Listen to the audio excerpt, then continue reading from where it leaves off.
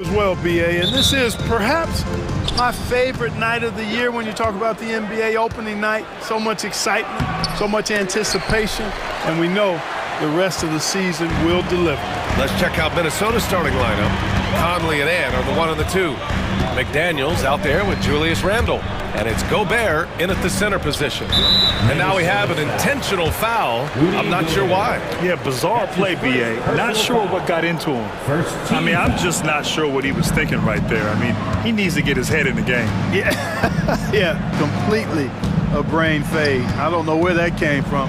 Just lost sense of time and the situation. Hey, take it right to the defense. Not a bad way to start this game. Now here's Edwards. Randall on the screen. Lets it fly from 18. Shot is good by Edwards. Nice mid-range J from Edwards there. He's obviously not too concerned about what the analytics say about that shot.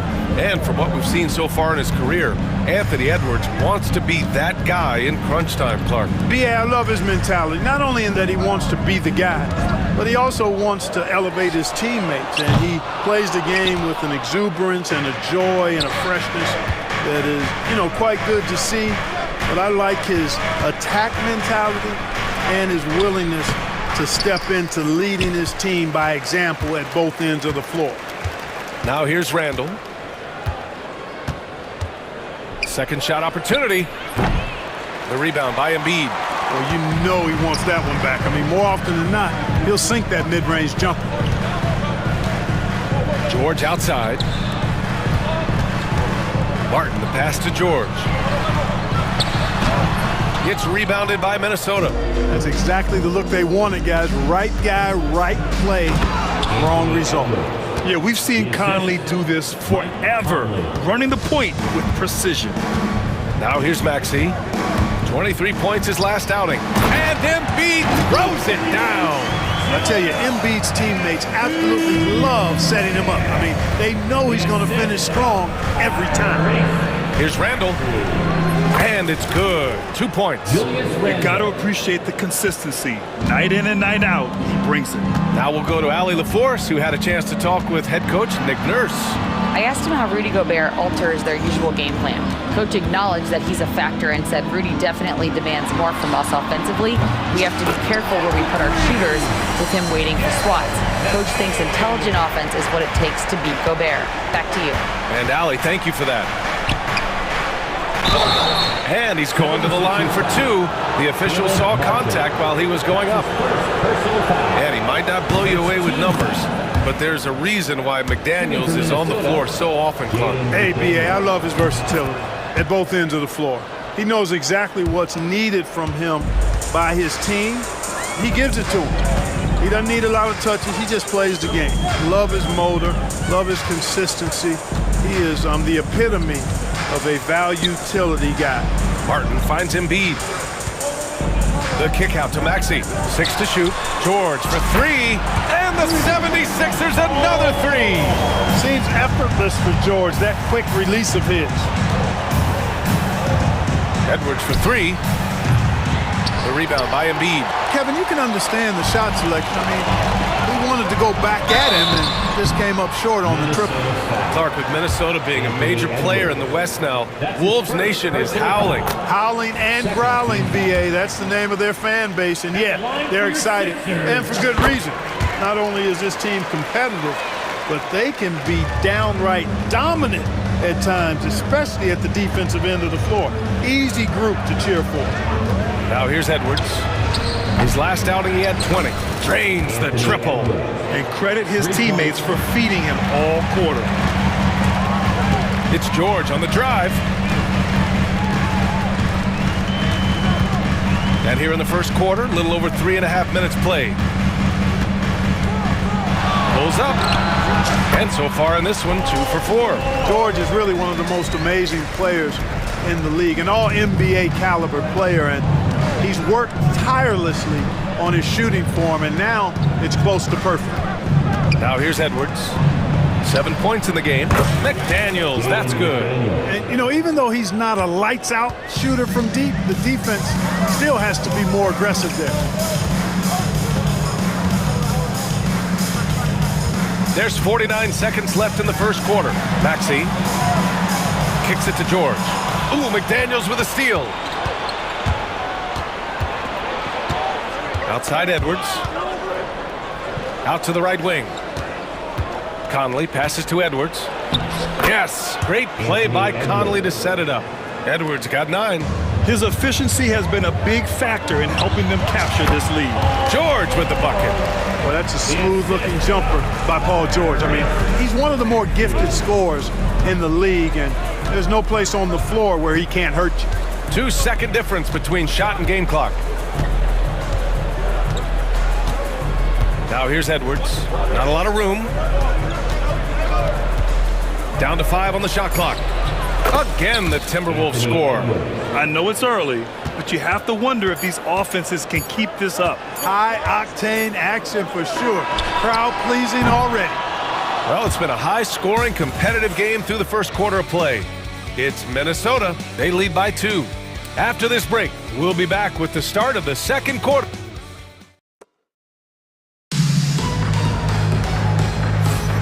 And it's been a pretty even game here after one quarter of play. All right, let's quickly break down the game, what we've seen so far from the Timberwolves, guys.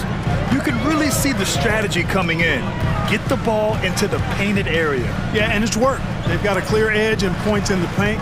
Now we'll see if they go with a more balanced attack or just keep on pounding it inside. We've got Kelly Oubre, Maxey out there with Andre Drummond, and it's Yabusele in at power forward. That's the group for Philadelphia to kick off the second quarter. Minnesota in the lead. For 3, DiVincenzo. And McCain pulls it down. Here we go, the Sixers on the break. For 3, Maxey. Up again. Great positioning on the putback. One of the key components of Drummond's game. He's an intimidating presence on the offensive glass. Pass to Garza. Oh, and makes it with the kiss. Garza's got his first 2 points of the night. Put your head down and go to work. That's what they need to do. Yeah, these teams trading punches right now. I mean, it's table tennis. Back and forth we go. Here's Maxey. Here's McCain. Deflects the pass. Fires the 3. Hauled in by DiVincenzo. The Timberwolves shooting really well in this matchup. 62% from the floor. Right side Reed. A slam dunk by Reed. Once Reed saw he had room, he went right up with authority. 76ers trail by 4. And Clark, this last summer, former Sixer Doug Collins inducted into the Basketball Hall of Fame. Yeah, well-deserved honor for Doug. I mean, he's Philly's former #1 overall pick back in 1973, and he played almost a decade there for the Sixers. Also coached the Sixers, among many other teams that he had a chance to coach in the NBA, but clearly an NBA lifer and one of the best guys that's part of the NBA fraternity. All right, let's get a report from Allie. Well, the Timberwolves are one of the biggest teams in the association, and Coach Chris Finch said, quote, "That's how we're built. It's part of our identity. That's what we have to lean into. We want to be big at the rim and force our size on opponents." Brian, he loves to see other teams hesitant to venture into the paint. Hearing footsteps, right? Allie, thanks. Here's McCain. The Sixers again can't hit. The Timberwolves lead by 4. And it's Alexander Walker penetrating. Well, it's nice to see young guys like McDaniels come onto the floor and make the right play. To the paint. And it's Maxey missing. For Minnesota, they've gone 3 of 5 since the beginning of the second. For 3, DiVincenzo. And it's Philadelphia with the rebound. Boy, they dodged one there, guys. I mean, he got the wide open look that he wanted, just didn't knock it down. And plays like that one can make the difference in a close game. And it definitely got the bench on their feet, too. Making a statement for sure. I mean, we'll see if they can maintain that aggressive approach, guys. And he's going for the lob. The shot by Garza, no good. Looking for the spectacular and coming up empty. And you know, guys, always a tough catch on the lob. Placement and timing have to be close to perfect. Minnesota's gone 0 for 2 from outside in the second quarter. Outside Reed. Up top, DiVincenzo. Yet to see a basket. Yep, that one's good. Clark, one topic that gets its share of attention, illegal screens. And with good reason, because guys are bigger, stronger, a lot of pick and roll action. So you've got to be more diligent in cracking down on those screens that are illegal. The game is extremely fluid. Guys are in constant motion. But I think it's a hard call to make consistently, but the officials have to keep working at it. The shot by Alexander Walker, no good.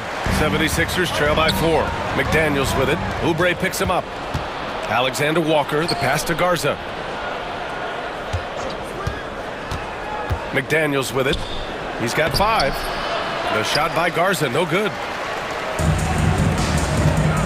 Down low.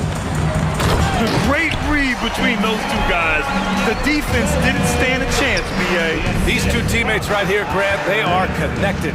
And I tell you what, guys, that's a big play to make in a close game. Potential momentum builder there. Here's Alexander Walker. Nice move. Pass to Garza. Outside read. 6 on the shot clock. They set the screen. With nobody on him, he buries that jumper. And the Timberwolves lead by 4. Naz Reid is a very good shooting big. Now here's Maxey. And Tyrese Maxey gets the whistle that time.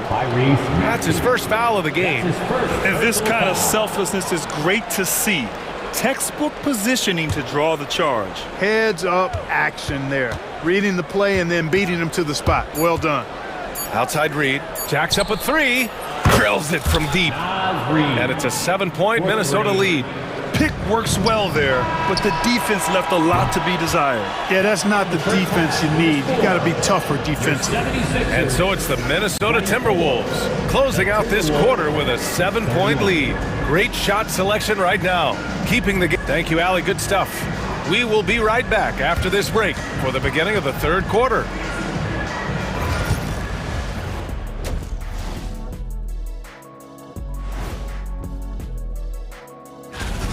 Their bench has impressed. You get a jolt of energy, all that offense. This is a well-rounded. And now we get to check out the top performers from. That's it for us.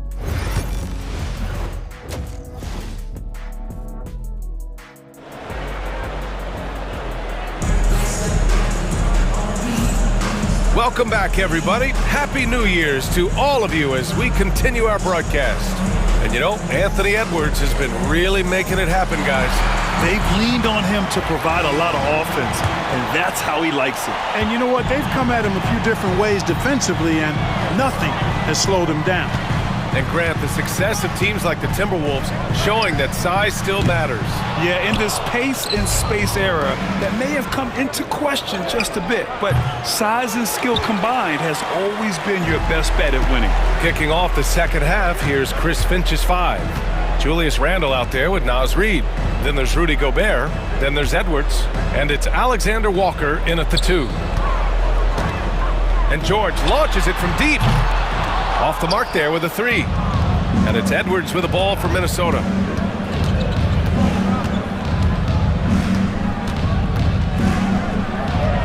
Pass to Gobert. Outside, Alexander Walker. Gobert with a screen on Martin. Out left to the wing. Alexander Walker, the pass to Edwards. And he can't extend the lead to double digits. 76ers trail by 7. Not sure why he committed the intentional foul.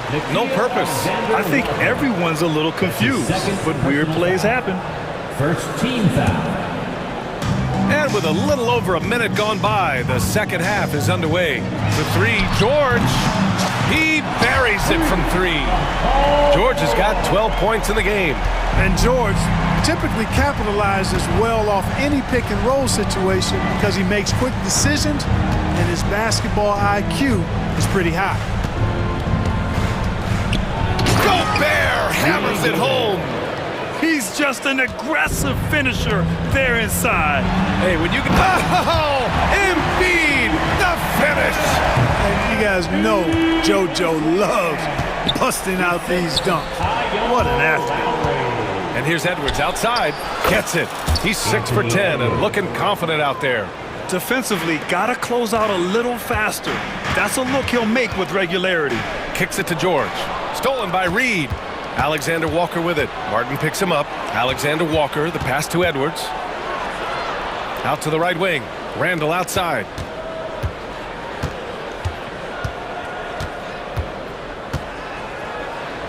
Uses the glass on the layup. And now a 9-point Minnesota lead. Forcing his way in is Randall. Hard for the defender to counter his strength. You know, a reliable veteran like Julius Randle is so valuable. He provides a foundation for everyone else to play off of because they know he'll be there to score and help out. He makes it easier for other players to succeed around him. Laid it in with a nice touch off the window. Randall's got his 3rd bucket of the night. We've seen that more than once today.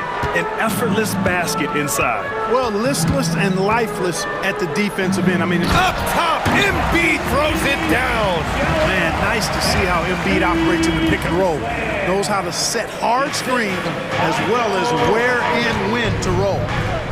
Randall outside. Back to Reed.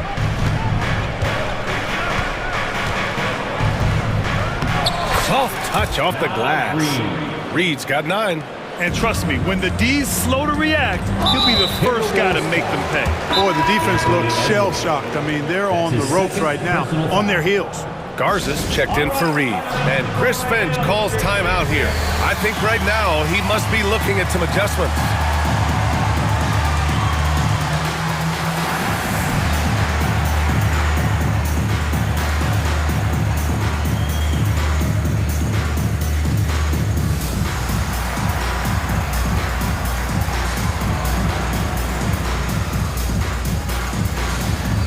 So both teams making some changes here. All right, now that we have a break, let's take a look at which teams capitalized from the line last season. The 76ers in second. Now, we all know that getting to the free throw line is so vital in today's game. I mean, you get the freebies, plus you put your opponents in foul trouble. An incredible athlete, Kelly Oubre Jr. looks to throw it down. The Timberwolves lead by 9. Outside, DiVincenzo. Pass to Edwards. Second chance shot. Outside for Randall.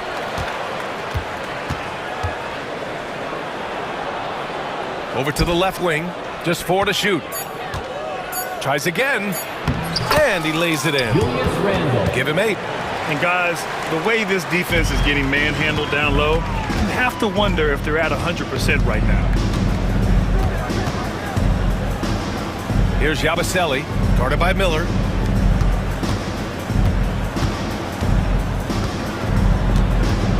Here's McCain.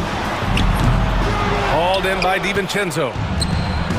The Timberwolves have gone 6 for 9 in the half. Edwards, and another basket for Minnesota. Yeah, you know, once Edwards flips that switch, now he stays fully engaged. His offensive arsenal is on full display. Here's McCain. 5 points in the game.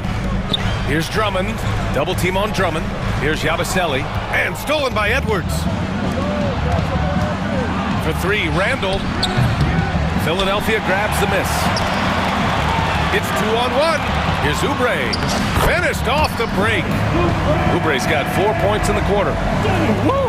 His energy is unmatched. And, you know, you're going to get those buckets, guys, when you're quick to get out on the break. Get that ball up the court as fast as you can. And so it's Minnesota closing out the quarter ahead by 11 points. Just pounding the painted area. That's helped them build an advantage. All right, stick around. We'll be right back. And while we have a chance, let's go to our State Farm assist of the game. You can count on him to deliver a few assists like this one each and every night. It sure is. I mean, he's a maestro. Great vision, terrific IQ, everything you want in a point guard. And there have been 2 very different performances from these teams today as we get going in quarter number 4. Maxey and Oubre pair up at the 1 and the 2. Joel Embiid is out there with Paul George. And it's Martin in at the 3 slot. That's the group in the game for the 76ers. Here's Oubre. Hauled in by DiVincenzo. Minnesota leading by 13. Miller, the pass to Edwards. And there's a pick. Edwards on the move. Back to Miller. The rebound by Embiid. Philadelphia shooting around 50% in the game so far. Boy, that foul looked intentional. Not exactly what you'd expect here. Yeah, I know. It just doesn't make sense given the situation. And some changes here for the Timberwolves. Gobert's checked in for Garza. Reed comes in for Miller. And Jaden McDaniels subbed in for Edwards. Embiid passes to Martin. It's Martin on the wing. Maxey against DiVincenzo. Just 3 to shoot. Tries it from the top of the key. Boy, clanks that one off the back iron and it falls. Excellent awareness from Embiid, sensing an opportunity to shoot and taking advantage of it. Reed to screen on Maxey. Here's DiVincenzo. Pass to Reed. Finds the bottom from 13 feet out. They're finding ways to get the ball into the paint. 5 consecutive buckets. And on the flip side, the defenders have to show more fight on the interior. They've got to offer more resistance here.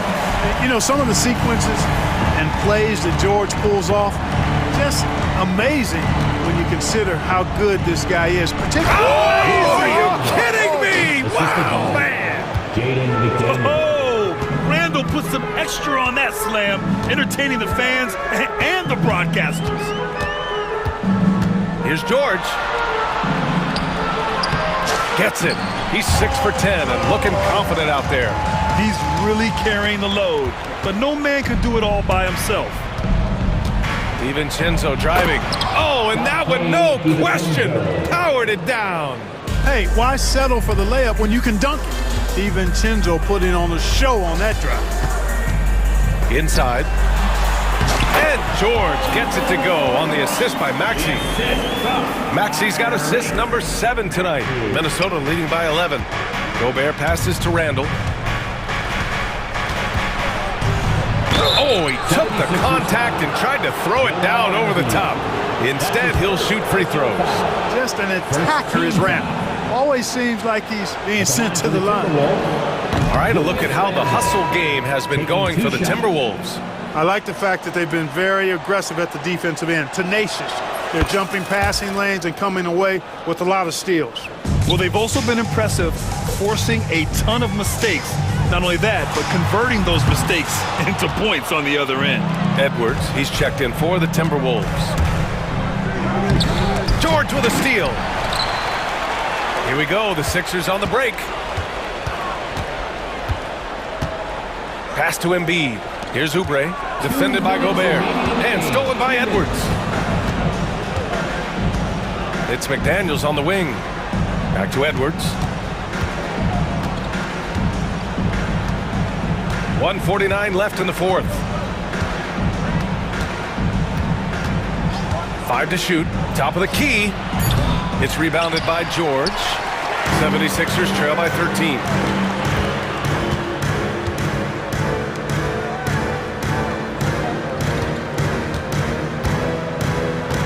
Tries the spin move, and the jam by George. And it's really obvious that George has put a ton of time into improving his handle. I mean, you never know what he's going to do with the ball in his hands, and most times, it's pretty good. Randall inside. He's against Martin. Pass to Reed. It's Edwards on the wing. Now Randall. Embiid covers. Edwards against Maxey. Edwards, no good. The 76ers have gotten 5 of their 7 shots to fall in this final quarter. Here's the 3. Maxey, that's good. You got to get out on that if you're the defender. Maxey is very capable from beyond the arc. The kick out to Edwards. Reed to screen on Maxey. From the top of the key, Edwards gets the bucket. And the Timberwolves lead by 10. They really came in with the right mindset today. I can guarantee you their flight home will be filled with some smiles. Yep, to have a stress-free win on the road, very satisfying. The fans are already headed for the exits. Here's George. Not enough on that one as it misses. No need to shoot. This one is done. Yes, they've got to be happy with tonight's effort.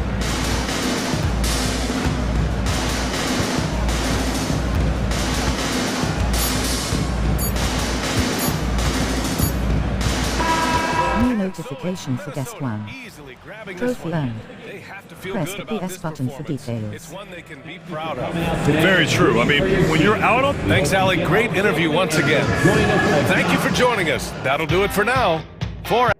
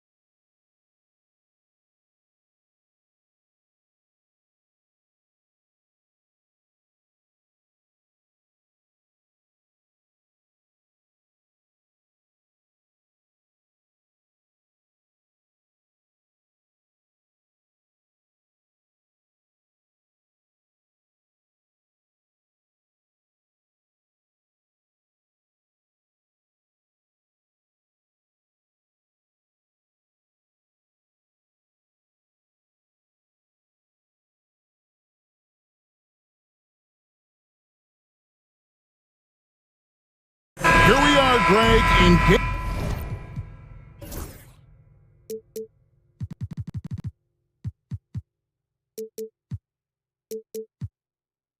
game one of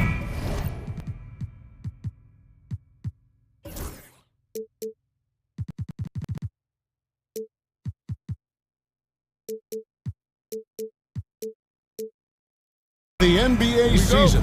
How does opening night feel different from the rest of the season, the rest of the schedule? Well, Kevin, it's the excitement of the unknown. Everybody comes in with the highest of expectations, right? You got new teammates, some new wrinkles, still a lot to figure out and shake out over the course of a long season. Now, a look at Dallas's starting lineup. The star backcourt, Doncic and Irving are the guard set. Daniel Gafford is out there with Derek Lively. And it's Thompson in at the small forward position. Now here's Tatum, 14 feet away. And it's Klay Thompson with the rebound. Boy, he'll usually knock it down if he's left that wide open. Just comes up empty. Three-pointer. Gets the three-pointer to fall. How about Klay Thompson, a career average of north of 40%. You better get a hand up when he's in three-point territory. A pass to Porzingis, and the dunk by Porzingis. Oh, go get it, big fella. Porzingis with the skyscraper. Doris, some great shooters on this Boston team, but at times, don't you think they settle from the perimeter? Well, Kevin, obviously, this is a coaching staff that puts a heavy emphasis on three-point shooting. They led the league in makes, they led the league in attempts. But obviously, your two best players, Jason Tatum and Jaylen Brown, with their size and athleticism and driving ability, you want to try to find the right balance. They do a great job of that. Here's Doncic, following the basket by Derek White. Puts up a deep three. It's hauled in by Porzingis. And he's a good shooter from outside, but not sure from that deep. Boy, we're seeing it more and more. Guys looking to create additional space by stepping back further from the line. And slam dunk by Tatum. This guy is such a gifted offensive player. Jason Tatum, tough to handle off the dribble drive. Lively sets a screen for Doncic. That doesn't go either for Doncic. I'm shocked that didn't turn into 3 points. I mean, he makes you pay on those nearly every time. Tatum wide open, he fires one. No luck that time on the shot that would have put them on top. Irving passes to Lively. Back to Irving.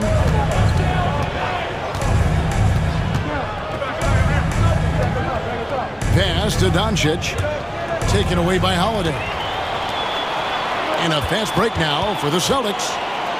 And stolen by Kyrie Irving. Now Doncic to the paint. And stolen by Tatum. Here's Porzingis with fast break chance. Brown against Doncic. Porzingis with a screen on Doncic. And the dunk by Porzingis. But Jaylen Brown getting better and better in pick-and-roll situations. There's a real willingness to give up the basketball. And Greg, we were talking Jaylen Brown making the 2023 All-NBA second team. That was big for him, wasn't it? Yeah, Kevin, it made Jaylen eligible for the Supermax, signing for that 5-year extension in July of 23.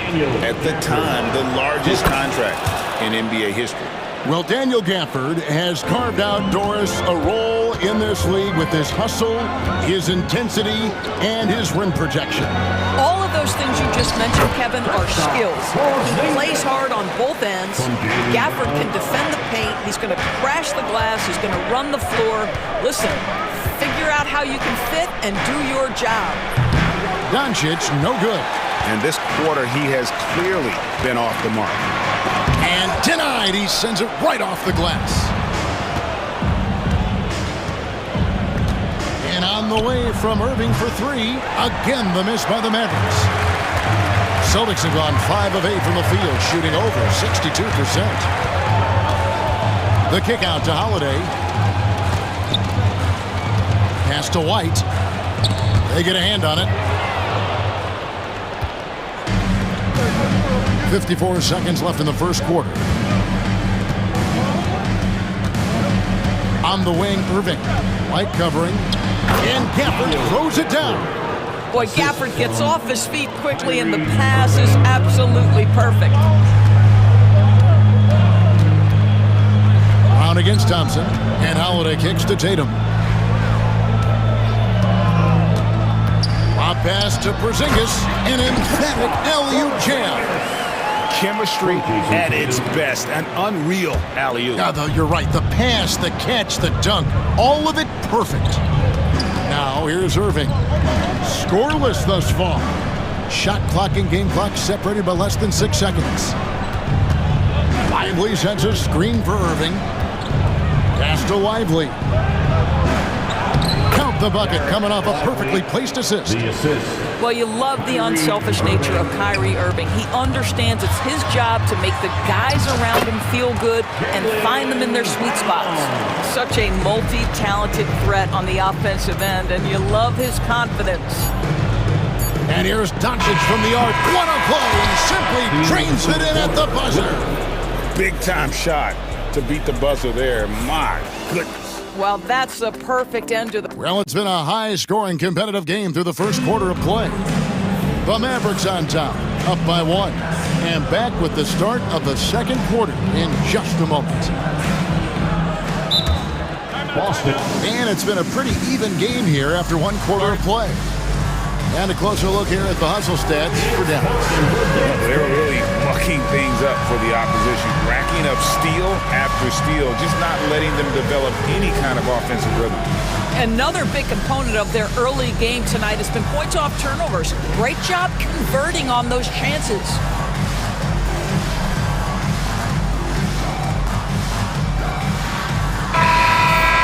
Well, let's take a look at last year's top scorers. Number 1, Luka Doncic. And he's not going to forget that season anytime soon. And it's safe to say neither will anyone who watched him. And Greg, at the time Kyrie joined Dallas, there were some questions around how he and Doncic would fit together. Yeah, well, Dallas needed another ball handler who could score and make plays for others. Doncic couldn't do it all by himself, especially in the postseason. Now they're trying to build around those two guys. On the court for Dallas here in the second, and one forward, Thompson. At the other forward, Washington. Luka Doncic out there with Dante Exum. And it's Powell in at the center, filling out the middle. And he's going up for the alley-oop. Porzingis with the steal.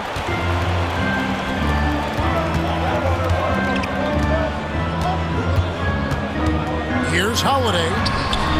That's basket number 2 with his third shot off to a fast 2 for 3. And what's your take, guys, in the hustle stats for the Celtics? I mean, they've come out aggressive defensively, getting into them and coming up with some cookies along the way. Another big component of their early game tonight has been points off turnovers. Great job converting on those chances. A nice shot by Exum. Well, Dante Exum knocking down shots will put a smile on this team's face. He continues to work on the offensive end. Count it, good. 10 points for Porzingis. The defense not putting up any fight on the inside. They've allowed 10 straight points in the paint. Launches it. And it's Thompson that time on the assist by Doncic. Klay Thompson, you can't let him get cooking from 3. Boy, this guy's too accurate as a shooter. On the wing, Holiday. He's defended by Exum, and Dante Exum picks up the foul. That is his first foul of the game. First team foul. Mavericks on D. 3-point lead. Well, we know that when Kristaps Porzingis is in rhythm, he can string together a stretch of play where he is sustaining an offense. And when Porzingis goes to work inside, Doris, there are not a lot of answers for his size. We know, Kevin, obviously, that post-ups become less and less a part of the game, but still an important one opportunistically. And you talk about efficiency in the post, that is Kristaps Porzingis.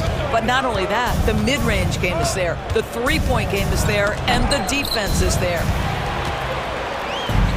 Here's the break.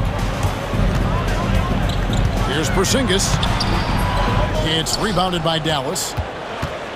Their next game is at the Rockets Arena in Houston for a game with the Rockets. That will conclude a 5-game road trip for them. And that's on a bounce. Dallas will retain possession.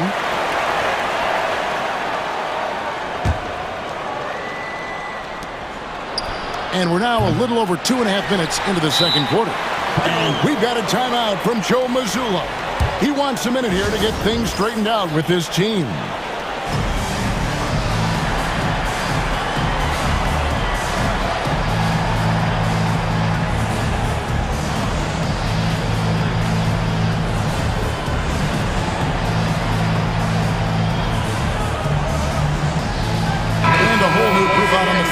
Celtics. And then for Dallas, Prosper's checked in, and Kyrie Irving subbed in for Klay Thompson.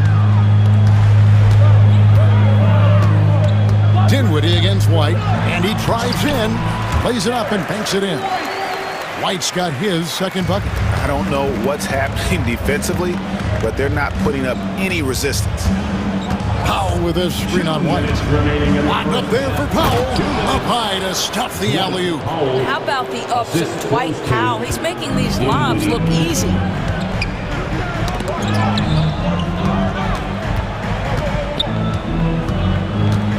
Tatum down low.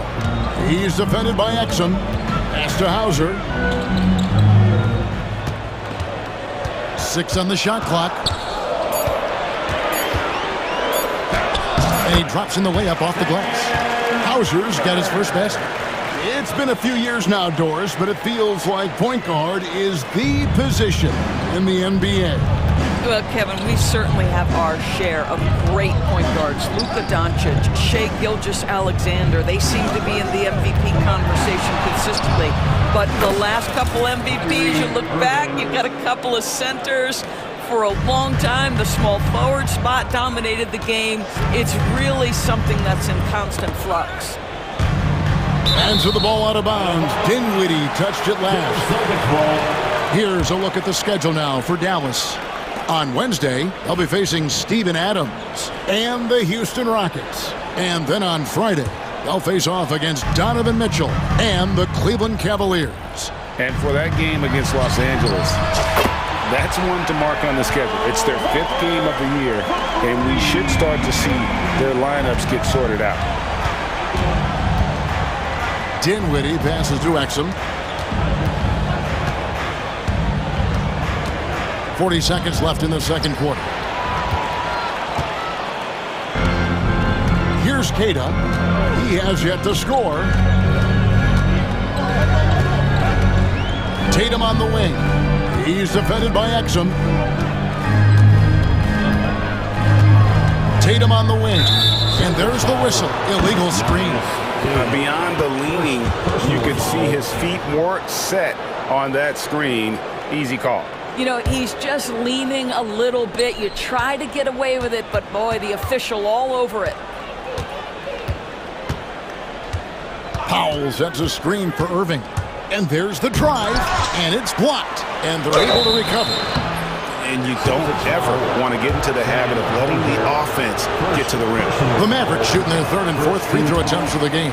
And if we want to take a look back, they converted about 76% from the line. 7 seconds left in the first half of basketball. Just 3 on the clock. And it is good at the buzzer. Wow! And give him credit. Good awareness of the time. Thank you, David. And we'll be right back after halftime to start the third quarter. See you in just a bit.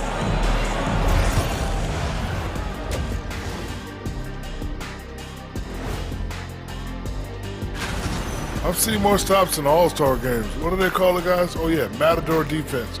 They just let scores go by. Olé! All right, fellas. Let's now take a look at what's to come on the upcoming schedule. And that'll do it for halftime. We send you back.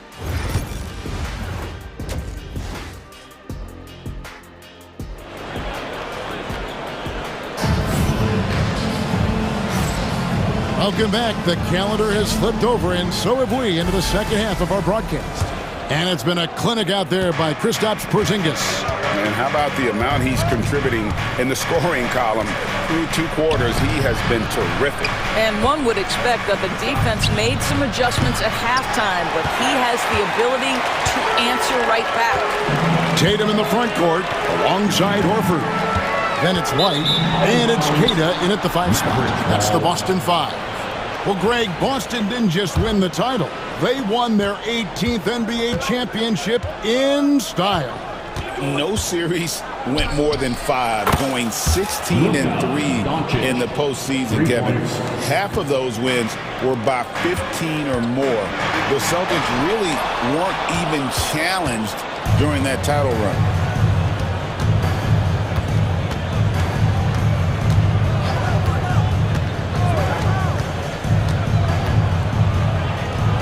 Oh, an easy 2 from Doncic. Well, I absolutely love the way this guy has controlled the pace tonight. They've been able to play the style they want. And while we've got a moment, let's send it over to our terrific reporter, David Aldridge. David? Kevin, coming out of high school at 6'0", Derek White didn't receive any full scholarship offers. He says it was humbling, but it drove me to get better. Each time you have the doubters, you just put a little chip on your shoulder. The 29th pick overall in 2017, he's come a long way. Kevin, his chips are still there. You're so right, David. Thanks. He's become a heck of a player. Boy, that's 3 for 4 this half. You like that they're starting with a little bit of extra energy. Nice. Right side Tatum. Driving in, and the dunk by Tatum. Well, the incredible explosiveness. No fear from Jason Tatum. Woo-hoo, lights out. Doncic against White.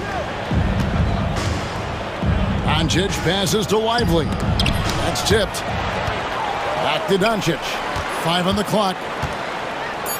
And the slam by Doncic.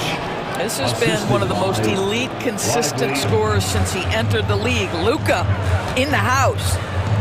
Here's Tatum, and slam dunk by Tatum.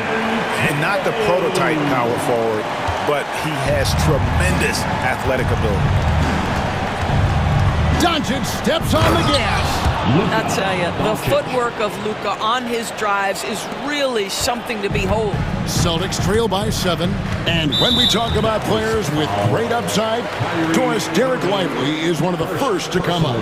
That's no question about that. This young man has great length and athleticism. He's adding strength every single day. Eventually, he's going to have some go-to moves offensively, but right now, rim runner, rim protector of the highest standard, and plays beyond his years. Floats it up for Horford, and finished off by Horford. Well, the rise for the alley-oop, just remarkable timing, perfect execution. And we've got a timeout called by Jason Kidd. He wants to talk to his guys.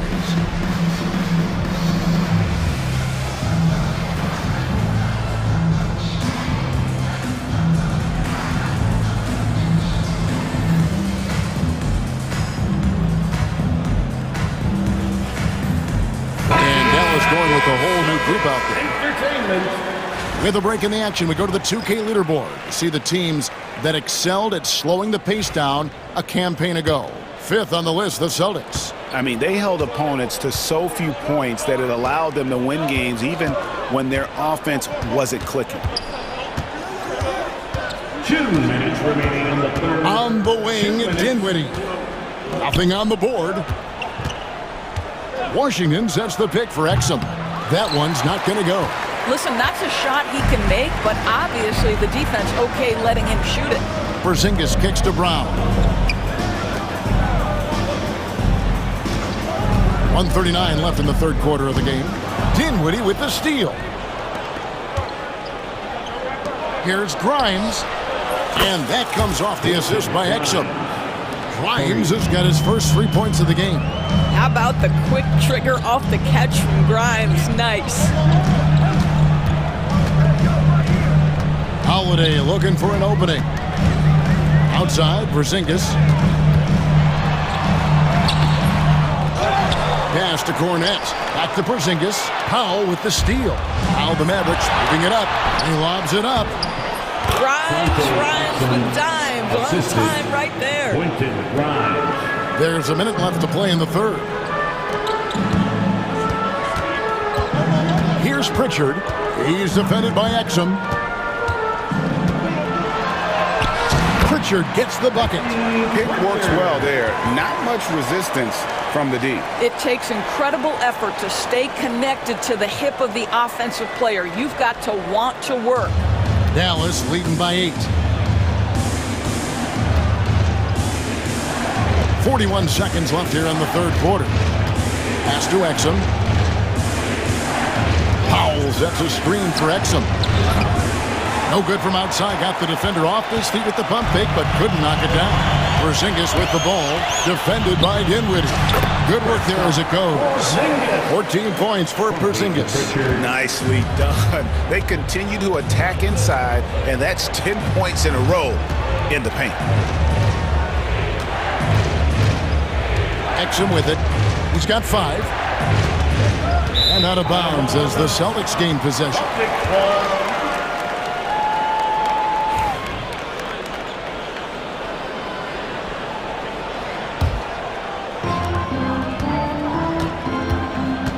Dinwiddie against Holiday with the drive.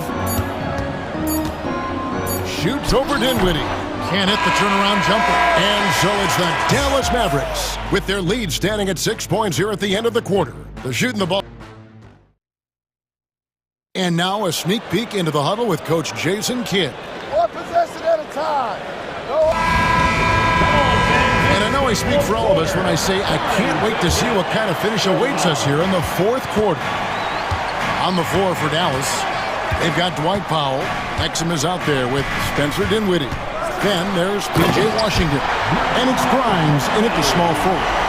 My goodness, Drew Holiday showing he still has some hops. Dinwiddie dishes to Powell. Dinwiddie against Holiday. Exum deciding where to go with it, and he's good on the 3-ball. And the Mavericks lead by 7. And they have been relentless from deep, and you see the defense trying to react, but to no avail. Well, that's the whole point, isn't it? If you space the floor well enough, it's almost impossible for the defense to account for everyone. Looking at who's out there now for the Celtics. Tatum, he's checked in for Luke Cornett, and it's White in for Pritchard. And White kicks to Tatum. Over Irving. Tatum no good. Mavericks leading by 7. Outside Irving. Lively finds Irving. Clock at 6. Porzingis with the block. Porzingis 7-3 says not here and not now. Inside Tatum. And they're beginning to just flat out fall apart defensively right now, especially on the interior. The 3 for Doncic. Tips it, controls the rebound, and puts it back up and in. Well, hard blue-collar work ethic on display. This guy just beating everyone to the ball. Tatum against Gafford. And Tatum hammers it home. Oh, how easy it is to get off your feet. How about the spring from Jason Tatum? The 3 for Doncic. Kept alive. On the wing, Irving. Guarded by Tatum. Here's Gafford. And Boston with the rebound. Well, we love his ability to attack the rim. He just loses a little bit of focus and misses the chipping.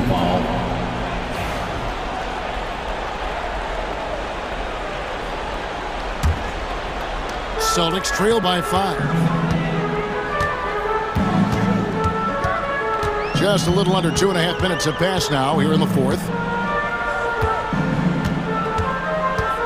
Doncic against Holiday. Doncic with the steal. And how about the stingy defense there to deny that pass? They get it again. Out to Thompson.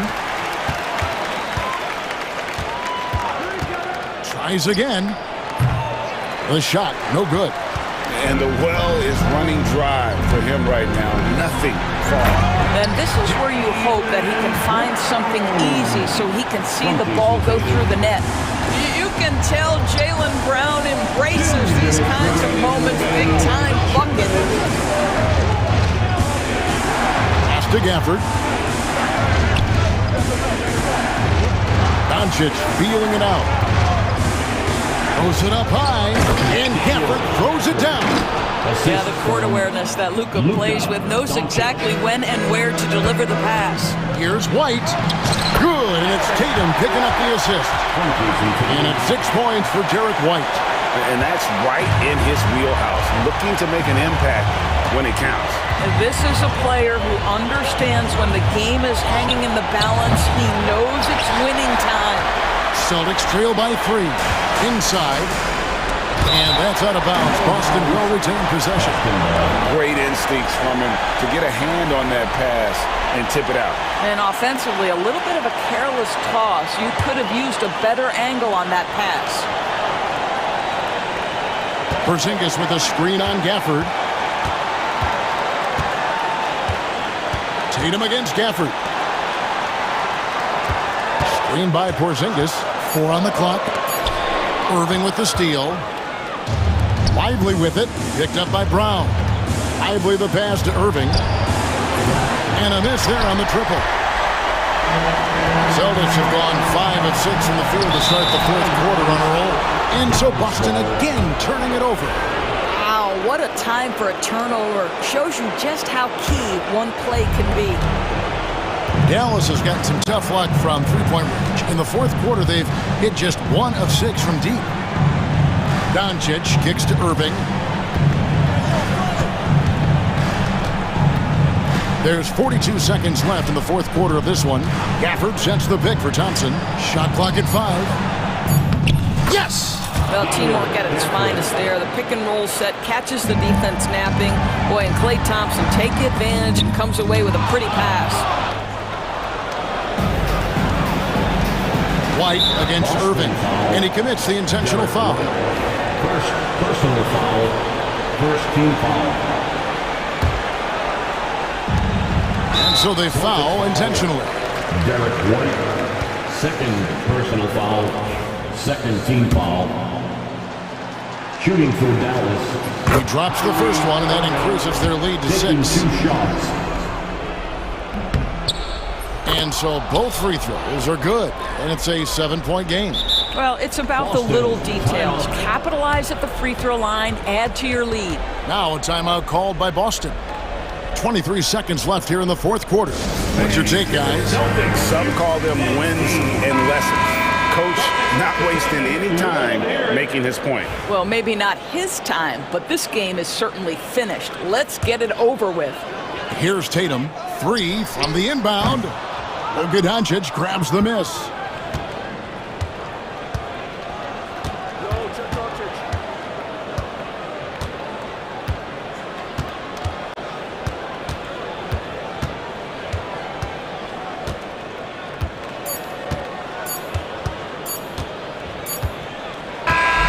So we see the Mavericks get the win here. A truly gutsy performance away from home. You know, it really was. And Kevin, when this one was hanging in the balance. All right, David, thank you. And that's going to do it tonight, folks, for our broadcast. For Greg Anthony, Doris Burke, and David All.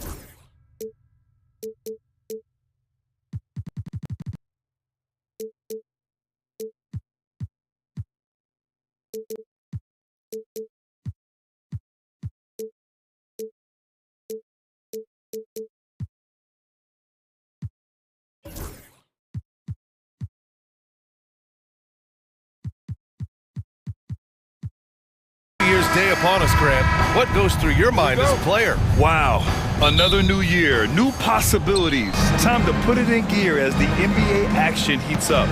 Teams that survive this stretch run start to become real contenders. And the Oklahoma City starting five. Shea and Caruso are the backcourt pair.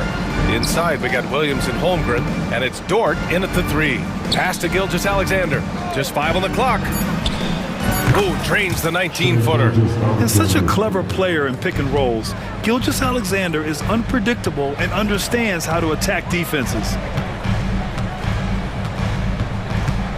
Edwards looking for an opening. No good on the three. And so it's Gilgeous-Alexander with it. He brings it up for the Thunder. They've been on a heater of late. 7 wins in a row. Well, I think they've found something. I like how they're executing. They're playing with a lot of energy. We'll see if they can keep it going. Gilgeous-Alexander against McDaniels. Caruso, a screen on McDaniels. Just 5 to shoot. Holmgren, the pass to Dort. The three-pointer off the mark. This past offseason, OKC decided to move on from their former first-round pick, Josh Giddey. Yeah, the 6th overall pick in 2021. Giddey is a talented player with good upside, but fit is so important in the NBA, and the Thunder knew his talents would be better suited elsewhere. And timing like this will serve Holmgren well, leaping at the exact right moment for the alley-oop. And in the first, a little over a minute and a half in. Caruso outside. Back to Gilgeous-Alexander.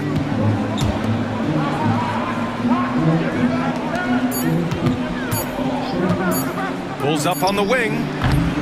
Rebounded by the Timberwolves. Well, if you give him that shot again, I'm willing to bet he nails it, especially with that lack of defensive effort. Pass to McDaniels. And here's Conley. Randall, right side. Always a nice way to start. Makes his first one. Yeah, nice play by Randall. He can take up space in there and has great short area quickness. Gilgeous-Alexander against McDaniels. Gilgeous-Alexander passes to Caruso. Now here's Williams. Checked by Randall. Left side Williams. Oh, can't get it. Misses his first attempt. Here's Edwards. Going inside. And Edwards slams it in. Yeah, Edwards has some big bounce in his step. Gilgeous-Alexander from outside. It's rebounded by Rudy Gobert. Gobert's got his 4th rebound in this one. Caruso finds Gilgeous-Alexander. This one for 3. Gets it to drop. Now 2 of 4. Outside, inside, in between. It doesn't matter. SGA is lethal. Stan, just how much of a catalyst has Mike Conley been since the Timberwolves got him? Well, just listen to his teammates, Brian. They talk about leadership, the adult in the room, and he remains a very capable two-way player. Now here's Randall. We saw him with 11 points in his last game. Caruso against Edwards. A deep 3. An absolute bomb from three-point range. Edwards got 5 now. Well, this is something Edwards continues to work on. He knows how dangerous he can be when he's hitting from deep. Gilgeous-Alexander attacking. The kick out to Williams. Back to Gilgeous-Alexander. Williams, a screen on McDaniels. Wing shot on the way. The offensive rebound. Clean look from mid-range. Coach will probably want to run that play again. Outside for Randall. Conley passes to Edwards, to the middle. Here's Gobert, and the officials call goaltending, so they'll award the basket. He almost blocked that shot in time, just a nanosecond late.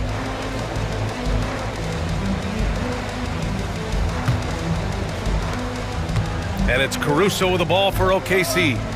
Trailing by 2, and this is the first season matchup for them against Minnesota. Yeah, we saw how combative yet enjoyable last season's series was. Two very excellent teams going at it. Yeah, they split their series last year. Both sides have loads of talent. It should be an entertaining meeting again. For 3, Randall. The Thunder with the rebound. Outside, Gilgeous-Alexander. Here's Williams. Oh, he got it up in time, but it wouldn't fall for him. 1 quarter in the books, and it's been a close one. Timberwolves ahead, up 2. Let's take a quick break, and then it's on to the second quarter after this.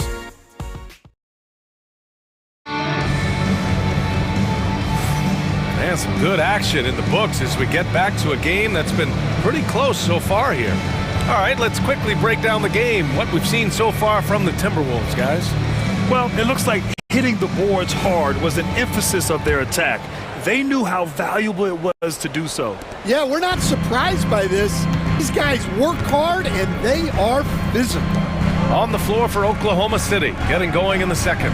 Isaiah Joe is out there with Shai Gilgeous-Alexander. Then it's Aaron Wiggins. Then there's Isaiah Hartenstein. And it's Dort in at the 3, the small forward. Here's Randall. And it's Randall with the jam. Wow, Julius Randle. We could feel the floor shaking on that one. Now Gilgeous-Alexander against Minnesota. He was really on his game. It's Wiggins on the wing. Outside, Gilgeous-Alexander. No good from outside. Minnesota leading by 4. And Stan, after they traded for Rudy Gobert, it took some time for the Wolves to gel. It did, Brian. He's a unique player, and it's a process. But obviously a 14-win improvement last season. They have found their identity as a defensive juggernaut. And Hartenstein slams it in. And Shai's playmaking is really exceptional. Highlighted there with the perfect pass. Here's DiVincenzo. Kept alive by Minnesota. Yep, count it. Minot's gotten his second bucket. The defense getting out-hustled on the putback. Can't let that happen. And I can tell you from experience, these are the types of things that drive coaches crazy. You don't want to stop the clock right there. I'm not quite sure what he was thinking. Garza's checked in for Minnesota. McDaniels comes in for Julius Randle. Here's Gilgeous-Alexander. The kick out to Wiggins.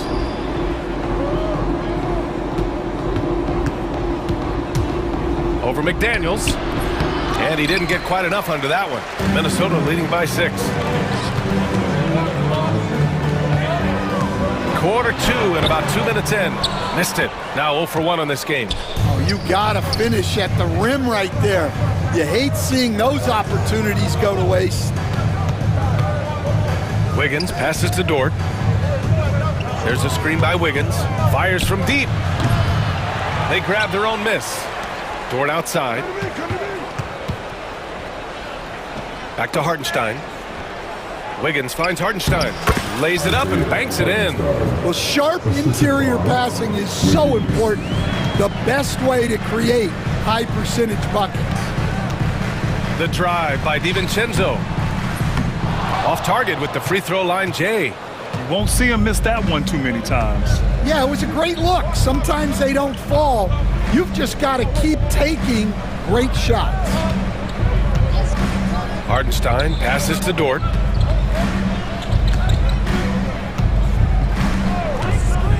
From the arc. Gets the 3 ball to go. Now just a 1-point Timberwolves lead. You were there, Stan, in Miami at the inception of Heat culture. Give us a taste of it. Well, it's a little bit overblown in one way, in that everyone basically wants people who work hard and get in shape and compete. The difference maybe with the Heat is They just have a lower tolerance for players who don't meet their standards. Superb focus from Reed. He excels at using his strength to push through contact inside. And Mark Daigneault has called a timeout. He wants to make sure everybody's on the same page. And Minnesota with some changes. Minot comes in for Reed, and it's Julius Randle in for McDaniels. And a new group getting ready for Oklahoma City. Holmgren, he's checked in for Hartenstein. Jalen Williams comes in for Wiggins. Caruso, he's checked in for Dort. And it's Wallace in for Shai Gilgeous-Alexander. Back to Williams. Three-pointer. Minot pulls it in. Given his range, you'd expect him to capitalize on that opening.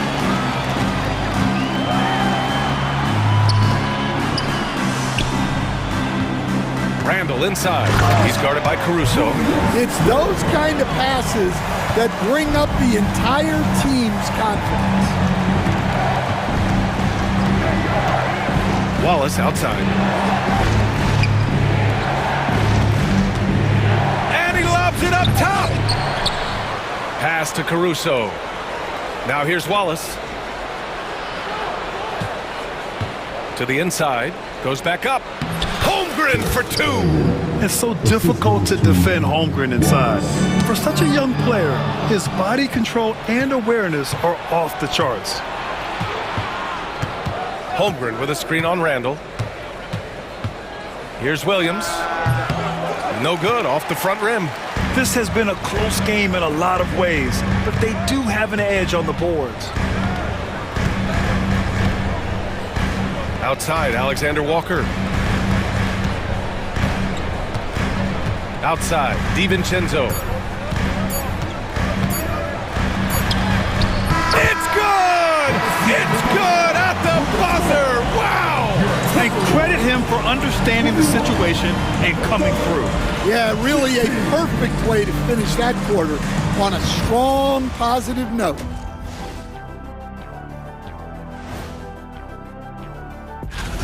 Well, it doesn't get much better than this, fellas. Are you joking? Could be much better. We had something other than veggies and hummus. And returning our attention to this game, a solid first half for the Timberwolves. They've been choosy. And that'll do it for us.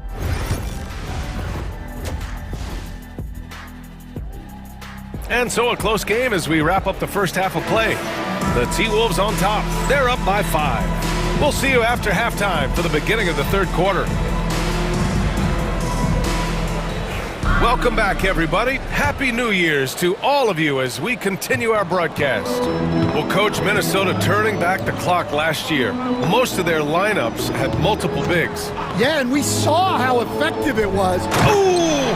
Alley-oop finish with authority by Gobert. Well, I like when Gobert's teammates use his length on offense. Textbook alley-oop there. Time now to hear from our reporter, Allie LaForce. Hey, Brian, the Thunder have some grit. Coach Mark Daigneault said we compete, and on nights we aren't, we get back to that very quickly. The competition level and the willingness to do it together is the foundational piece. Brian? All right, Allie, good stuff there. Thank you. Picked by Gobert. Here's Edwards. Oh! Edwards packs it home! Well, right there, Edwards uses the screen to create the space he needs. Boy, that foul looked intentional. Not exactly what you'd expect here. Yeah, I know. It just doesn't make sense, given the situation. DiVincenzo, he's checked in for McDaniels. Williams from long range. Rudy Gobert with a rebound. Gobert's got his 7th rebound of the game with that last one. Here's Edwards. Getting it done inside. Edwards. Well, look, it's tough to keep Edwards out of the lane and tough to stop him once he's in there. Williams from long range. And another miss by Oklahoma City. And they just continue to dominate the boards. Outside Edwards. The 3 is up. Edwards on target. Well, he's had it going offensively, helping them build this lead. Just over 1.5 minutes have passed in the third quarter. They need something good to happen here.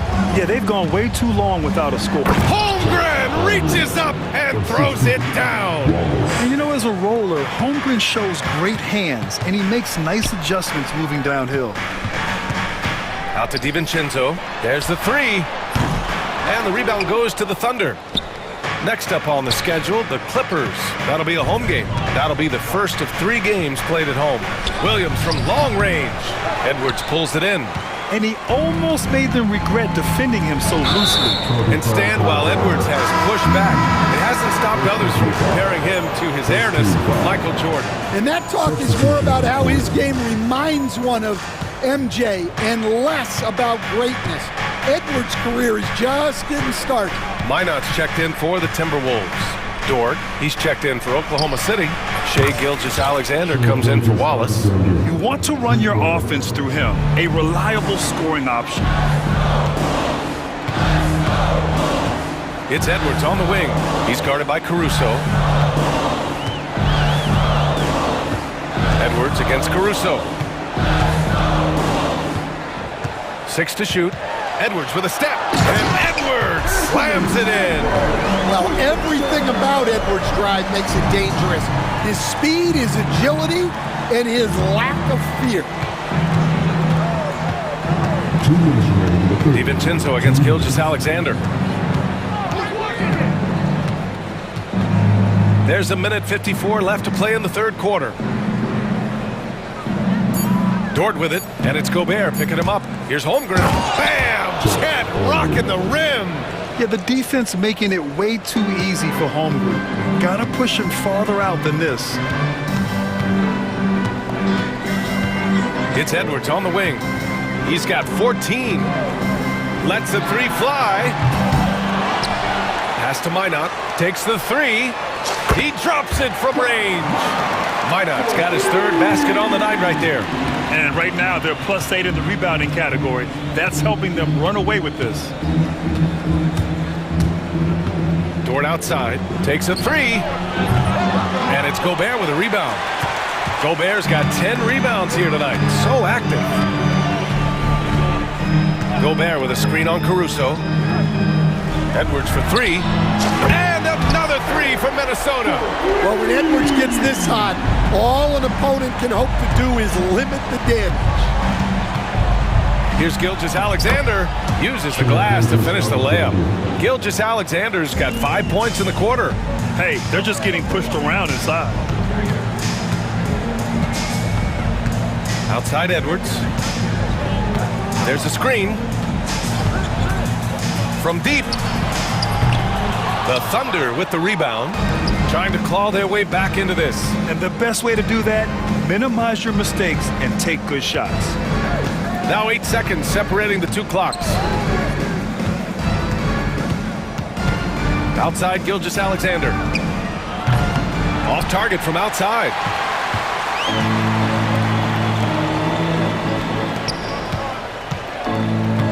Edwards for three. The shot no good.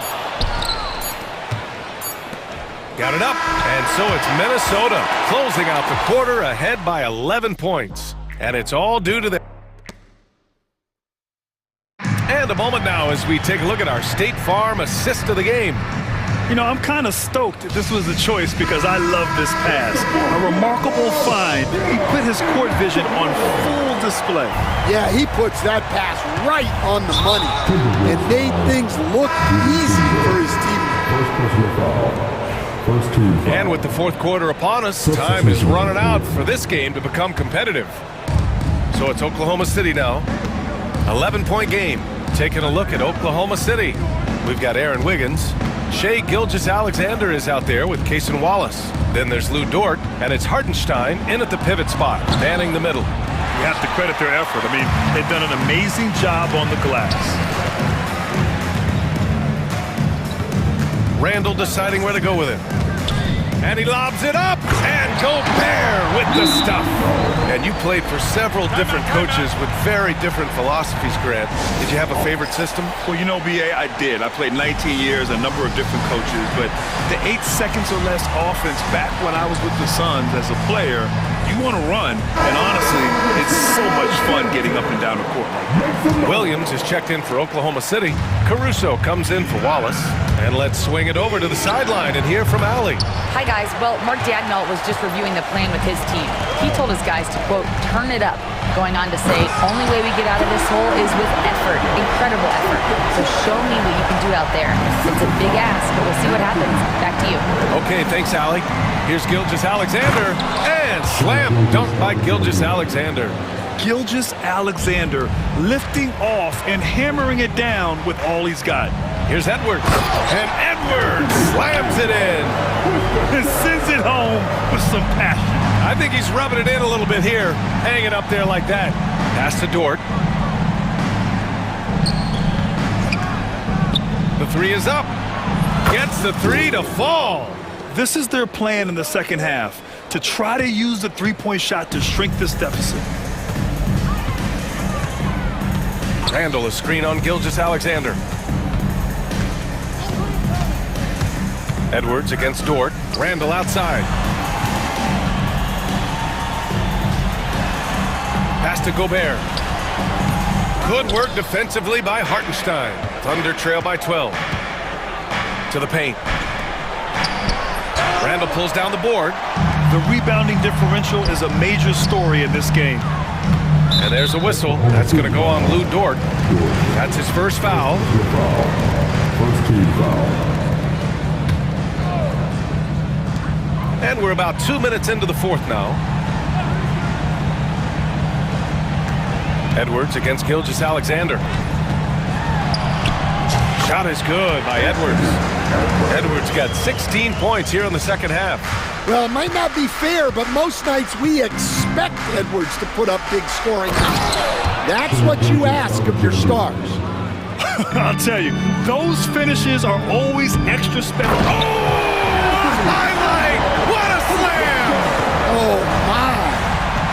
Well, he's getting all he can offensively and making the most of it. Here's Gilgeous-Alexander. It's rebounded by Minnesota. Gobert's got rebound number 12 here already in the game. Randall. Nice persistence to tip it back in. And the Timberwolves lead by 16. And since the halftime break, their offense has just been on another level. Well, the coaching staff made some adjustments for the second half, and they've come out with focus and execution. Gilgeous-Alexander is just that good, finishing the play through the foul. And a moment now to quickly take a look at the offensive approach for the Timberwolves. Well, you've got to like that they're not settling. They're attacking the defense on the drive and creating great looks. Yeah, all game long, they've been also playing well inside in the paint. Lots of points are coming their way thanks to them attacking the interior. Gilgeous-Alexander from outside. And it's Shea hitting the three.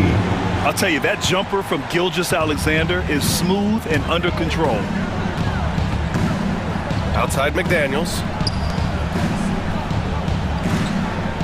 Edwards against Gilgeous-Alexander. Reed a screen on Gilgeous-Alexander.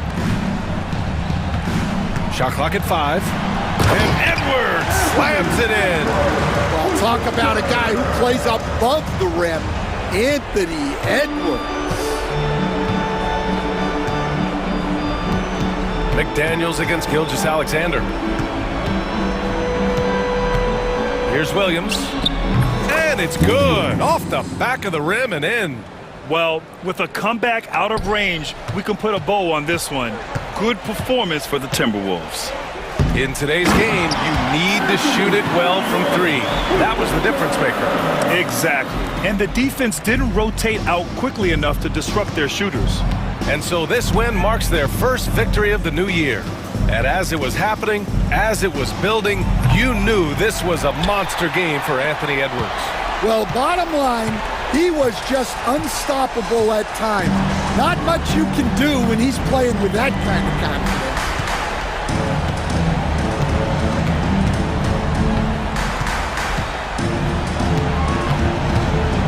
Randall outside. Stolen by Caruso. 6 seconds separating the shot and game clocks. Hardenstein passes to Gilgeous-Alexander. The putback, and it's Gobert with a rebound.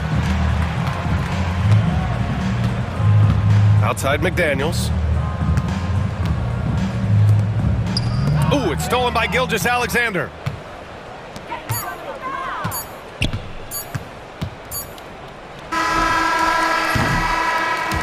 So we see the Timberwolves taking the W here. Even early on in this game, they appeared happy to be playing at home.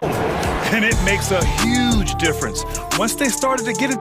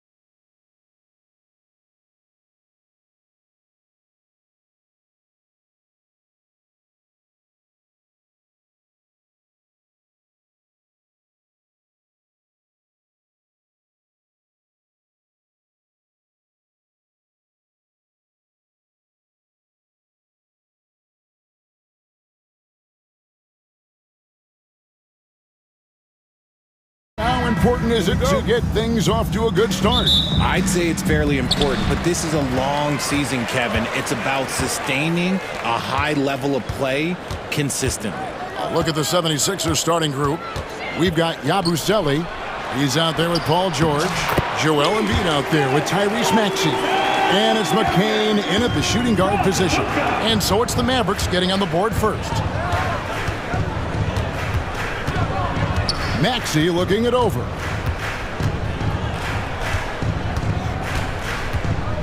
From deep, the Mavericks pull it in. Washington passes to Doncic. Back to Washington. Thompson against George. Washington with the screen on George. The shot by Thompson, no good. And he didn't punish them for the weak coverage there, but they can't count on him to continue missing. Kicks it out to Maxey. Back to George. Outside, Maxey hits it from three-point range.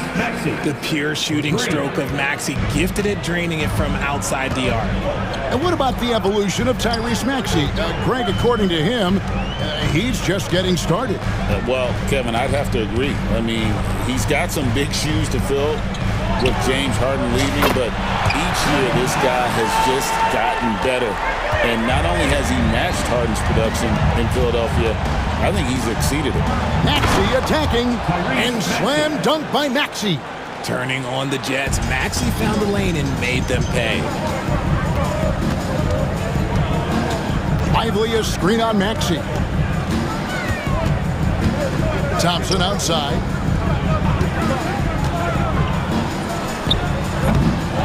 Here's Lively. And Embiid pulls it down. For the 76ers, the last game, a win against the Trailblazers in Portland.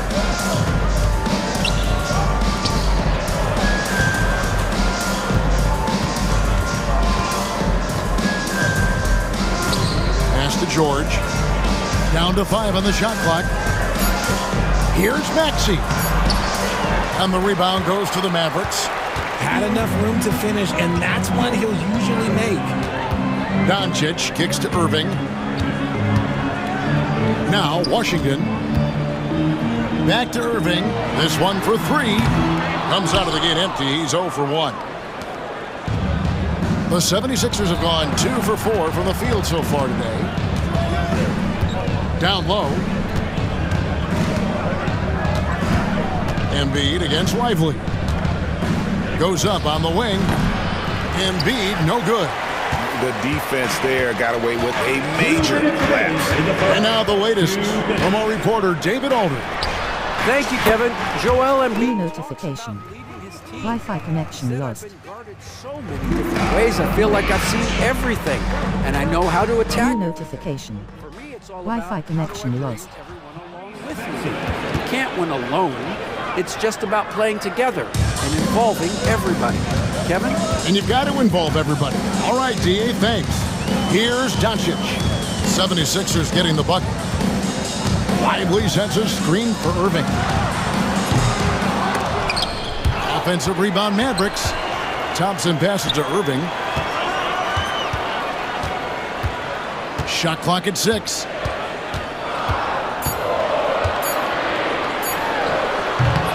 It's hauled in by George. And here's George. He'll bring it up for the Philadelphia 76ers. Here's Maxey. Pass to Embiid. Here's Yabusele. And here's George. He's covered by Thompson. Shooting foul as the whistle blows. He'll shoot 2 free throws. That one on Thompson. And you know, George is a tough cover. The length, the range, smooth athlete, very difficult to match up with. And both free throws good for Paul George. Well, we know, GA, the Mavs are so adept at hunting the matchups they want. They're patient and methodical. They never look like they're in a rush, right? Even when you send a double or trap the ball, the Mavs stay calm and know where to go. It's what makes slowing down their pick and roll so difficult. And the shot goes in. Great hustle there from Kyrie in the paint, outworking the defense and finding a quality look. 29 seconds left to play in the first quarter. Pass to McCain. Launches a three. Maxey, no good. Dallas is gone, just 1 of 4 from three-point range here in the first. Thompson outside. Lively a screen on George. Thompson misses. It's a tie game in Dallas. After this break, we'll be back with the start of the second quarter on 2K Sports.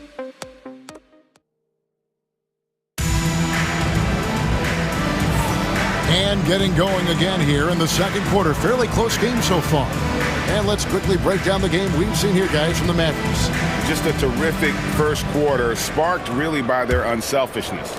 They're playing for one another and focusing on making winning plays. You love to see it.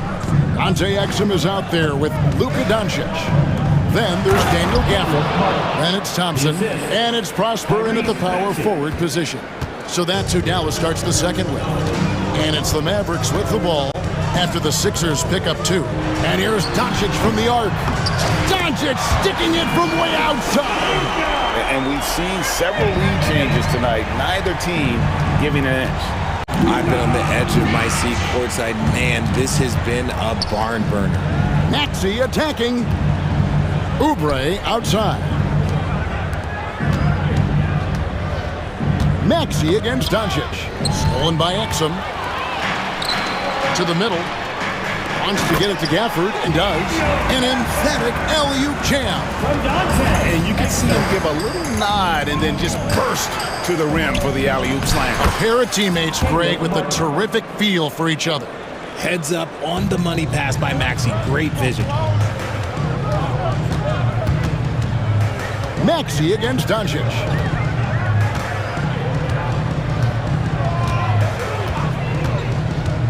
To the inside. Here's Prosper.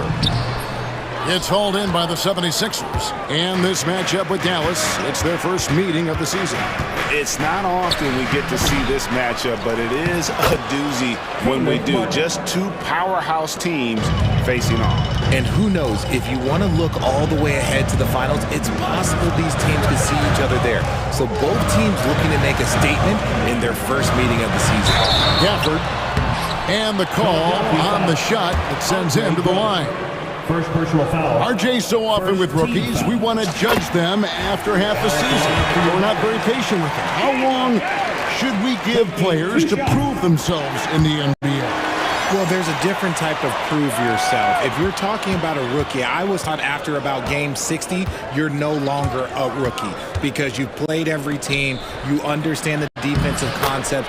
You might be a little fatigued, but after that, you're no longer a rookie. But to judge them, if they can play in this league, it can take a couple of years. Here's Doncic. After the made shot from Andre Drummond. Oh, and there's the alley-oop. It's stolen by Martin. And now the 76ers on the break. Deflects the pass. And here in the second quarter of action with a hair under 2.5 minutes played so far. Gafford kicks to Exum. Gafford sets the pick for Exum. Good on the triple. Exum's got himself going there. His first points of the game on the deep ball. 8 lead changes now, and we're still just in the first half. And I'm not sure I've seen a game with more lead changes this early. Really no idea why you're fouling in a situation like that. You know, maybe there's some bad blood between those two. And we've got a timeout called by Jason Kidd.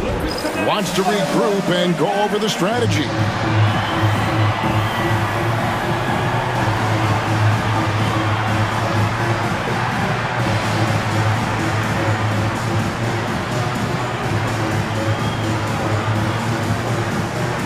Irving's checked in for the Mavericks. Spencer Dinwiddie comes in for Luka Doncic.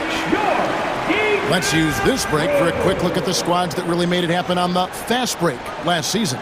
5th on the list, the 76ers. I mean, this is such a tough team to deal with. You see the numbers. They would just push the ball at every opportunity. Now, here's Maxey. 23 points his last outing. Oubre outside. Drills it from outside. Oubre's got himself going with the triple, his first basket of the game. A legitimate sniper from distance. Love seeing Oubre Jr. shoot it with such precision. And even without that three-ball dropping for him, the defense should have done more on that last play. Those plays can make a difference in a game like this. Well, you know it's going to fire up, Greg, everybody on that bench. And you can feel the jolt of energy that he sent through his team. That is a huge boost in a tight game like this.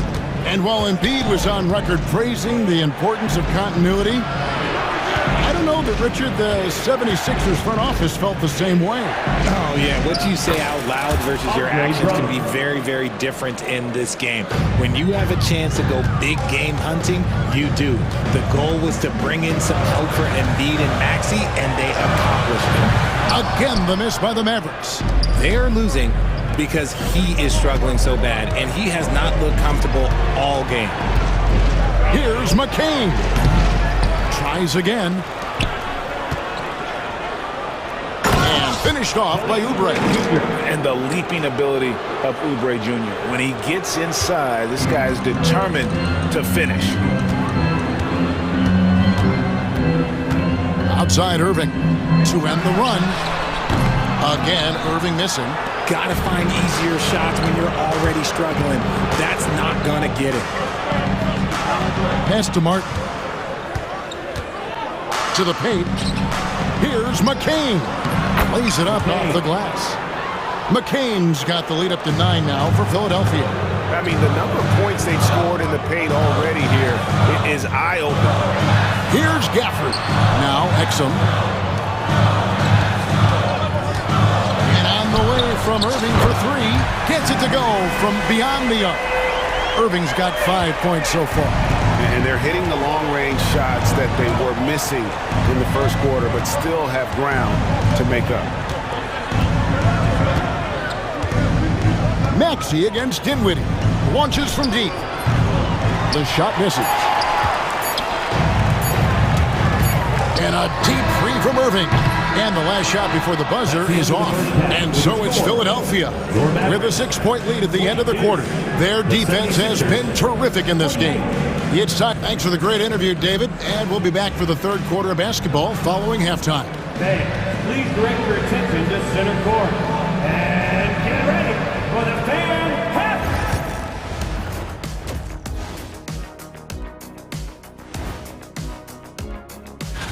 Looking at Dallas. I've always loved when I started the season at home. I'd be eating good. I'd be dominating down low. I'd be picked. And so thinking about the first half of this game, it's likely we'll see some adjustments for the Mavericks. That is more than enough of us.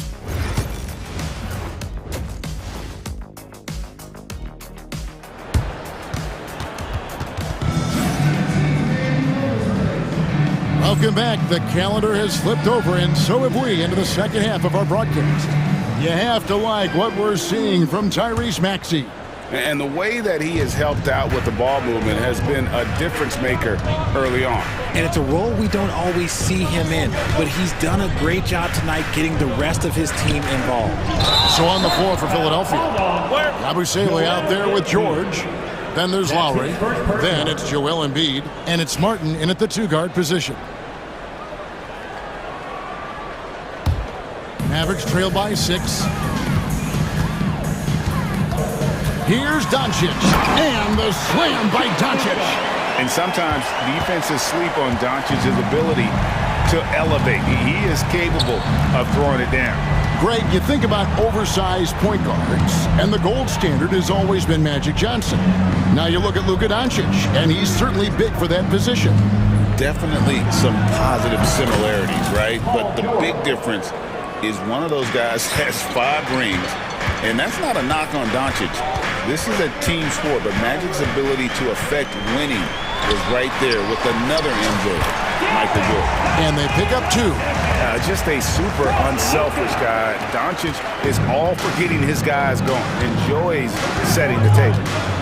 Embiid with the screen on Doncic. Lowry passes to Embiid. And there's the whistle. 3-second violation. Now now a chance to see the numbers for George. Last season, he played outstanding. Last season, how about 22 points per, 5 rebounds, and 3 assists? To have a scorer like him consistently deliver you points makes such a big difference for a team. He's someone you can rely on to bring it on a nightly basis. When they need a basket, he's the guy they turn to. Washington kicks to Thompson. Just 5 on the clock. Shoots from the corner. The rebound by Yabusele. And gotta like what they've been doing down low in the post. Martin. And it's Kyrie Irving with the rebound. And so it looks like the 76ers will retain possession here.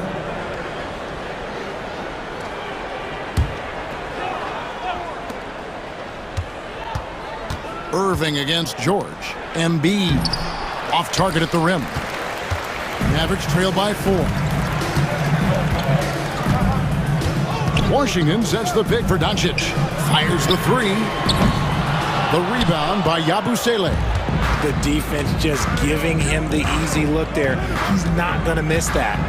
Outside for George.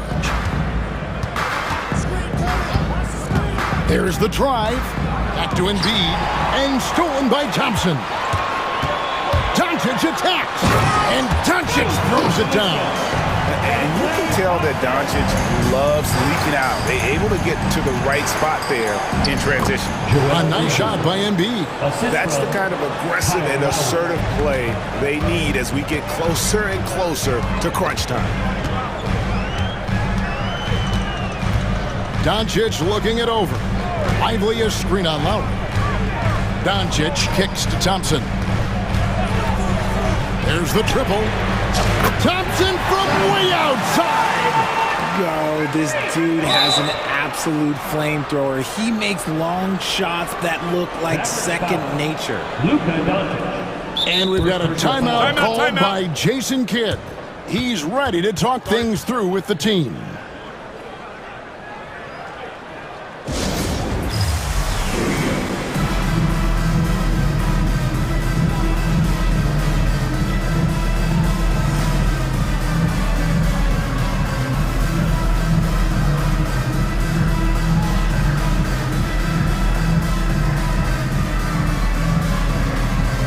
The 76ers with some changes. Drummond's checked in for Joel Embiid. Oubre comes in for George.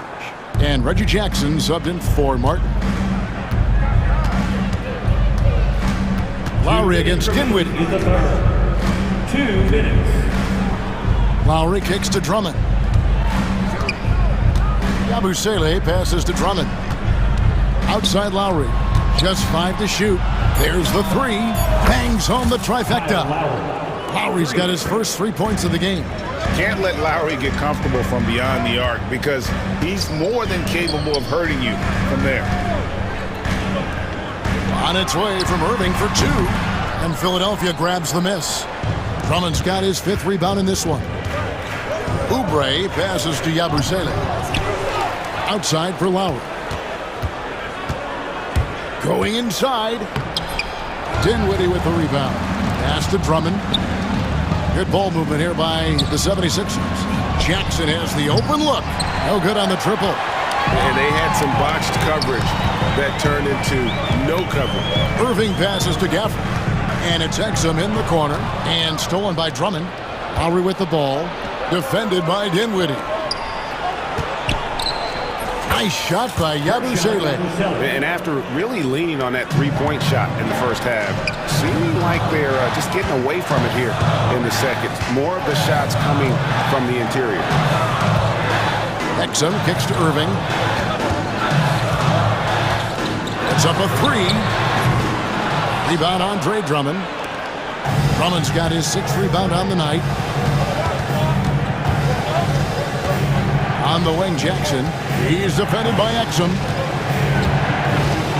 Drummond dishes to Jackson. Back to Drummond. Gafford with the steal. In the corner, Irving with it. Now, here's Exum. And stolen by Drummond.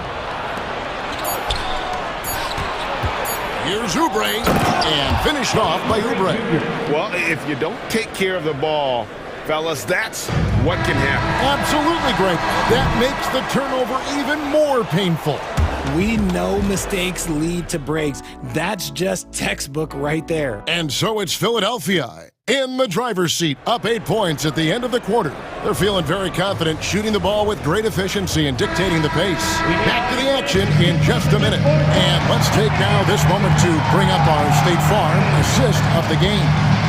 Yeah, and I like the fact we get to see this pass one more time. A magnificent feed, and you love to see your off guard taking over the playmaking duties with this much skill. Not just playing selflessly, but also making a smart decision with the ball. And this is it. Glad to have you along for this fourth and final quarter. The star backcourt, Doncic and Irving are the guard set. Washington and Lively hold down the post for him. And it's Thompson in at the small forward position. It's the lineup out there for the Mavericks. That should give them a nice little jolt.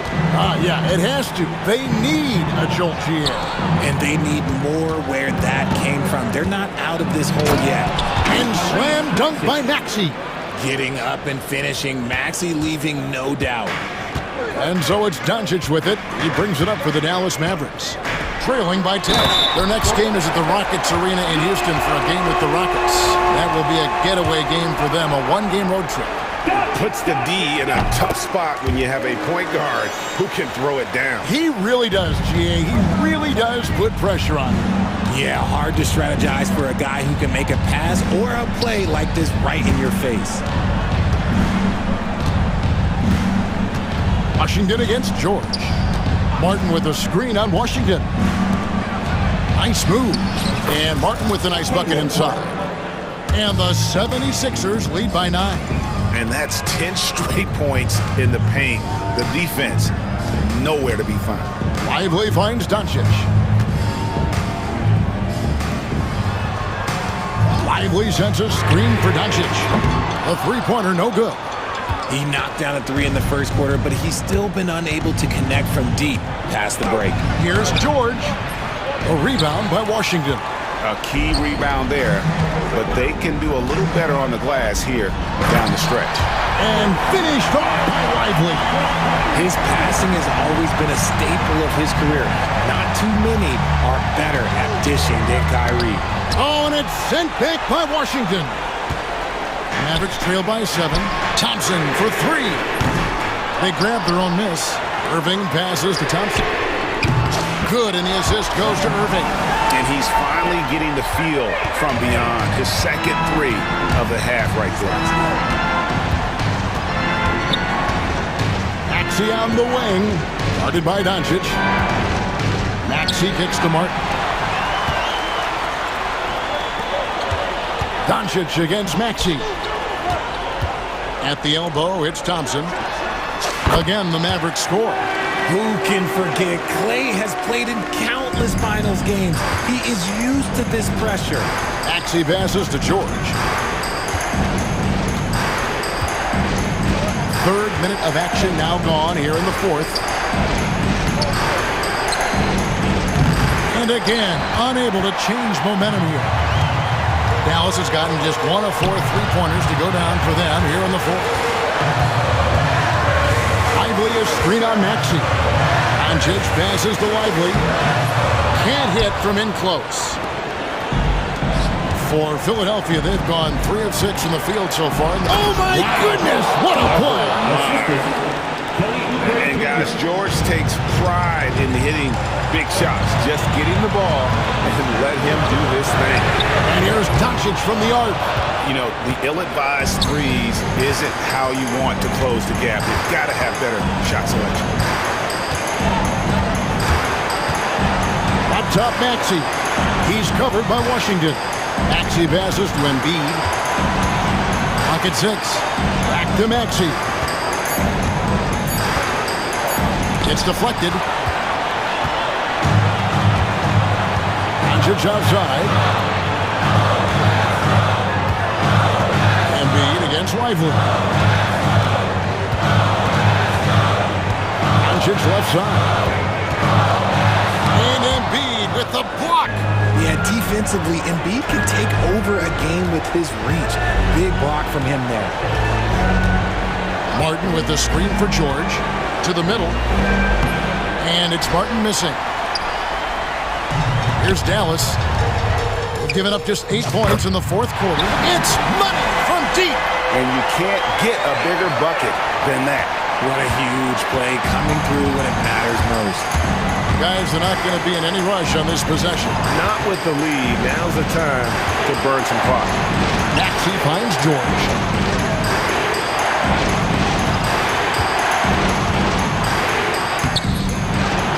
Embiid inside.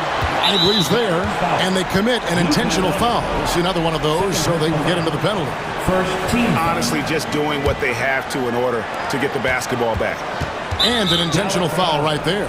Man, it took forever for them to commit that foul. I don't know why they didn't do it right away. Those are precious seconds. So the first one drops, and that will put them up by 2. And he hits both free throws here. So now it's a 3-point game. Big-time free throws there. That could be the difference. It forces them now into a 3-point attempt. And Jason Kidd is called timeout. The magnitude at this juncture in the game clearly warranting a timeout. And let's get your take, guys. What's the strategy? And with this much time, they should be able to draw up a play and get themselves a decent look from the 3-point line. Still, the D is going to be waiting for it in a contested 3. Never an easy shot. Look at the big fella working on that possession. He knows how to fend guys off and get those rebounds. Once again, fans, thank you for coming out. We hope you all had a great time. Much appreciated, David. And that'll do it, folks. For Greg Anthony, Richard Jefferson, and David Aldridge.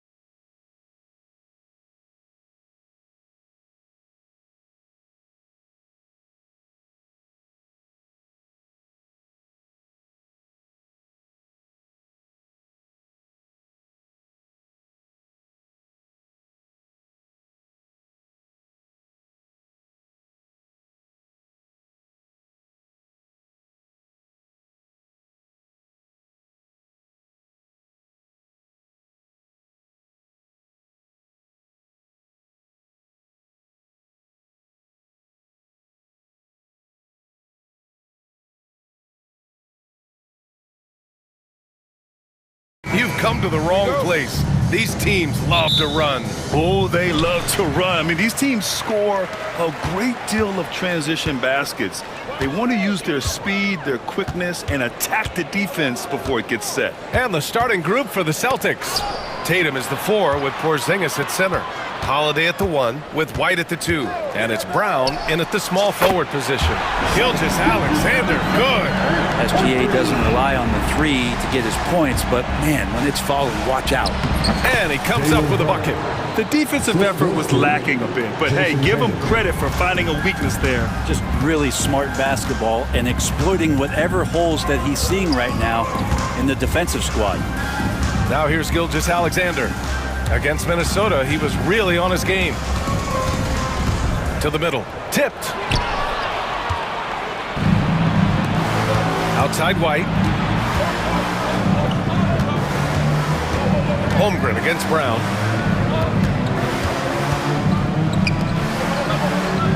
Porzingis sets a screen. And he lobs it up to the rim. Just 5 on the clock.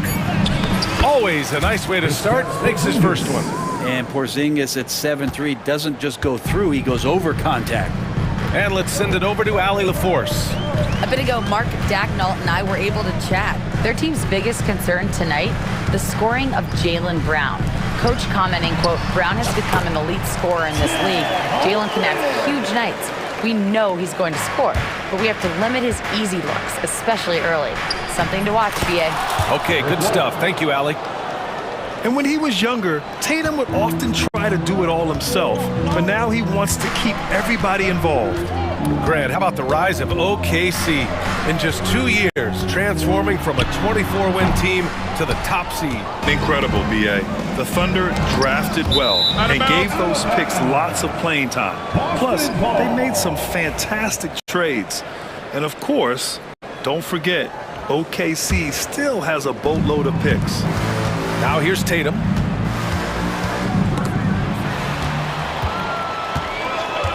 Inside.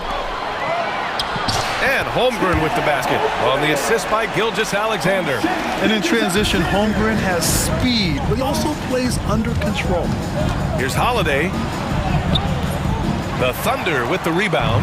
They've been on a heater of late. 7 wins in a row. Watching this team operate at this elite level, firing on all cylinders, the way they're going right now, this winning streak could go on for some time. Now here's Gilgeous-Alexander. Dort finds Williams.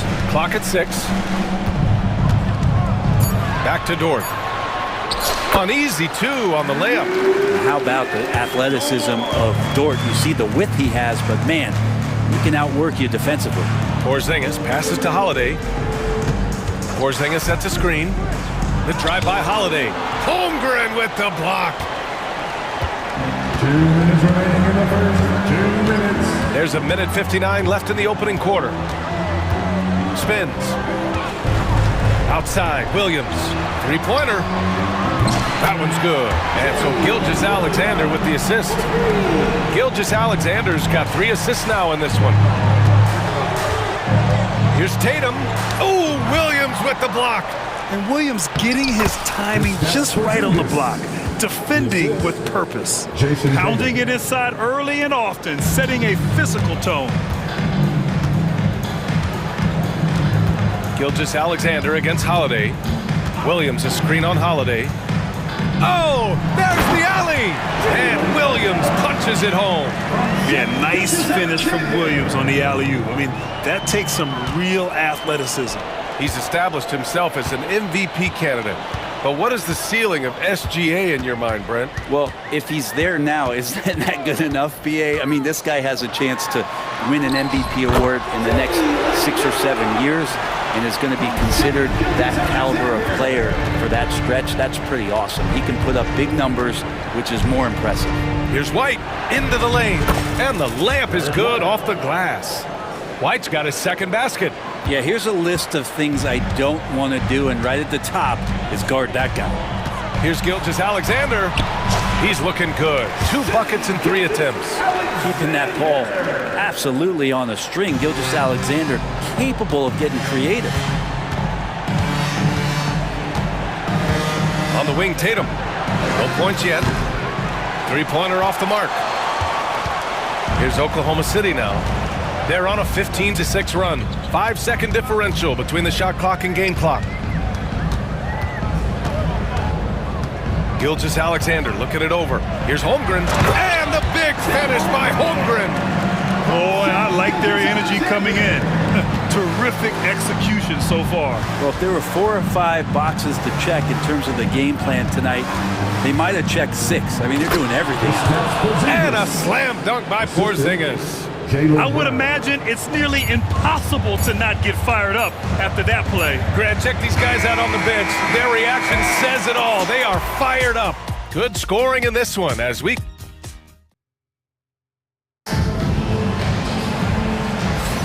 If you're just joining us, we played through 1 quarter in this one.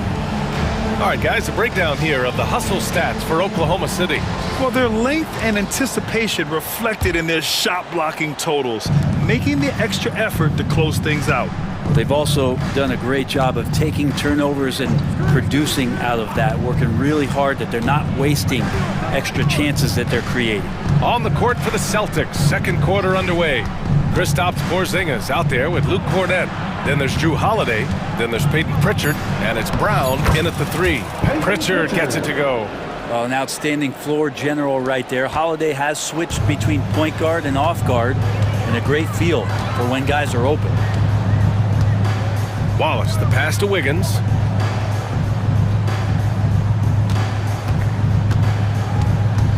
Pass to Hartenstein. Wallace outside. Hartenstein with a screen on Holiday. Wallace misses.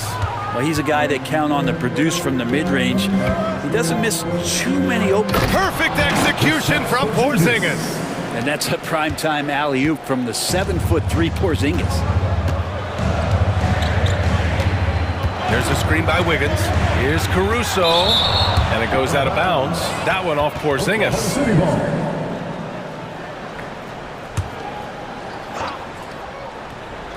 Just over a minute gone here in the second quarter. Wiggins with a screen on Brown. Dort, the pass to Wallace. Shot clock at 6. Dort against Porzingis. And that one drops. And once more this half, they find a way to get great position inside. Pass to Holiday. Caruso, left side. No luck on that one. Ooh, good work defensively by Holiday. Down low. Here's Porzingis. Porzingis punishing inside. This is what an offense is supposed to do. You look for a high percentage shot, and Porzingis the beneficiary. And you can't leave the basket unprotected. Bad things will happen to you. Yeah, that was just way too easy. Will not find a higher percentage opportunity than that. And the bucket is good. And this early in the season, there are still so many unknowns, Grant. You're right. You learn a little about each team in the preseason. But once the games count, things really start coming into focus. Wallace outside. Over Holiday. Oh, the Thunder tack on 2 more. Mid-range, plenty of room for that release. He's going to take those all day long.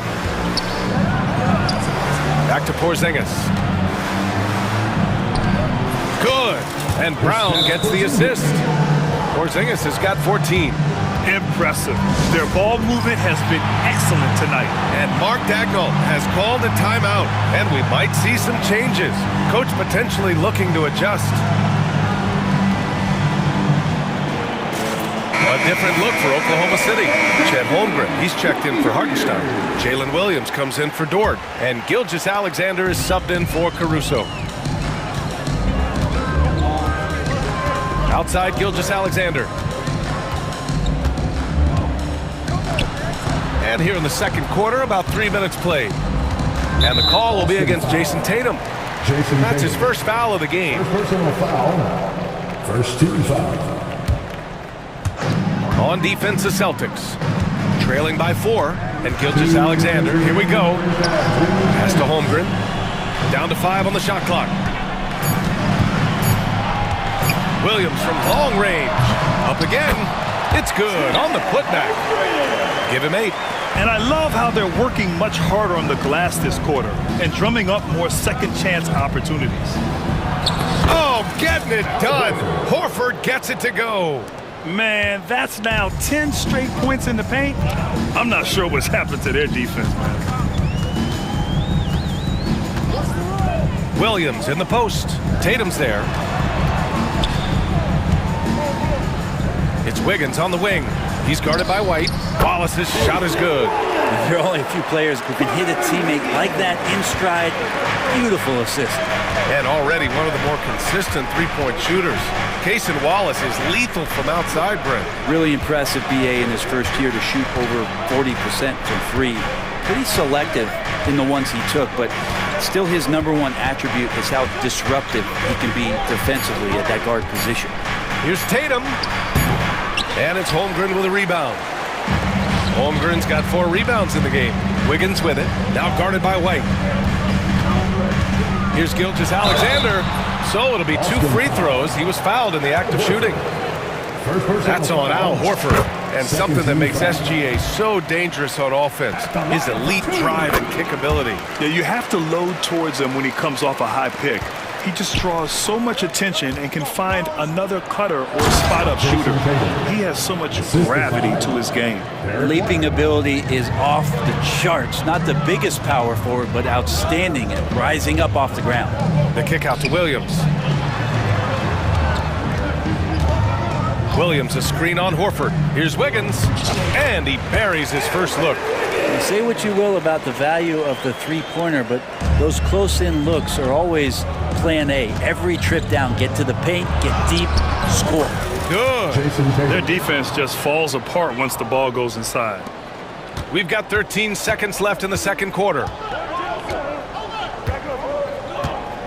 Gilgeous-Alexander with the ball to the inside. And he got the whistle on the way up, so he'll be headed to the line for a pair. First personal foul. I like that. I mean, some physical play inside. He's not about to give up any easy baskets. Aaron Wiggins. And so he hits both. And Joe Mazzulla calls timeout here. He's going to gather the troops and talk it over.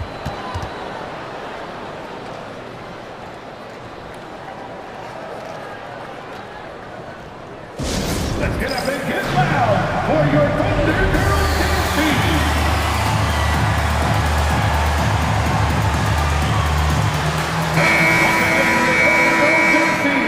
Let me hear you.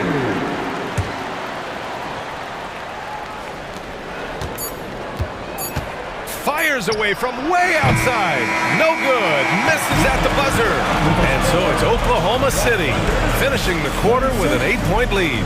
What has them in front right now? By and large, they're taking great shots. Back to the game after this break.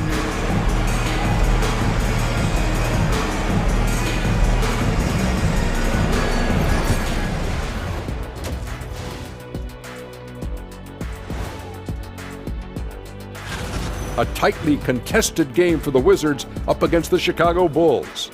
Things are tight out there in the first. Yeah, so far. And now taking a look at that first half action, it was a less than ideal start for the Celtics. To me. And that's a wrap up.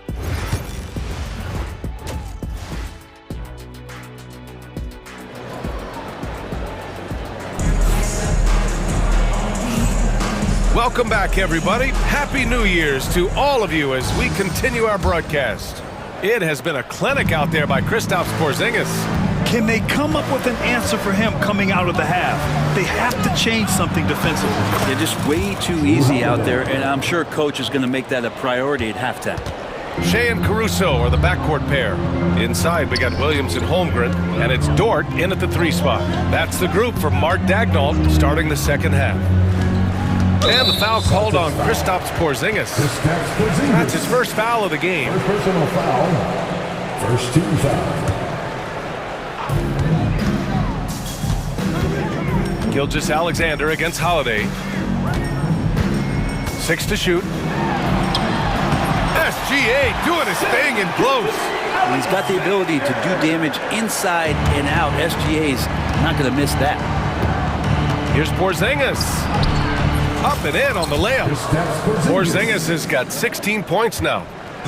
A great move. I mean, the defense has no response. Well, just ripping through right there as he finds the open spot and gets right through there. High basketball IQ play. And Gilgeous-Alexander missing. Here's Holiday, and Drew Holiday gets the whistle that time. That's his first foul of the game. And great job to establish position and square up. Oklahoma City leading by 6. All right, let's check in with Allie LaForce. Hey, Brian. Shai Gilgeous-Alexander, the 11th pick back in 2018, has developed to the point where he is in the MVP conversation. His coach, Mark Daignault, said he's improved every year. He's been in the league. It's a testament to his humility. He looks in the mirror, he sees what he needs to improve on, and then he works at it. Brian? All right, Allie, thank you. Just a little over 90 seconds gone in the third quarter. First personal foul, second team foul. Now Gilgeous-Alexander, he's got 11, and the officials will call the illegal screen here. The screener was leaning a bit right there. His feet may not have been planted. Pretty obvious call by the officials. Gotta hold firm or you're gonna get a call. And Drew Holiday gets the whistle that time. That'll be a second foul of the game. Just in this quarter, he's turned it over 3 times. Not sure what's going on with him. Here's Caruso. No points so far. Williams, a screen on Holiday. Here's SGA. Some solid defense from Holiday. We'll have a hard time shaking that one off. Perfect position, plenty of space. Just clanked it. And it's Holmgren with a rebound.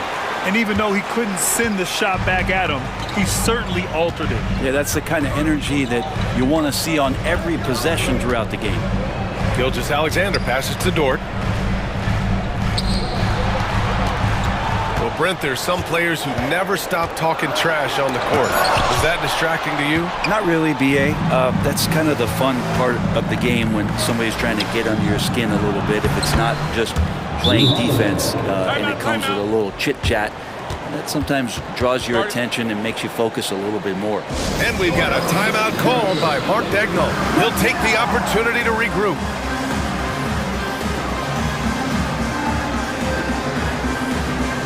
So Oklahoma City going with almost an entire new group here. Hartenstein, he's checked in for Chet Holmgren. Wiggins comes in for Williams. Joe's checked in for Caruso. And it's Wallace in for Shai Gilgeous-Alexander. Wallace, the pass to Joe.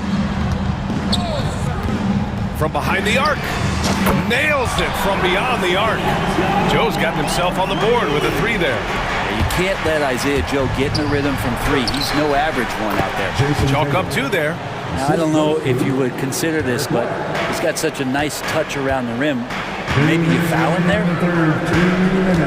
Wallace, the pass to Hartenstein. And Hartenstein slams it in. That is all timing right there. Just led him perfectly. Here's Tatum. Here he goes. Oh, the handles. Jason Tatum, folks. He's special. They've now had assists on each of their last 3 buckets.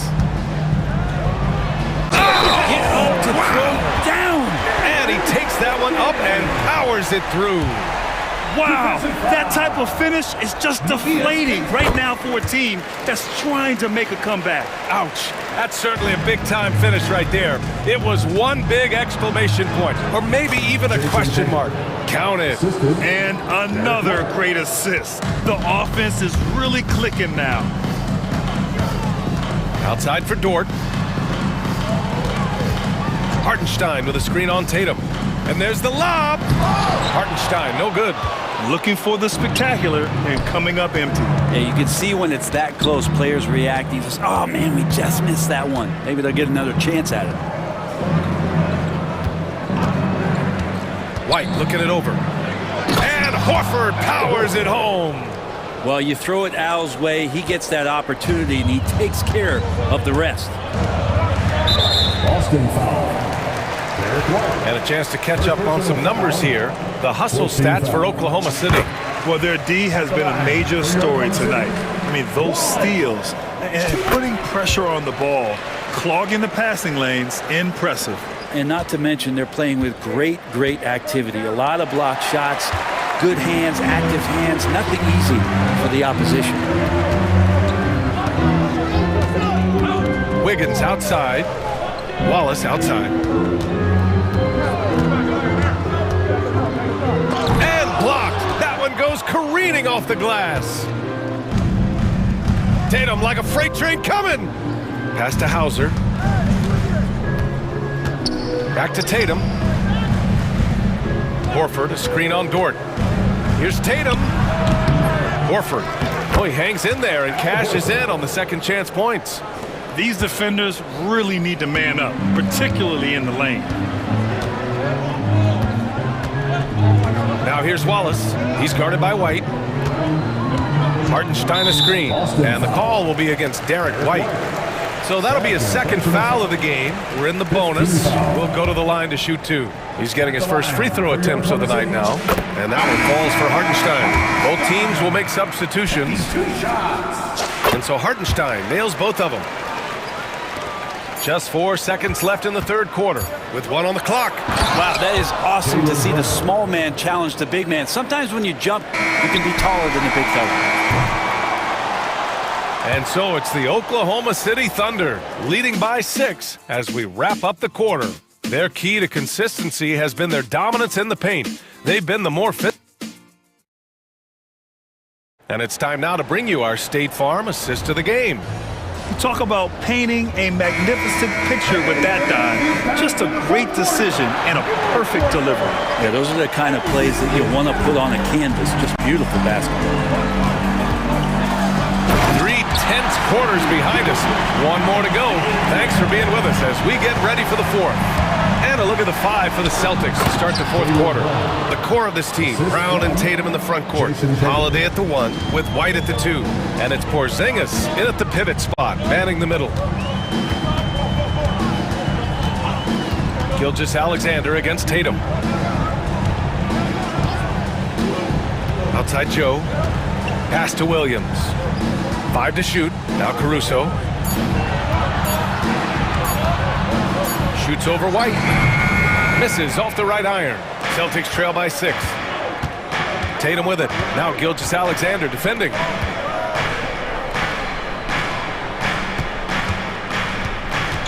Here's Tatum. Tipped. And they'll keep possession. And that one's good. Porzingis. We've seen that more than once today. An effortless basket inside. Caruso outside.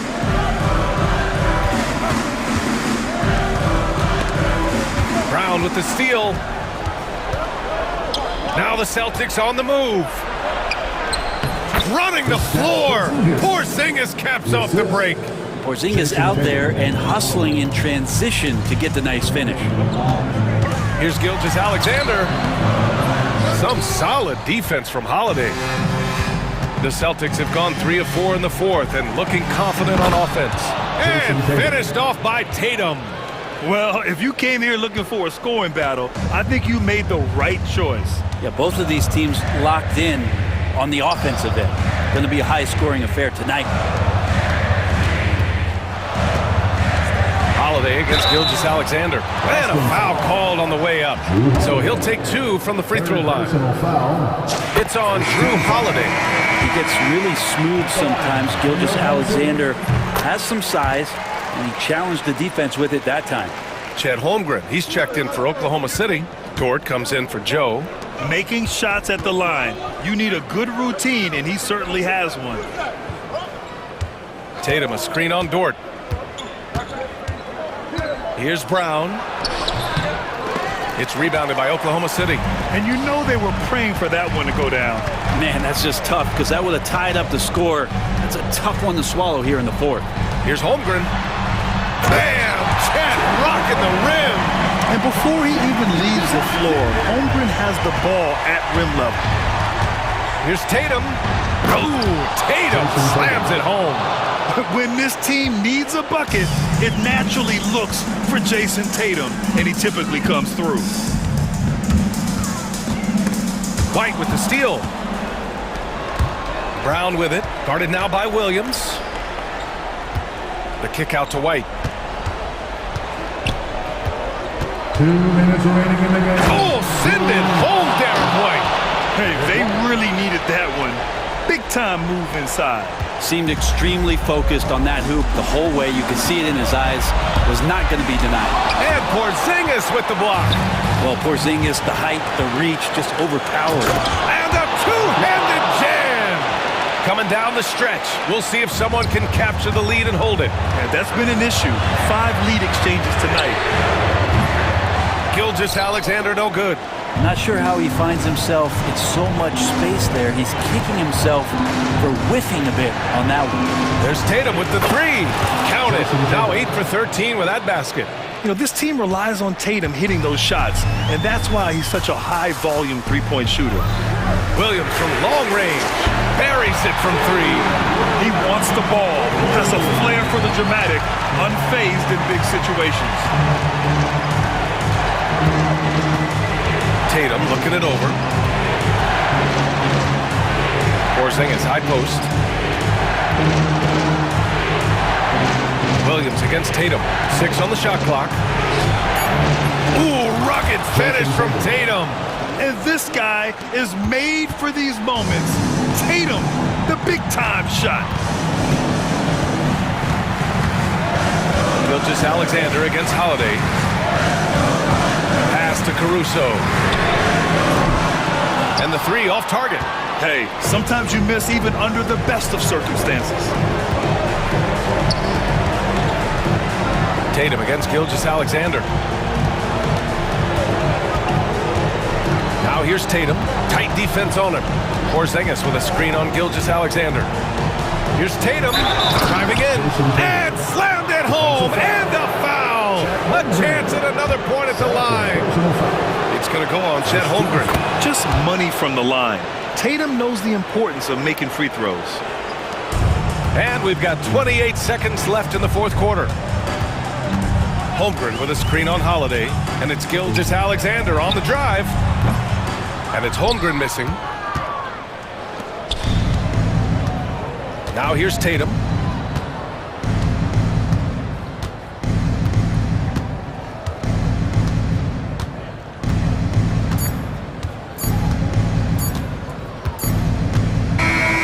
So we see Boston get the win here. Just a gutsy performance on the road. It really was. When this one was up in the air late, they showed how tough-minded they are as a team.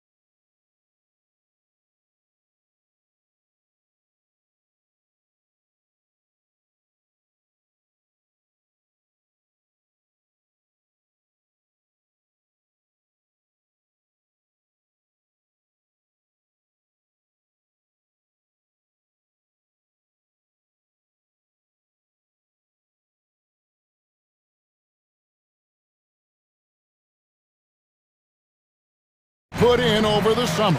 Yeah, you talk to the players on both sides, and there's optimism about this upcoming year. We'll see if that optimism is justified over time. Look at the 76ers starting group. George is out there with Oubre. And there's Embiid. Then there's Tyrese Maxey. And it's McCain in at the 2 guard. Really no idea why you're fouling in a situation like that. You know, maybe there's some bad blood between those two. Yeah, but that's no excuse for that kind of foul. I mean, that might be an explanation for it, but certainly doesn't justify it. And even then, it's just not a good play. And that one's good, George. Seems effortless for George, that quick release of his. Now here's Edwards. He's guarded closely. Lets it go with the 3. Rebound by the 76ers. You know, defensively, you just can't afford to give him that much room. They're fortunate that he missed that one. And it's blocked by Conley.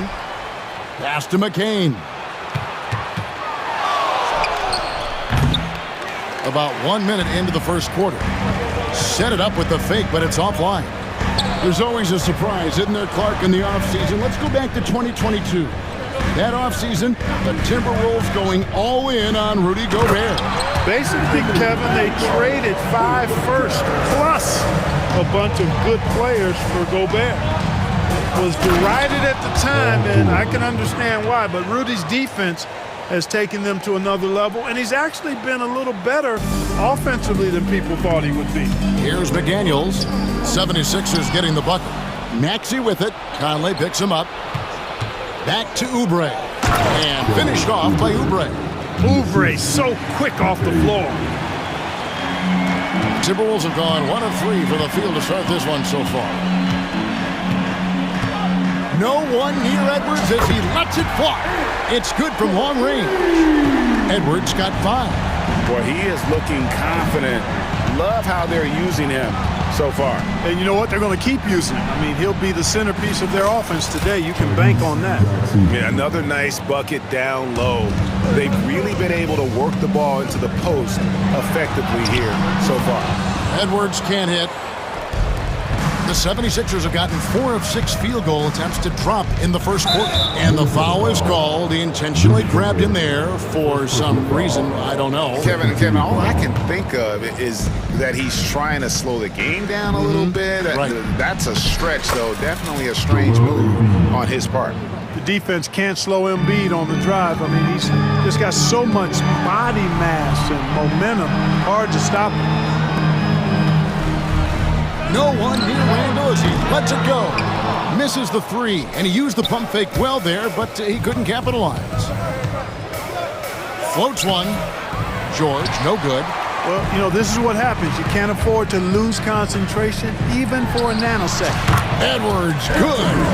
And that was a confident shot. Love when Edwards just rises up and fires off the dribble. It's George on the wing.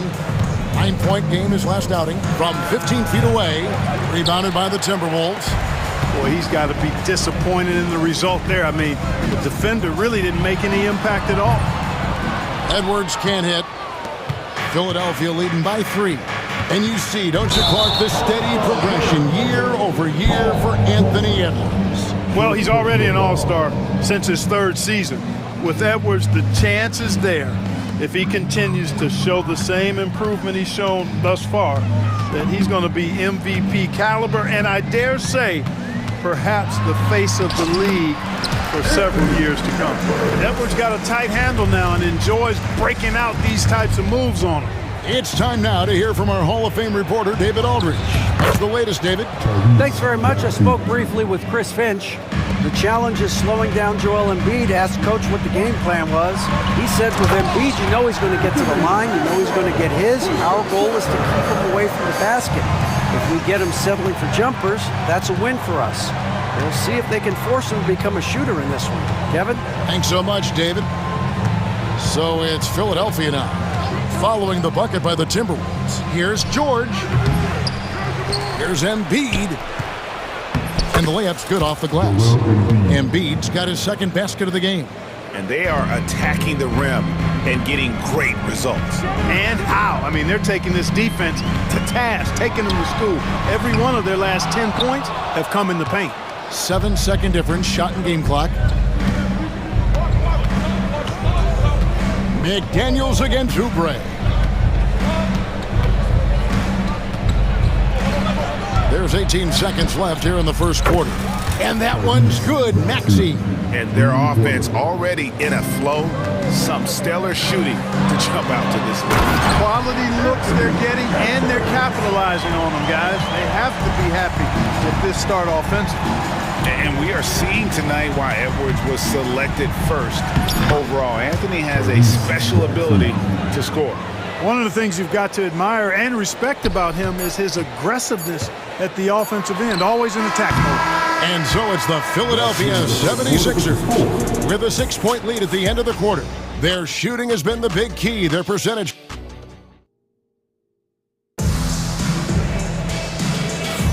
And hope you've enjoyed the broadcast so far, halfway through the first half in this one.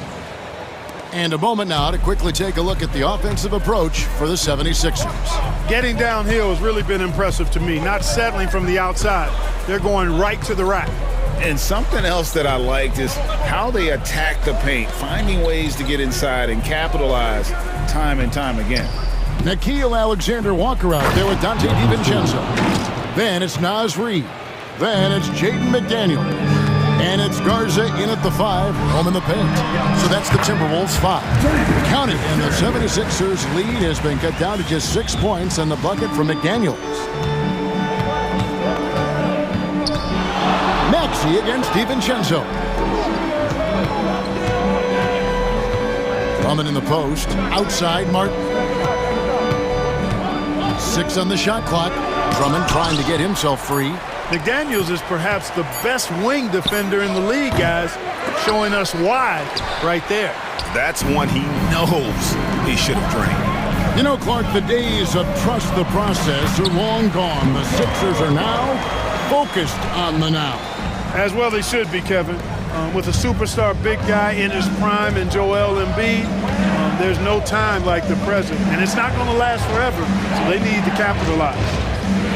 Back to Maxey.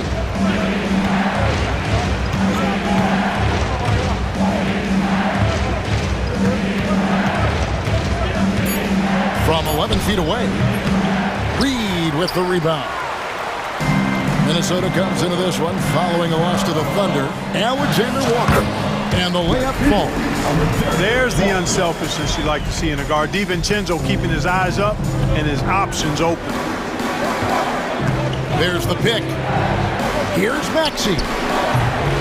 Another miss by Maxey. That's a shot he's got to hit. You don't get many looks better from that range. McDaniels kicks to Reid. And stolen by Maxey.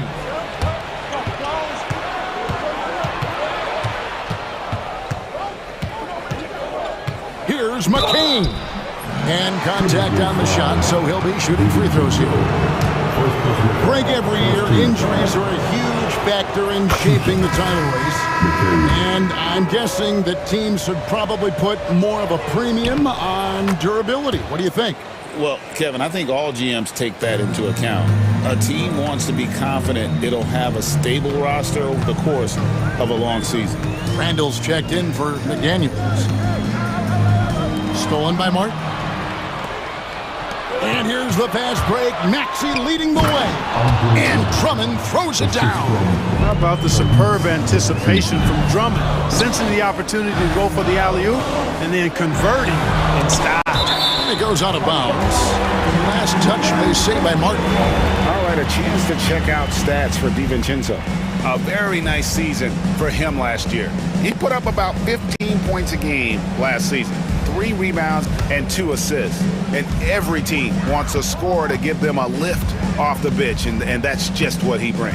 Well, he's instant offense. I mean, the game's momentum can be going one way, then bam, his scoring turns the tide. Maxey into the lane. Here's Yabusele, guarded by Reid. Drummond passes to Martin. This one for 3. Garza pulls it in. Timberwolves trail by 6.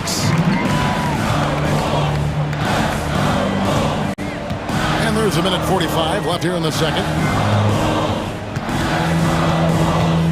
Randall down low. He's covered by Max. There we go. Now in the scoring column with that make, he is 1 for 4. And it's Maxey with the ball for the 76ers. After this one, they're off to Sacramento to take on the Kings. That'll be game 5 of 7 on the road. Drummond finds Maxey. Over to the left wing. 6 to shoot. Here's McCain. Sweet little floater. And the 76ers lead by 6. Well, Maxey has proven he's got a good eye out on the floor. He'll spot those gaps in a minute. Randall passes to DiVincenzo. Timberwolves passing it around. Here's Garza. Pass to Reed. Randall down low. Working on Martin. And Randall throws it down. Boy, what a throwdown by the well-built 6'9" Julius Randle with power. Maxey looking it over. Buries it from three-point range. Maxey's got 12 points in the game. Boy, he's just zoned in. I mean, in most cases, taking quality shots very much within the flow of the offense. Randall against Maxey. And Randall throws it down. Man, way to finish and cut into that lead a little bit. Yeah, but look at the basket guy still shaking. Well, I tell you what, he loaded up as much power as he could behind that two-hander. Martin against DiVincenzo. Three-pointer, Randall. Randall can't get that one to fall. Good if it goes. And no luck with that time on the buzzer beater. So that'll be it for the first half. Fairly even battle underway in this one. 76. Thank you, David. And we'll be back after halftime as the third quarter gets underway.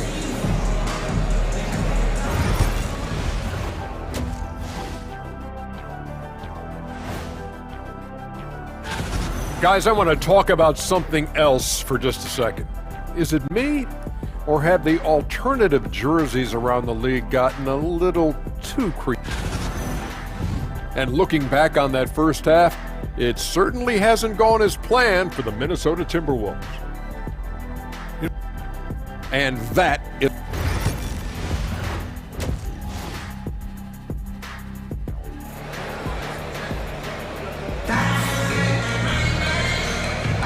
Welcome back. The calendar has flipped over, and so have we, into the second half of our broadcast. You have to like what we're seeing from Anthony Edwards. No problems fighting his way to the rim in this one. A lot of points in close. Yeah, you know what, guys? They gave him too many free runs to the hoop in the first half. I think they've got to be a lot tougher on him. Body him up. Be physical with him. And on the floor for Nick Nurse as we get into the second half. Lowry out there with Martin. Then there's Kelly Oubre. Then there's Embiid. And it's George in at the four-man position. A moment now to hear from our sideline reporter, Hall of Famer, David Aldridge. David. Kevin, Rudy Gobert has tied for the most defensive player of the year awards all time, but he's challenging himself to do more offensively. He said it's all about just being okay with missing or making mistakes, freeing my mind and doing the things that I work on to get out of this shell that I was being put in. Kevin, back to you. All right, David Aldridge, we thank you for that report. Here's Oubre. The 10-footer finds the target. And the 76ers lead by 5. Crafty at cashing in from there. Oubre Jr. enjoys working on his interior game when given the opportunity. Here's Reed. It's hauled in by the 76ers. And Clark, we know the last handful of years, the 76ers have been a threat in the East. 7 straight years of playoff runs. Can't get past that second-round barrier, though, Kevin. But as far as success, they've been as consistent as it comes in the East the last decade. Edwards kicks to Gobert. Edwards looking it over. Pass to McDaniels. And Reed has it in the corner. Paul George with the steal. Oubre dishes to Embiid. Rudy Gobert with the rebound. And again, Minnesota will turn it over. And now a chance to see what's coming up for the Philadelphia 76ers. On Wednesday, They'll be matching up against DeMar DeRozan and the Sacramento Kings. Then on Thursday, they'll take on Stephen Curry and the Golden State Warriors. And you know, nobody loves playing on the road, but it does offer a good chance to see exactly what your team is made of. This team is going to find out a lot about itself over the next stretch of games. First in opponent field goal percentage, and they were ranked third in three-point shooting. They can burn you from deep as well as they shot it. The three-pointer really has become the focal point of their offense. And Greg, you talked about their killer defense, holding opponents to the lowest shooting percentage in the league. They just shut teams down. And here's Edwards from the arc. Another miss by Minnesota. Philadelphia leading by 7. Martin the pass to Oubre. And finished off by Oubre. And the leaping ability of Oubre Jr. When he gets inside, this guy's determined to finish. And here's Edwards from the arc. And Embiid pulls it down. Embiid's got his 5th rebound right now in the game. Lowry has the open look. Off target there. That would have pushed the lead to double digits. Pass to McDaniels. Stolen by George. Oh, and here comes Oubre all alone. Yeah, Embiid is a big target. I tell you, Embiid's teammates absolutely love setting him up. I mean, they know he's going to finish strong every time. Not as good as the 76ers lead is cut down now to just 9 in the bucket from Edwards. And you're not going to pass up that kind. Special K, we know the trade for Rudy Gobert took some time to click, but now it's looking like a great move. Well, you know, figuring out how to play two bigs in this day and age with the way the game is played, pretty tricky, a slippery slope. And they stayed with it, to their credit, the Minnesota Timberwolves. And once they got it sorted out, Gobert was a force with his defense and his scoring out of the pick and roll. And I think one of the things undervalued in Gobert's improvement is the addition of Mike Conley. They've got a tremendous relationship, and I think Mike Conley's presence has been a real asset for Gobert as well. And the Timberwolves making a change here. Randall's checked in. Boy, you love to see Edwards shine on offense like this. I know it's got to be making his coach happy, too. And we will have a timeout called by Nick Nurse. He wants to make some adjustments to the game plan, clearly.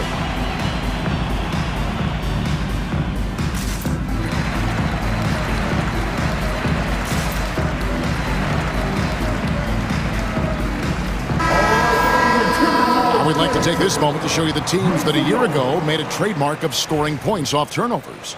The 76ers third. And this team, in terms of scoring off of turnovers, that became the identity. I mean, they really look to disrupt and cause problems defensively, and boy, do they take advantage on the other end. And so Chris Finch calls for the timeout. This will give him a chance to discuss some potential alteration. And some changes here for the Timberwolves. Mars is checked in, and Nickeil Alexander-Walker in for McDaniels. Right side Lowry, in the corner, Drummond with it. Lowry against DiVincenzo. No one near Drummond as he lets it go. And too long on the shot. Timberwolves trail by 9. It's stolen by Martin. 3-on-3. Right there, the defender clearly trying to inhibit a fast break. I think that's a transition take foul. The 76ers shooting their 5th attempt at the line in the game. Clark, in terms of young superstars, it doesn't get much better than Anthony Edwards. Amen to that, partner. Every franchise wants a franchise player. Minnesota, I think, hit the jackpot drafting Edwards first overall back in 2021. Last year, we saw Ant-Man take it to another level, making his first of what I think will be many All-NBA teams. Randall against Drummond, and he gets the whistle. 2 free throws coming up. Greg, this is some kind of note. Last year, Minnesota, for just the second time, had ever won a series in the postseason. Yeah, they've been bounced in the first round, 10 of 12 appearances. But last year's team was different. Their elite defense fueled the conference finals run. DiVincenzo against Lowry. There's the pick. Clock at 6. Pass to Yabusele. Back to Lowry. Shoots over DiVincenzo. The 76ers again can't hit it. Alexander Walker finds DiVincenzo. His first shot coming late, and once again off the mark by Minnesota. And the quarter ends with some stifling defense right there. And so it's the Philadelphia 76ers. And a moment now as we take a look at our State Farm assists of the game. And the definition of teamwork right there, guys. I mean, what great communication between them, and what a beautiful feat. For me, next to the big-time alley-oops and monster throwdowns, passes like that are probably the next best thing when it comes to sweet-looking NBA highlights.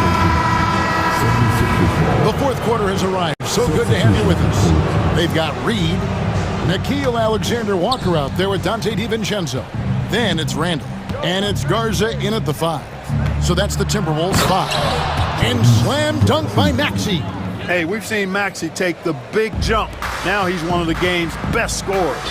Randall from outside drills the three-pointer. Defensively, there was a lack of aggressiveness, and it really made it easy for him to knock that shot down. Outside, Maxey.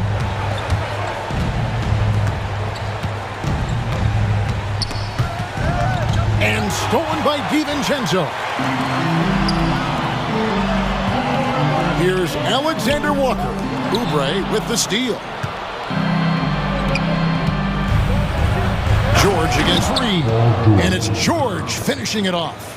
Look, in deference to his age, he's not going to throw it down like he used to, but PG can still rock that rim. A 3 for DiVincenzo. And the rebound goes to Martin. Philadelphia leading by 9. Maxey with it. Out defended by Randall. And George with the stuff. Showing you the vertical that time. Paul George throwing it down. Back to DiVincenzo. Randall surveying the D. Maxey against DiVincenzo. Pass to Randall. Fires the 3. Maxey grabs the miss. And so it's Maxey who brings up the ball for the Philadelphia 76ers. They've played a great fourth quarter defensively, allowing only 3 points. Here's George. And then George with the jam. Yeah, you know, George really enjoys being in the air. I mean, this guy has great body control and bounce, and his slams at times can be absolutely sick. DiVincenzo kicks to Reed. And so Chris Finch calls for the timeout. He knows every possession is critical now.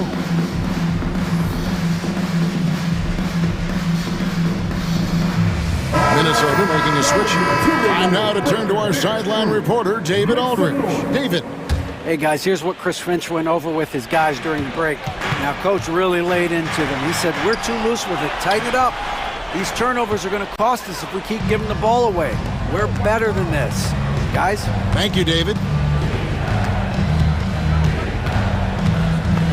Just over 2.5 minutes played now here in the final quarter of regulation. They set the pick. It's good. George has got 8 here in the quarter. Well, part of their game plan was to block out the noise and just stay focused. And what's been impressive is that it's not been any one player. It's been a collective effort, contributions from everybody. It's stolen by Edwards. Will it go? Rebound by the 76ers.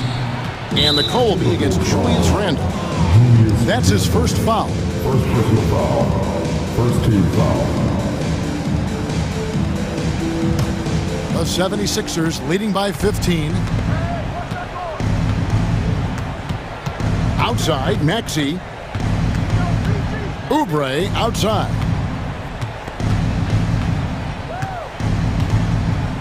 .144 left in the fourth.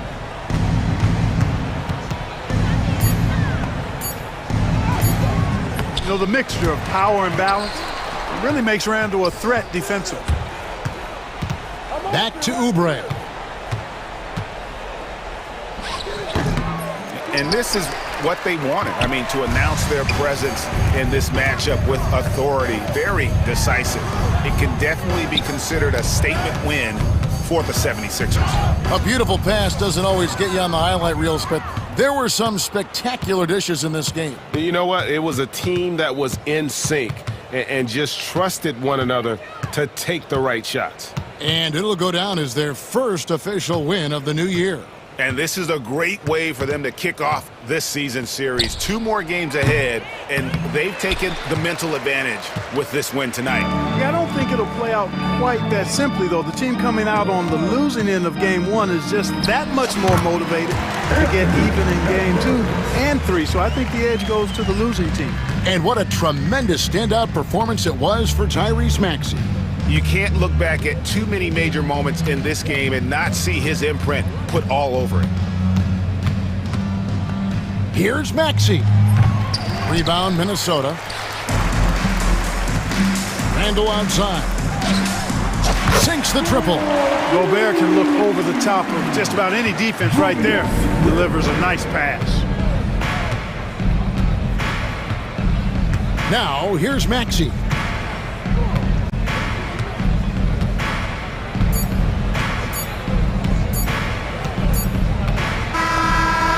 So it's the 76ers winning this one easily. A solid win on the road for them. Thank you, David. And that'll wrap it up, folks. For Clark Kellogg, Greg Anthony, and David Aldridge, this is Kevin Harlan.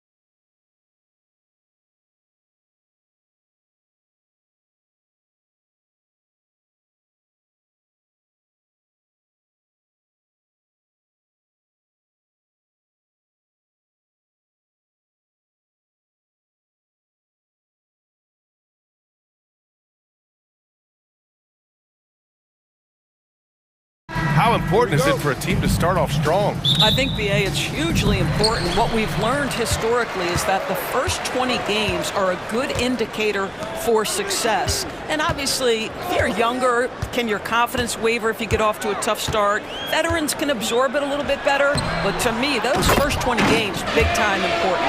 Looking at the starting five for Boston. Tatum is the 4 with Porzingis at center.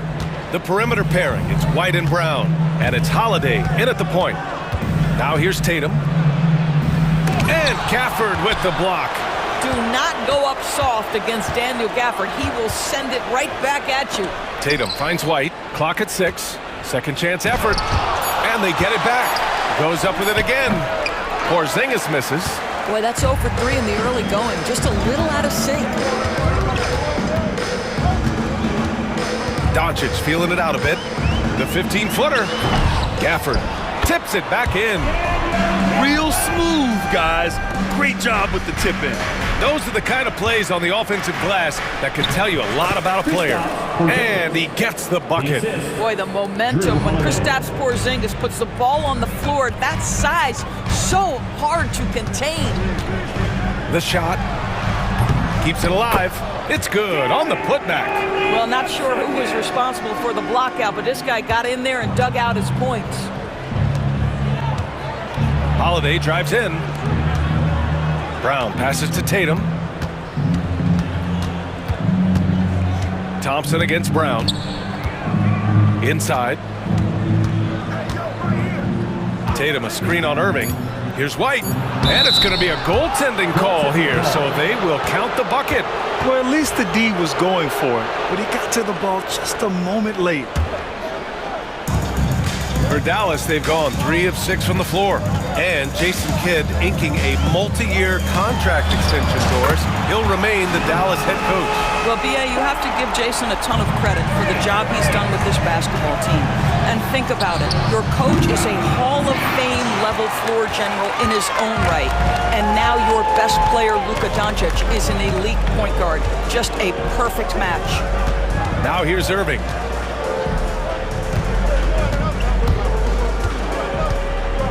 Pass to Lively. Back to Irving. 5 on the clock. Launches a 3. And it's Jason Tatum with a rebound. The Celtics have gone 2 of 6 to open up this game. Here's White. Gets it to go. That makes him 2 for 3 in this game. I love this approach. Getting him involved early, and it's already paying off. They know that if this guy goes off, their chances of winning rise exponentially. Now here's Thompson. Screen by Lively. And off target. He starts the game 0 for 1. Let's check in with our reporter, Allie LaForce. Earlier, I spoke with Jason Kidd. The main topic of conversation, how they plan to guard Jason Tatum. We want to try to make Jason a jump shooter. Avoid fouling, don't let him go downhill, but JT will get his, so let's hope we limit him. Well, that's never easy to do, guys. Thank you for that, Allie. Lively with the bucket. And they may have talked about shot selection coming into this. Boston's gone 1 of 2 from three-point land so far. Tatum against Gafford. Right side Tatum. Doncic against Holiday. And he's going for the oop here. Oh, and a nice defensive play to disrupt the lob. Irving finds Doncic. Back to Irving. Lively with a screen on White. To the paint. Oh, got a piece of it. And stolen by Porzingis. And here we go. The Celtics on the run. And it goes out of bounds. That one off Porzingis. And let's take this time to bring up the list of last season's elite shot blocking teams. Number 1, Boston. They built a reputation around the league last season. Do not test them at the rim. 51 seconds left in the first quarter of the game. It does not happen too often, but boy, when Luka gets the opportunity to throw it down, he relishes it. Tatum feeling it out a bit. Pass to Brown.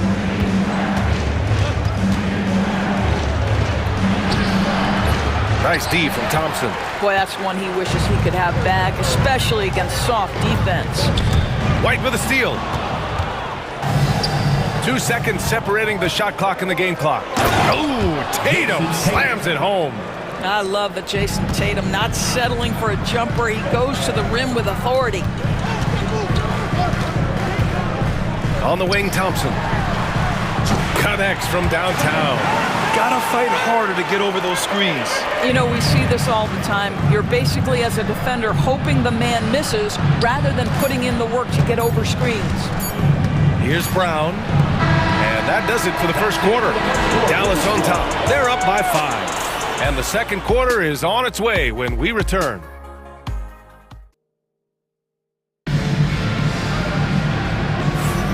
And thanks again for tuning in. If you're just joining us, we played through 1 quarter of action so far. And let's quickly break down the game we've seen from the Mavericks. It's all about the strong inside-out game in the first period. It really helped them get some clean looks down low. It is great when you can get that established early, because to me it opens up every other aspect of your game. Cornette's checked in for Boston. Pritchard comes in for White. And so Jason Kidd calls for the timeout. He wants to give him a breather and talk things over. A big group substitution here for Dallas. Powell, he's checked in for Lively. Washington comes in for Gafford. Exum's checked in for Klay Thompson. And it's Grimes in for Kyrie Irving. Washington out there with Dwight Powell. Then it's Luka Doncic. Then there's Dante Exum.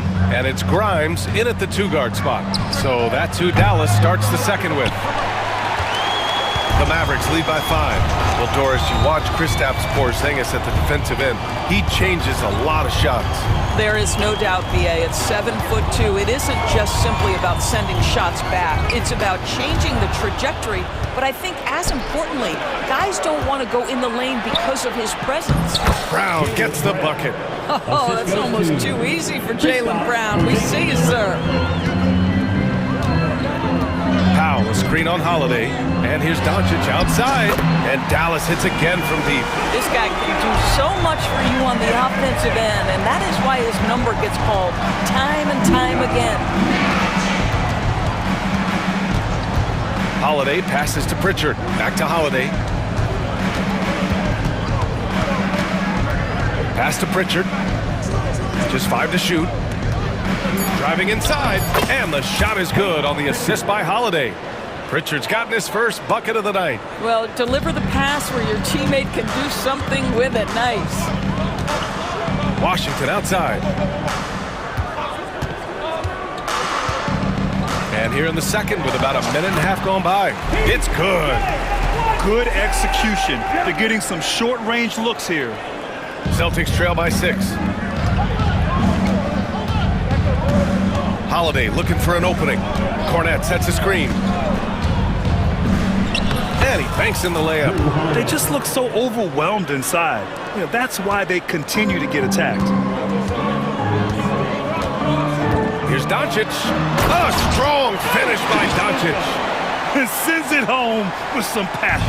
I think he's rubbing it in a little bit here, hanging up there like that. There's the block.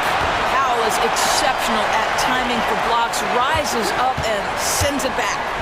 Porzingis. Oh, rise up, Jaylen Brown. Boy, you get a real glimpse of the explosiveness of Jaylen Brown. What a big-time finish. And for some reason, he decided to foul there. Yeah, B.A., that's an odd move. Maybe there's something else behind it. I mean, I'm just not sure what he was thinking right there. I mean, he needs to get his head in the game. Got a line change here for Boston. And we've got a timeout from Jason Kidd. He wants to make sure everybody's on the same page.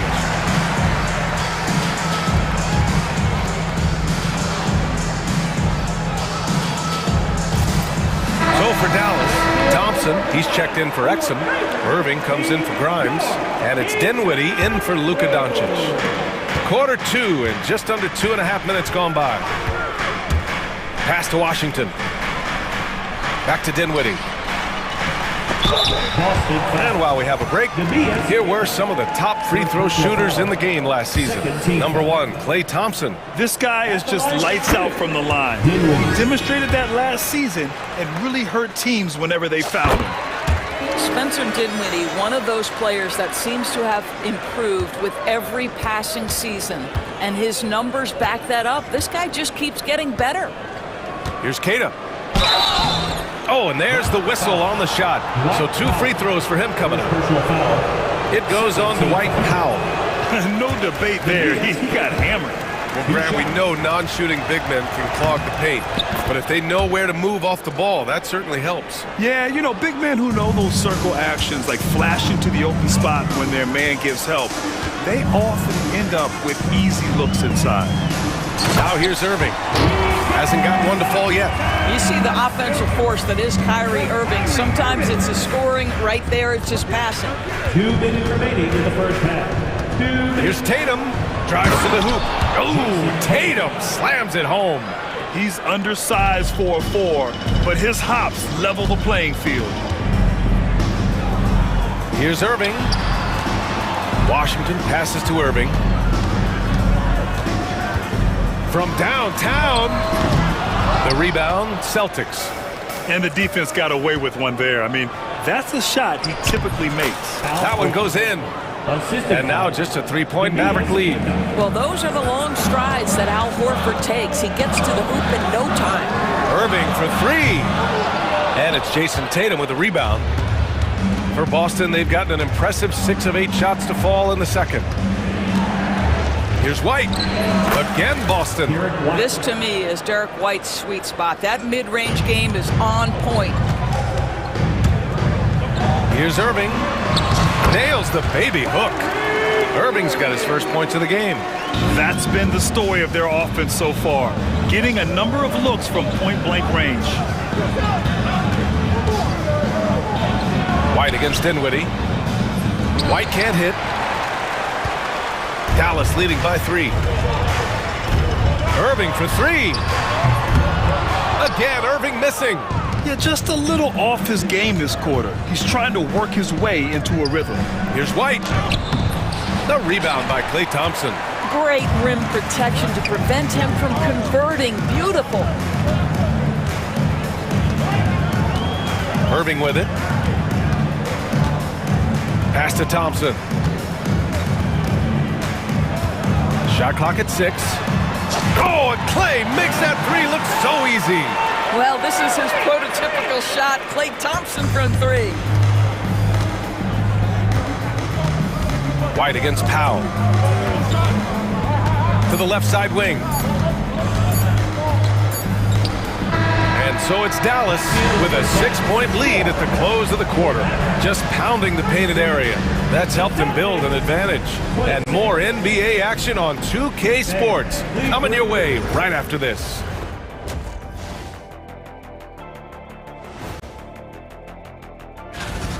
See their offense flowing tonight, especially in transition. Maybe all those extra practice drills are paying off.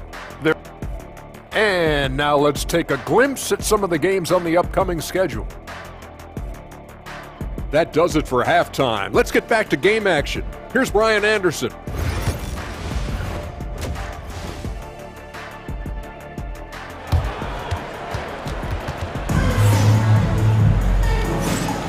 Welcome back, everybody. Happy New Year's to all of you as we continue our broadcast. You know, one guy who's been getting it done is Luka Doncic. Through the first 2 quarters, he's been on fire. Explosive offensive performance. Boy, he has been shouldering the load. Aggressive, skilled, talented, and thus far, unstoppable. Kicking off the second half, here's Joe Mazzulla's 5. We've got Drew Holiday. Kristaps Porzingis out there with Luke Cornett. Then there's Peyton Pritchard, and it's Brown in at the 3. Well, he's a quality mid-range shooter, but he can't get that one to go. And you know, you look at someone like Peyton Pritchard, Doris, heady guy who doesn't make many mistakes. BA, maybe his best attribute in my mind is the competitive spirit and the motor he plays with. He's a fearless shot taker, either inside or from 3-point range. He makes excellent choices with his passes. But again, I go back to that competitive toughness. Holiday against Doncic. Porzingis with a screen on Doncic. Holiday, and no good. Nice D from Gafford. Irving for 3. Gafford finds Doncic. Gafford the screen. Fires for three. They get it again. Over Porzingis. And he's going to the line for two. The official saw contact while he was going up. Most dangerous on the interior. That is Daniel Gafford right there. That misses, so he splits the free throws. Celtics trail by 7. Left side, Porzingis.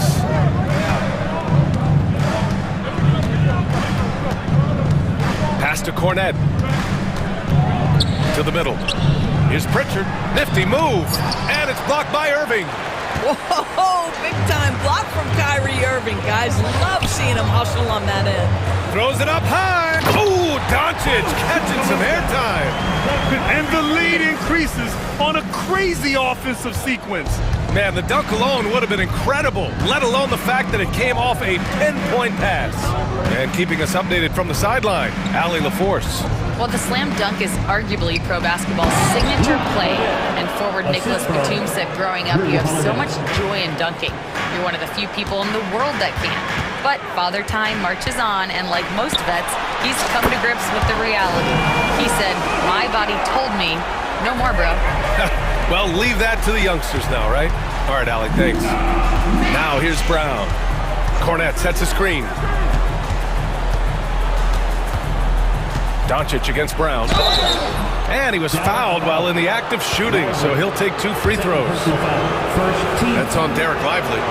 You get a look at the gritty, competitive fire of Jaylen Brown. Takes on the defense and draws the contact. And good on the second, so he makes them both. The Mavericks lead by 8. Here's Doncic. There's the drive. And Doncic with the jam. Oh my goodness, Luka Doncic. We don't think of him as a dunker, but that is well done. And so they choose to intentionally foul. And so Jason Kidd calls for the timeout. A moment to rest and confer on the game plan. In 2024, Luka Doncic recorded 6 consecutive 30-point triple-double games. That's right, B.A. The first time anyone has done it in NBA history. So if you didn't already believe in Luka Magic, well, there's some proof that the magic is real. And the Mavericks going with a whole new group out there. And with a pause in the action, here we have the best rebounding teams from last year.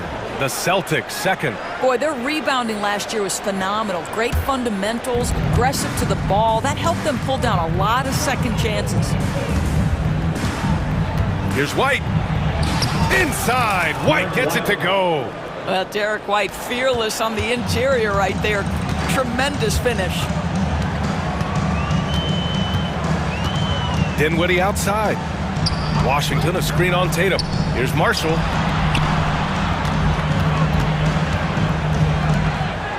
Goes up on the wing. A nice shot by Grimes. Well, this isn't a frequent scoring area for Grimes, but I'll tell you, take the mid-range jumper. Here's Hauser. He's scoreless. Back to Horford. 6 to shoot. And he lobs it up top. Hammers the lob through. Well, this is an example of the court awareness we talk about with Al Horford. This guy's a very willing passer. Washington a screen on White. Down low. And Washington powers it through. Great teamwork and great timing. Oh, spectacular play. Tatum. They get the rebound. Second shot opportunity. It's deflected. Nice rebound. Trying to match the other team's intensity right now. Pass to Grimes. Beyond the arc. Rebounded by the Celtics. Next up, they'll face the Timberwolves in Minnesota. That'll be just the second road game of 5 in a row. Oh, and it's Tatum finishing it off inside.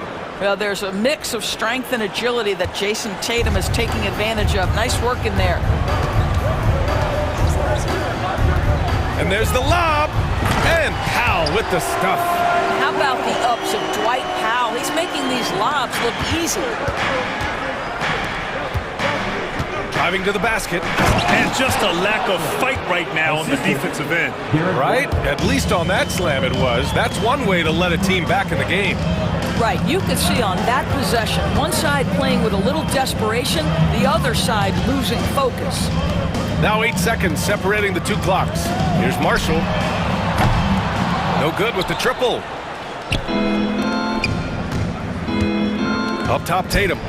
9 points in the game, and Horford gets it to go. Nice work from the veteran big man. Al Horford getting things done inside. Dinwiddie goes in, banked it in off the glass. Good job attacking. Those restricted area shots are what every NBA team is looking for. No good. Would have counted had it gone. And so it's the Dallas Mavericks finishing the quarter with an 8-point lead. And a moment now as we take a look at our State Farm assist of the game. This is the definition of team chemistry. I love to see this kind of communication and connection between teammates leading to the perfect pass. Nothing better than chemistry, right? Working together to create a bucket. First team foul. With 3 quarters behind us, let's see what this fourth period holds in store. We've got P.J. Washington. He's out there with Dwight Powell. Najee Marshall is out there with Spencer Dinwiddie. And it's Grimes in at the shooting guard position. That's the lineup in the game for Dallas. Now here's Irving. Gafford the screen. And it's Irving missing. And I'm surprised that didn't go down. I mean, I'm sure he is too. White. So it'll be 2 free throws. He was fouled in the act of shooting.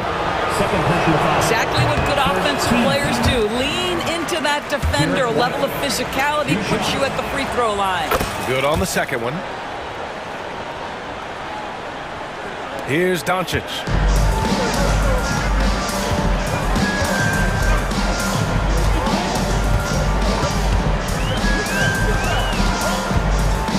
Puts up a 3.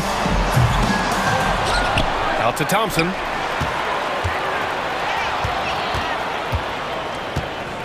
Six on the shot clock. Again, the miss by Dallas. And so Holiday will bring it up for Boston. They trail by 7. Oh, through contact. White gets the finish. And force feeding the ball inside. I mean, no reason to go away from what's working. And he lobs it up. And the dunk by Gafford. Boy, Gafford gets off his feet quickly, and the pass is absolutely perfect. Here's White. The kick to Tatum. Stolen by Gafford. And he ends that fast break chance. An intentional foul. That's a textbook example of the transition take foul rule. And a moment to look at the scoring approach in terms of where the points are coming from here for the Mavericks. Well, they have owned the offensive perimeter throughout this game, finding lots of openings and turning them into big shots. I think tonight has also, guys, been about the lost art of the mid-range jumper. If you utilize that in-between game right, there's plenty of value in it. You just put it in the vicinity of Derek Lively. You think you overthrow it, Lively goes and gets it. Tatum can't hit. Dallas leading by 10. Outside Irving.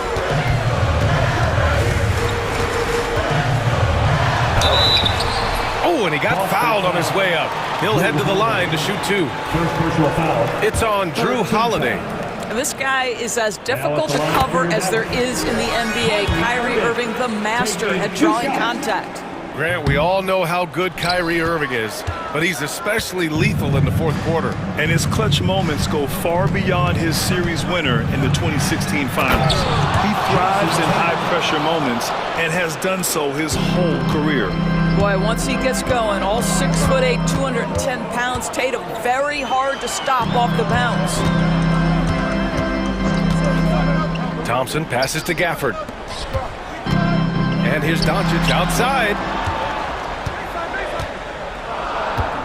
Thompson scanning the floor. They get it back.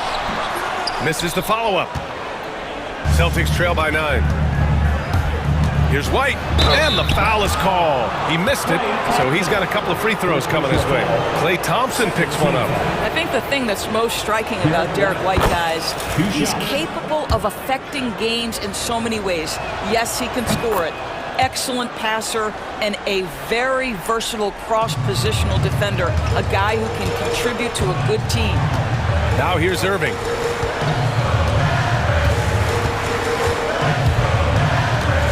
Pass to Lively. Now here's Doncic. It's stolen by Holiday. Now the Celtics on the move. Third minute of action now gone here in the fourth. Tatum. Gafford with the block. And he's able to get it back. Again, the miss by the Celtics. Simply put, a bad shot, guys. They all know they can get a better look than that. To the inside.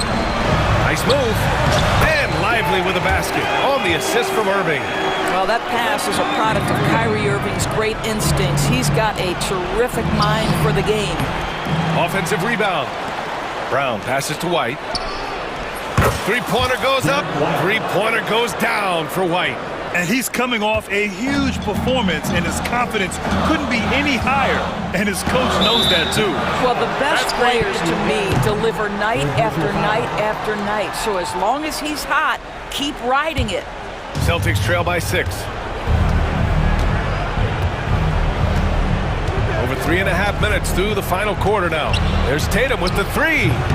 It's hauled in by Luka Doncic. And he probably thought he was going to bury that one.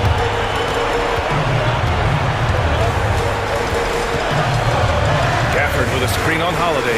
From deep, here's Doncic. Out to Thompson. And he was camped in the lane there. He gets a 3-second call. Boston Hall.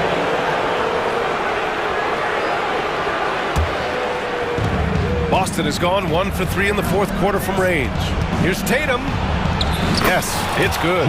Tatum's got 4 points in the quarter. Jason Tatum under duress of the shot clock. Big moment, no problem. Here's Doncic. And Doncic with the jam. Doncic relishes the opportunity to deliver in big moments, and my goodness, embrace the spotlight, young man. Now here's White. Here's Holiday. Misses the layup. This is their chance to stretch the lead, Graham. Yeah, it's a must. They have to execute and avoid the big mistake. Looking to close things out, that might have been the nail in the coffin. Well, at this point, they're so far up, it would take a real collapse to give this game away at this point. Now 8 seconds separating the two clocks. Doncic on the wing. He's covered by Holiday. Lively with a screen on Holiday. Doncic. Another miss by Doncic. Now the Celtics on the move. That one drops for him. Well, Porzingis does a nice job looking for the window to make his teammate better. Pretty pass. And here's Gafford. And so it's Dallas winning this one. I'm sure they would have preferred a blowout victory, but a win's a win. And so true, but you have to... New notification for guest one. DualSense wireless controller battery level is low. Allie, thank you as always. And that's going to do it tonight, folks, for our broadcast.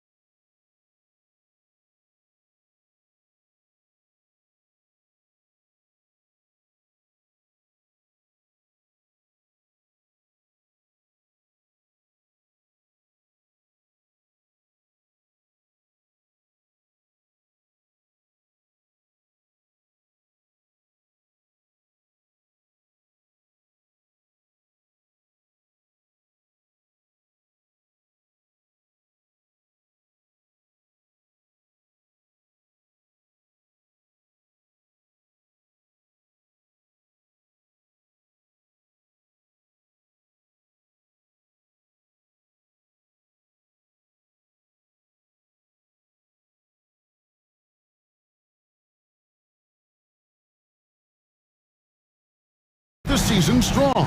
Kevin, I think it means more if you're a young team. If your roster is filled with veterans, you're looking at the bigger picture. And the starting lineup for the Timberwolves. Edwards on the wing. He's joined by McDaniel. Randall out there with Rudy Gobert. And it's Conley in at the point guard position. Now, here's Gilgeous-Alexander. Anthony Edwards unable to get his last shot to go in. And Gilgeous-Alexander gets it to go. And good work inside. SGA will make more room for himself on the perimeter when he can be effective down low. Now here's Edwards. Misses the wing three. And let's head over to the sideline and catch up with David Aldridge. Thanks. Mark Dagnall and I got a chance to talk for a bit. Now I asked him how you take care of the Stifle Tower himself, Rudy Gobert. Coach said, I think you just try to pester him on defense and stay away from him on offense. If he's anywhere near our shooters, that means it's time to move the ball. So they'll have to play keep away when it comes to Gobert. Back to you. Thank you, David. Well, the analytics don't like it, but if the defense is giving it up, I like that shot selection despite the defense. Here we are sizing up GA. Jalen Williams, and his shooting has got to be his biggest strength. Absolutely. He's great at spacing the floor for his teammates with his catch and shoot abilities, but he's equally gifted shooting off the dribble. Just a ferocious play by Edwards, taking the contact but staying committed to his finish. Holmgren with a screen on McDaniels. And the dunk by Holmgren. And give credit to Holmgren for jumping all over that opportunity, putting his length to great use. Edwards kicks to McDaniels. Gobert the pass to Edwards. Gobert with a screen for Edwards. Hits the three-point bomb. Edwards got 5 now. And he likes to get in a rhythm early. Nice triple. Now, Gilgeous-Alexander.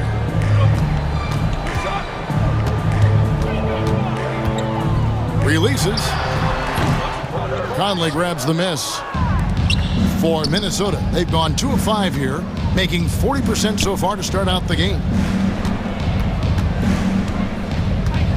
Edwards against Gilgeous-Alexander. Puts it up from 12, and the rejection by Holmgren. And they blow the whistle for a foul. He was trying to disrupt the fast break opportunity. Oklahoma City shooting their first free throw of the night here. And one of the highlights last year for this group was the fact that they were so efficient from the charity stripe. That's a huge factor. And a little over 2.5 minutes gone here in the first.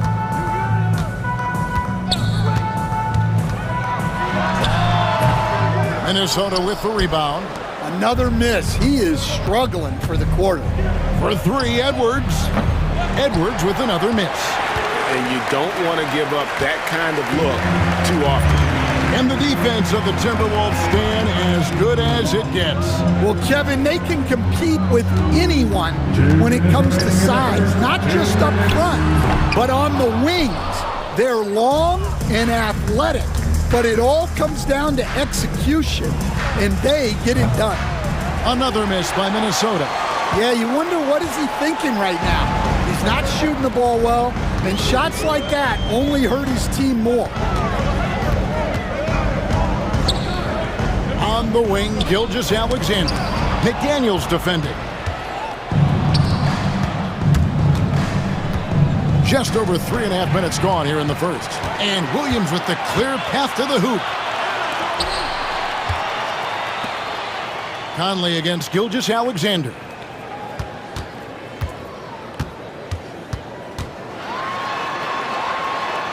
Back to Caruso. Shot clock at 5.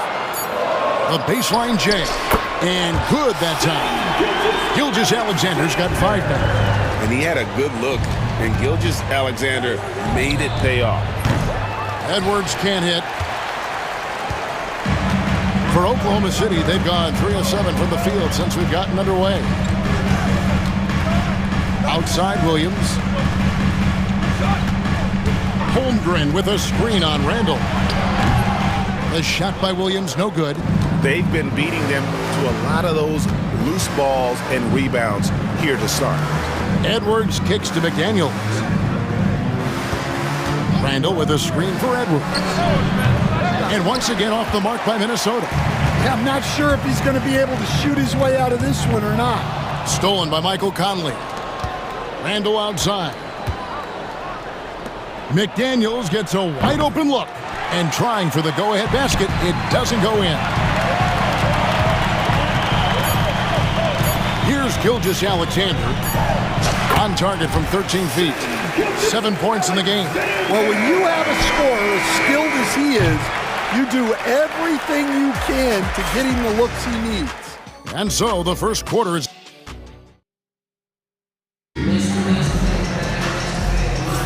And if you're just joining us, we've played through one quarter in this one. And when you consider how the Thunder are doing, guys, what do you think? You could see they were well prepared defensively coming into this one. KYP, know your personnel. So far, good attention to the scouting report. And so in the game for the Timberwolves, Reed is out there with Miller.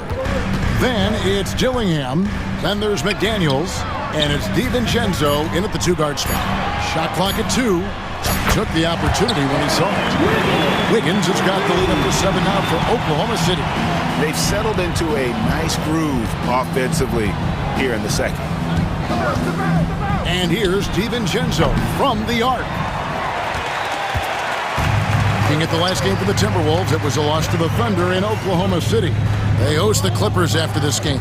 With a short break in the action, gives us a chance now to send it over to David Aldridge. Kevin, Lou Dort makes his bones at the defensive end. Shai Gilgeous-Alexander says, I always try to test myself against him in practice because he's the best of the best. And Coach Mark Daigneault said, I look at him more like he's an artist. We can shift him anywhere. There's no one he can't guard. Kevin? David, he is a beast. Wow, thank you for the report.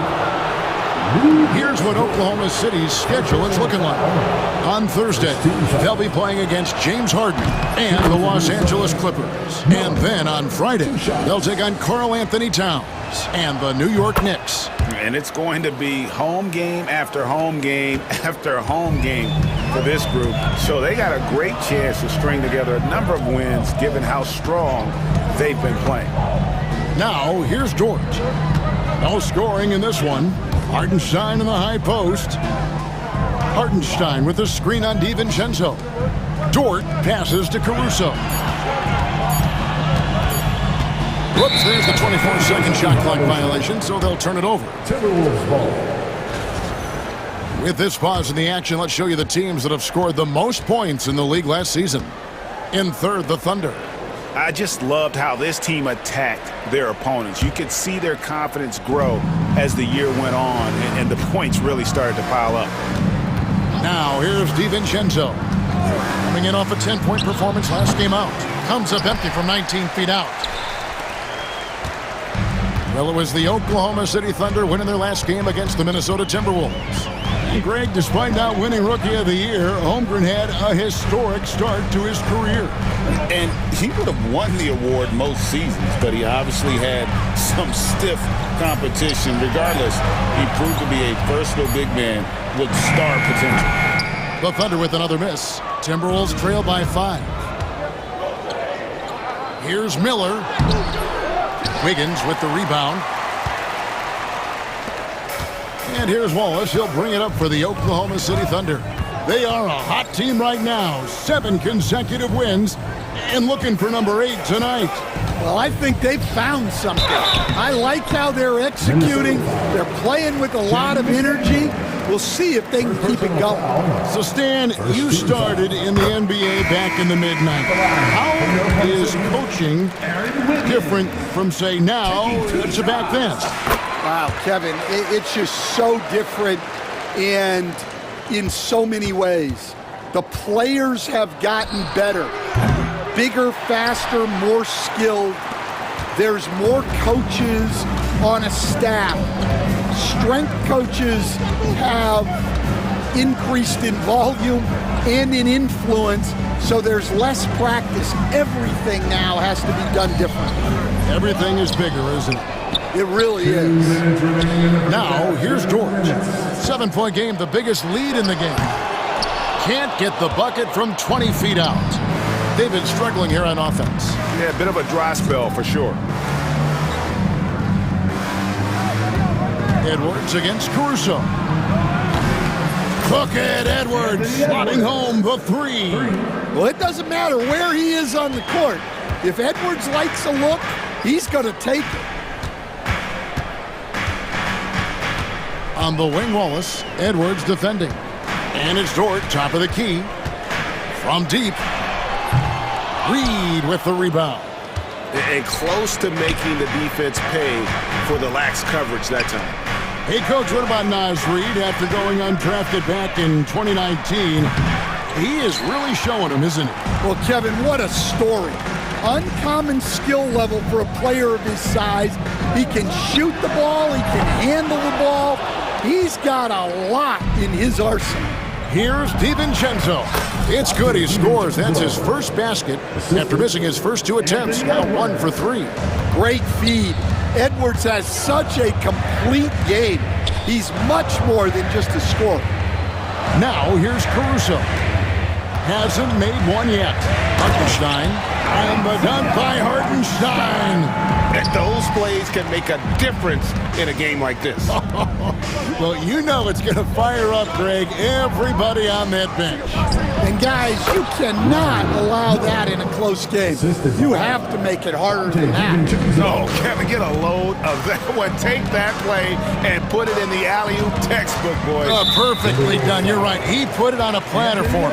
An intentional foul committed, but for what purpose, Greg, I'm not sure. A scene of confusion right there. I can't imagine why he thought it was a good idea to foul there.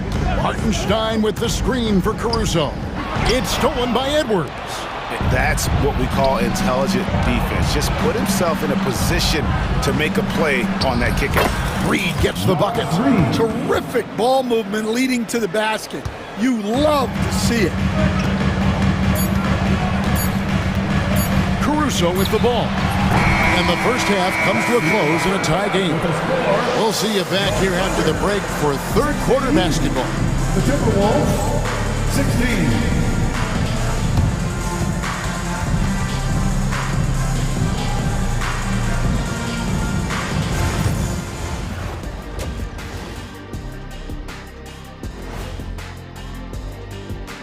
Thanks for tuning in. The story. Guys, I want to talk about something else for just a second.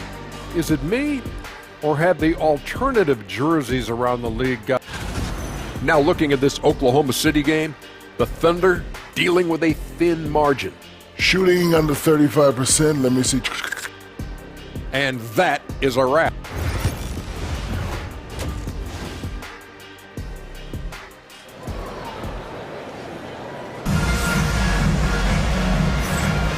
Welcome back. The calendar has flipped over, and so have we, into the second half of our broadcast.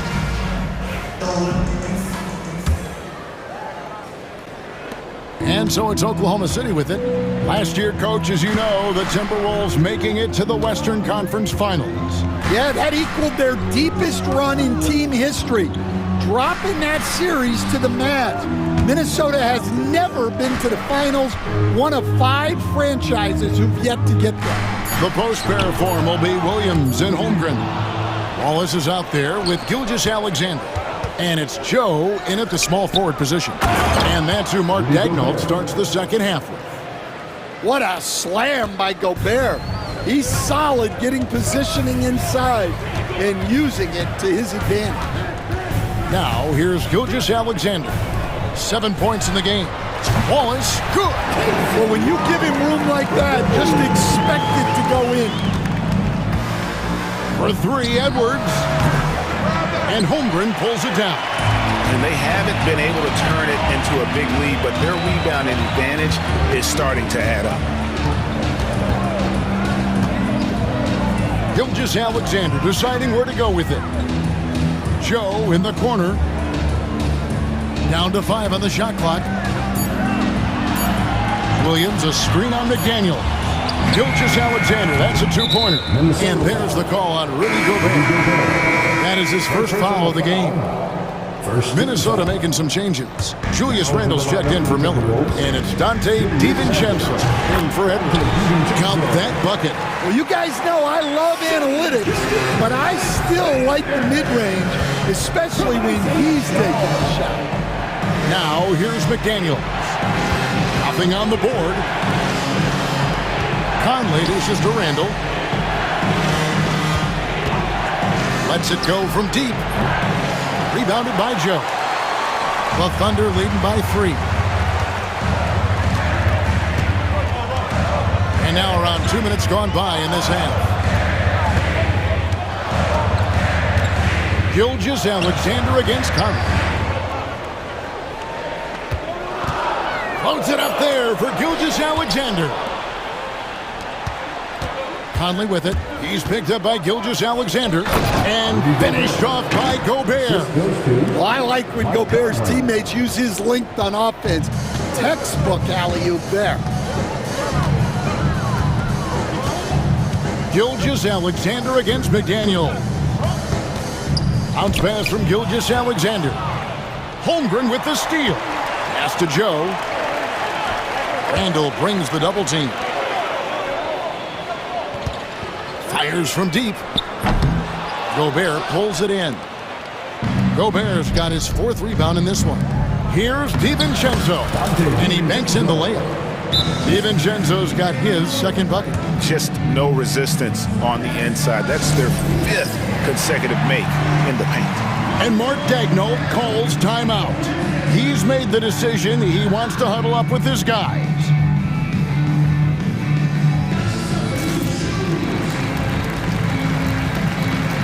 And the Thunder with some changes. Hartenstein's checked in for Chet Holmgren. Alex Caruso comes in for Isaiah Joe.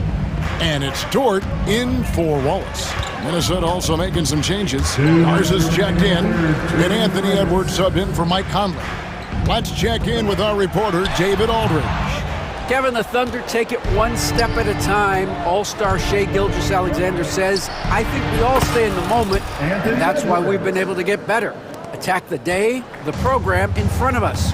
We all have the right intentions and want to win at the end of the day. Kevin? A bad attitude growing by leaps and bounds. Thank you, David. Here's Gilgeous-Alexander. It's no good. He is 4 for 10 in the game. Minnesota leading by 4. Greg, seems like we always talk about Shai Gilgeous-Alexander's offensive side. But when it comes to deflections and steals, his defense, he's one of the best. Yeah, his two-way ability is sometimes overlooked in the mainstream media. But people in the know how good of a defender he is. Three-pointer, Randle. Thunder with the rebound. Williams has got his 5th rebound in this one. Williams, a screen on DiVincenzo. Outside, Gilgeous-Alexander. The Thunder with another miss. All the energy is on the other side right now, and every miss just makes it worse. Their body language does not look good right now. They're deflated and unable to stop this run. Randle outside. 5 to shoot. The Timberwolves need to get a shot off here. Edwards can't hit. Well, despite his lack of efficiency, the team has put together a good offensive effort tonight. Gilgeous-Alexander kicks to Dort. Williams sets a screen for Dort. Whoops, anticipated the pass. Turnover. Here's Randle. Busts the J after the cagey pass fake. Randle's got the lead up to 9 now for Minnesota. And this is why coaches talk about playing with pace. The scoreboard tells it all. Yeah, they have made the most of their transition chances. Empowering it home. He ends a 12-0 run by Minnesota. And so it's the Minnesota Timberwolves bringing the quarter to a close with a 7. How about a look at today's State Farm assist of the game? And the definition of teamwork right there, guys. I mean, what great communication between them, and what a beautiful feat. Well, it's one of the core parts of the game. Reading the defense and creating an easy bucket for your teammate. That is pretty. 4th quarter of action is upon us. Thanks, as always, for joining us. And so in the game for the Timberwolves. Oh, what Oh, what a quick move inside. That is incredible. Sublime stuff. Guys, absolutely sublime. Agreed. He's going to start putting on a show now. Really no idea why you're fouling in a situation like that. You know, maybe there's some bad blood between those two. And we've got a timeout called from Chris Finch. He's not taking any chances. He wants to huddle them up right away. And a new group getting ready for Oklahoma City. Holmgren, he's checked in for Hartenstein. Jalen Williams comes in for Aaron Wiggins. Dort, he's checked in for Isaiah Joe. And Shea Gilgeous-Alexander subbed in for Mitchell. Naz Reid, he's checked in for the Timberwolves. McDaniels comes in for Dante DiVincenzo. And now we've got some time to check in from the sidelines. What do you got for us, DA? Hey guys, I listened in on what Chris Finch was talking about with his players. He told them it's all about maintaining the lead. He told them he knows it's easy to get comfortable when you're in this position, but that they need to keep the pressure on. Guys? Okay, David, much appreciated. Gobert finds Edwards. Nice ball movement by Minnesota. Gobert with a screen on Holmgren. Edwards can't hit. And they had some botched coverage that turned into no coverage. Williams for three. Holmgren the pass to Gilgeous-Alexander. Another shot. And foul on the shot. He'll shoot two at the free throw line. It's going to be on Rudy Gobert. And able to get himself to the line. SGA so crafty inside there to get the contact. He doesn't get the second one. Last season, the Thunder finished as the 1 seed for the first time since 2013. Yeah, and that was when they were led by the young duo of Durant and Westbrook. But they've got a new group of young stars now who are looking to bring that first championship to OKC. Williams with the ball, now defended by Randall. Gilgeous-Alexander kicks to Williams.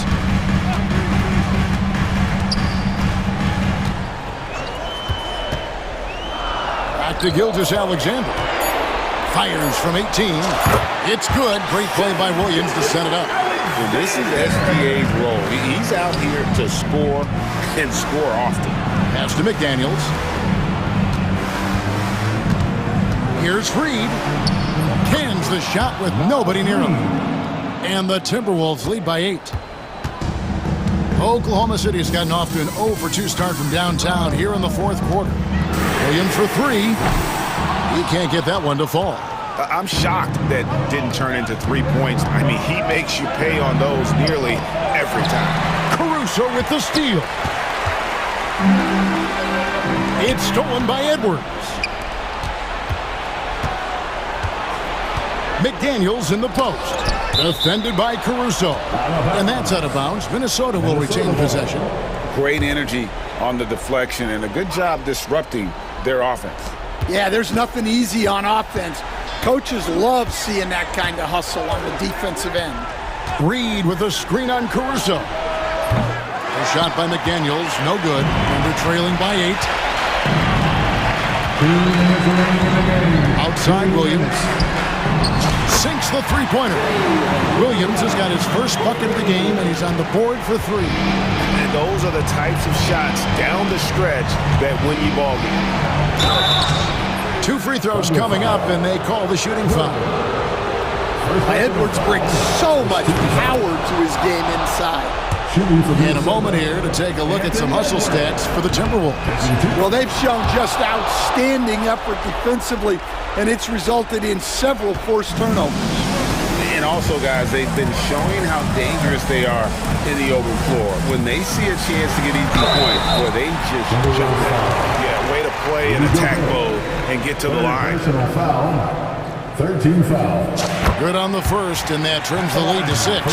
Nearly automatic. Gilgeous-Alexander, no slouch from the line. Nice work there. This is a point in the game where if you get a chance to close the gap, you've got to make the most of it. The Timberwolves again can't hit. Oklahoma City has gotten just 1 of 4 3-pointers to go down for them here in the fourth. And it's close, but didn't get on balance quick enough. He drops the first one, and that shrinks the margin to just 4. Gilgeous-Alexander hits them both. Well, that's what you expect from him in this situation. And here's Edwards from the arc.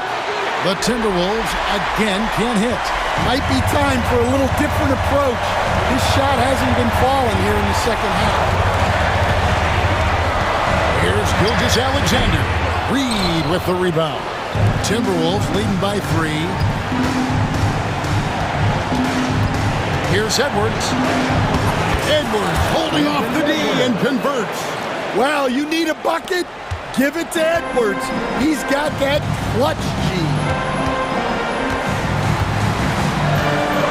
McDaniels against Gilgeous-Alexander. Money! What a beautiful shot to bring him to within 3. And where some feel stressed, Gilgeous-Alexander feels strength. Love the confidence from the young fella. To tie it up. Williams' shot is off. And you could tell he thought that triple was going to fall. And he commits the intentional foul. First personal foul. Second team foul. Shooting for the He hits the first one, and that gives them a 4-point cushion. And the second free throw, no good. A tough break there. And Mark Daigneault calls timeout. And he knows there's no room for mistakes and wants everyone on the same page.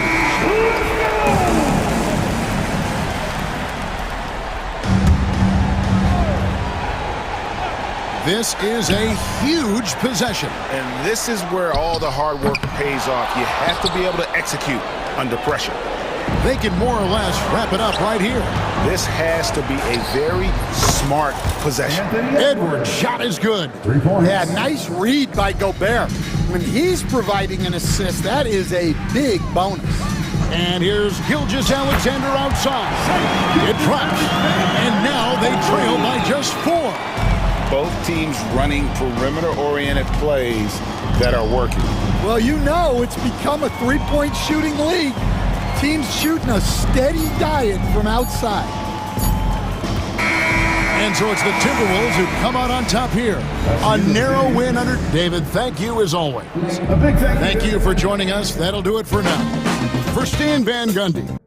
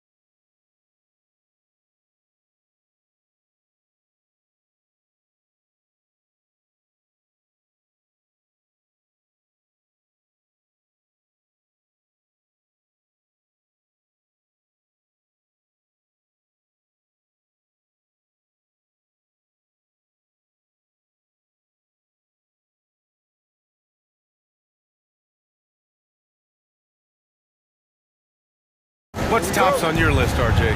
A lot of things, really. But, man, the energy in the building. This house is rocking. These fans are so pumped up and optimistic about their team right now. So here's Dallas's starting group. Washington and Lively down low. The two stars in the backcourt, Luka and Kyrie. And it's Thompson in at the 3. How about the dunk off the drive? Doncic, terrific at navigating his way inside. Lively grabs a miss. And he's usually able to score on that type of defense rather easily. Surprising to see him come away empty. And here's Doncic outside. Pure from three-point range. Doncic has gotten his second bucket on the night. Outside Maxey.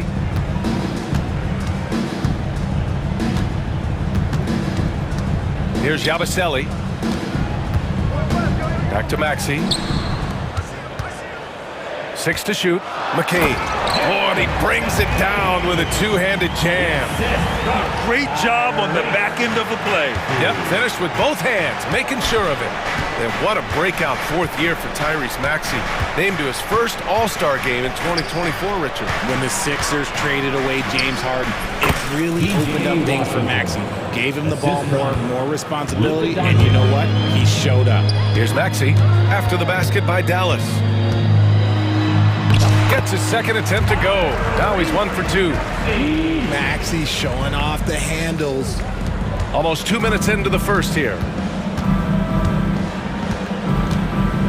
Irving with it. Again, the Mavericks good for 2 more. Pick works well there, but the defense left a lot to be desired. Yeah, that just comes down to a lack of effort. The defender has to do a better job fighting through the screen. And the basket is good. And 3 for 4 to start, showing some rhythm. The Mavericks have gone 4 of 4 from the floor. Perfect start. Doncic against Maxey, and he banks in the layup. Doncic has got 7 points. 5 out of 5 to start things off. They certainly seem to be in a good rhythm. And Maxey, the bucket, on the assist from Embiid. Out to a hot start. 4 makes and 5 shots to begin this ball game. Outside Irving, takes it inside. 2 shots, 2 makes. Off to a good start. Intelligent play by Kyrie. He knows the pick and roll gets him some better options. Maxey surveys. Offline with a 3. The Mavericks lead by 5. On the wing, Irving. I have to admit, it's always a tough decision for the ref on the block charge call. First team foul.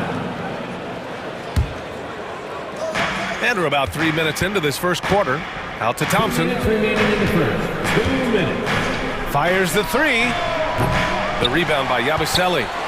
Grant, as long as the Mavs have Luka Doncic, they'll be a contender in the West. Yeah, no doubt. Luka is the special guy who can carry a team.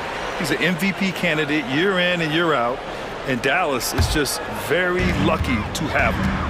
Now here's Maxey. He has 6. Got it. Makes him 4 for 6 from the floor. His accuracy is on another level this quarter. Really high quality shooting. Now we'll go to Allie LaForce, who had a chance to talk with head coach Nick Nurse. I asked Coach how they plan to defend Kyrie Irving. He laughed and said, "That's top secret, but seriously, Irving's got those moves, the counter moves, the incredible finishing around the rim, and sometimes you just hope Kyrie has an off night." We'll see how locked in Kyrie is tonight, guys. Thanks for that, Allie. And it's out of bounds. They say it was last touched by Irving. 76ers trail by 3. Now here's Maxey. Give him 8, and it's in there. Maxey's got 10 points in the game. A physical scoring guard. Maxey is at home on the inside. Outside Irving. Maxey against Doncic. Shoots over Maxey. Again, the miss by Dallas. That was a good look for him from mid-range, but just couldn't make the defense pay. 40 seconds left to play in the first. Watch out when Maxey finds his groove like this. He'll just keep coming at you and at you. Doncic against Maxey. Here's Thompson. Again, the miss by Dallas. For Philadelphia, they've gone 7 of 9, a solid percentage so far. Here's McCain. He's guarded by Irving.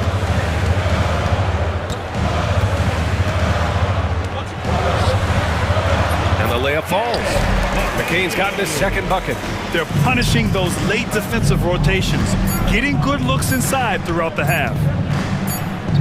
Here's Doncic. What a performance for Tyrese Maxey. He has been the story for Philadelphia. He made a big impact, scoring 12 points in the quarter. Back to the game after this break.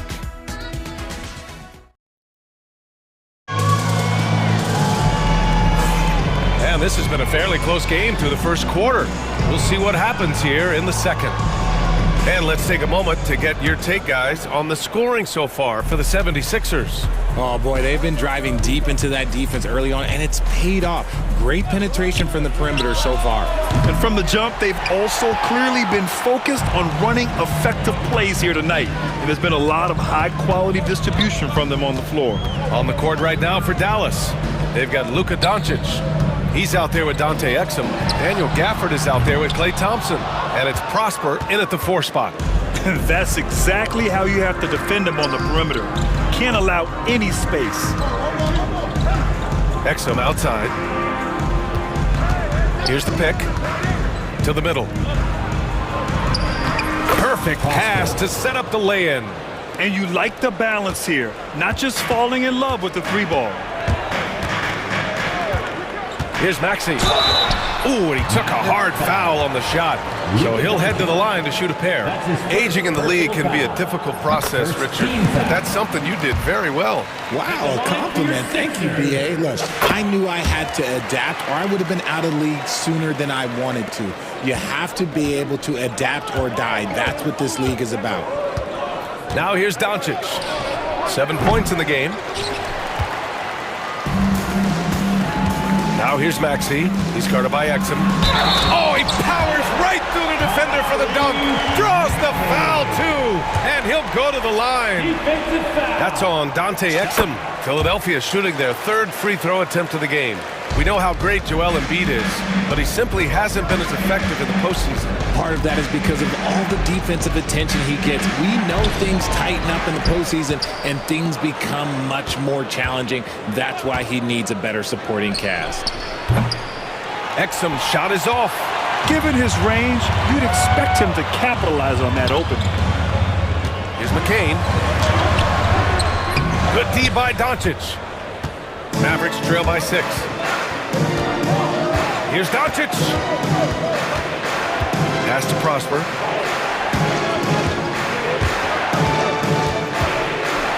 Now Gafford. 5 to shoot. The 3 from Thompson.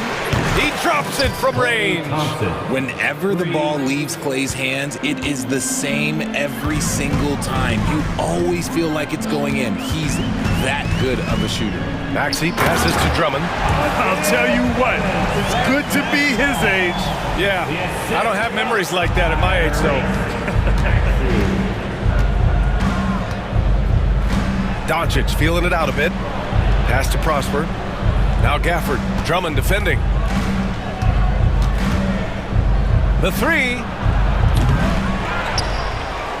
Exum outside. Let's go with a 3. The rebound by Maxey. And this is exactly who you want taking that shot. He just missed it. And the 3-pointer goes. And it's an 8-point 76ers lead. And we talk about the importance of versatility. He's really got it all on the offensive end.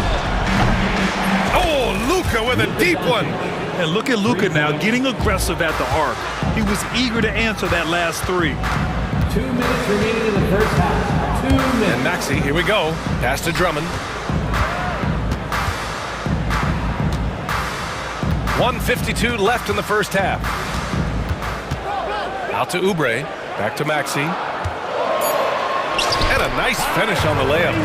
Maxi's got 19 points. We've seen that more than once today. An effortless basket inside. Here's Doncic. And a foul called on the way up. So he'll take 2 from the free throw line. It's going to go on Andre Drummond. Defenders have to play Doncic tightly. He knows that and uses the pump fake to his advantage. And you got to give this Dallas front office credit for how they've acquired quality role players, Graham. Well, BA in particular adding length and athleticism. That's helped them defensively, as well as providing some lob targets for Luka and Kyrie. Yeah, they're playing a much more physical game here in the second quarter. And so Jason Kidd calls for the timeout. He wants a few moments to regroup with his players. Here they come. Nice round of applause for your 76ers ENT.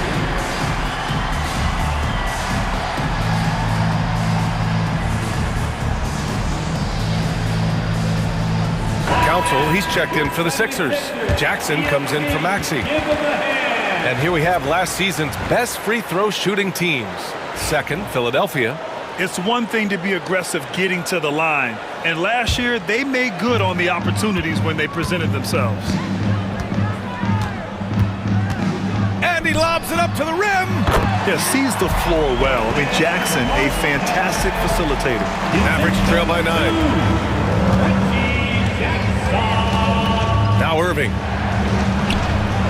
Ooh, he's looking comfortable now. 3 for 3.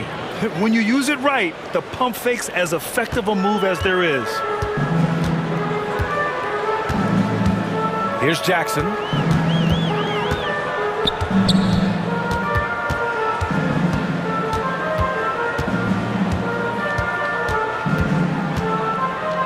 Pass to Council. Goes up from the top of the key. And Kyrie Irving clears the rebound. You can't ask for a cleaner look than that. He just couldn't deliver. Dinwiddie passes to Gafford. And an emphatic jam on the lob. Making passes out of the pick and roll can be tricky for some, but Dinwiddie shows the ability to execute. And the dunk by Jackson. Now that's how you use the screen right there. And it leads to a thunderous finish. That was nice. Yeah, you like the pick to set up the open shot, but when it leads to a dunk, okay, even better, you'll take it. Shot clock and game clock, 1 second differential. Irving for 3. Knocks it down from distance. Irving's got 5 points in the quarter. And here's Jackson. Launches it. And the first half comes to a conclusion in a game that's been very close so far. The Sixers on top. They lead by 4. And we'll be back right after this.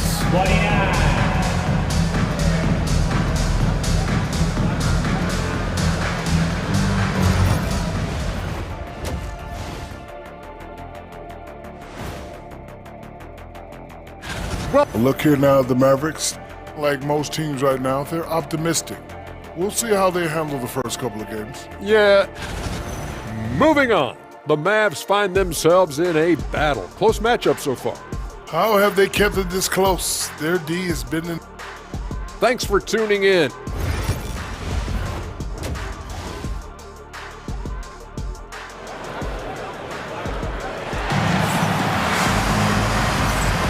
Welcome back, everybody. Happy New Year's to all of you as we continue our broadcast.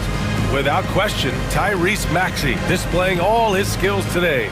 Yeah, tonight he's done a great job of slashing through the lane and finishing.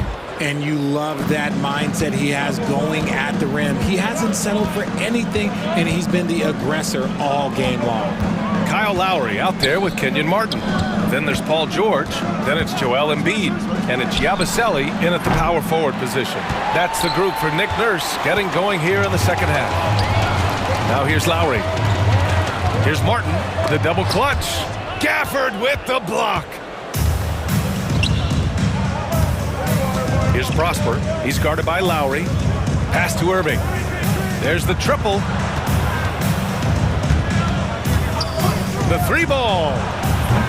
Paul George pulls down the board. And so George will bring it up for the 76ers. Their biggest lead of the game was 9. Embiid, high post, over Irving, and there's Embiid. That one's good, and the assist by George.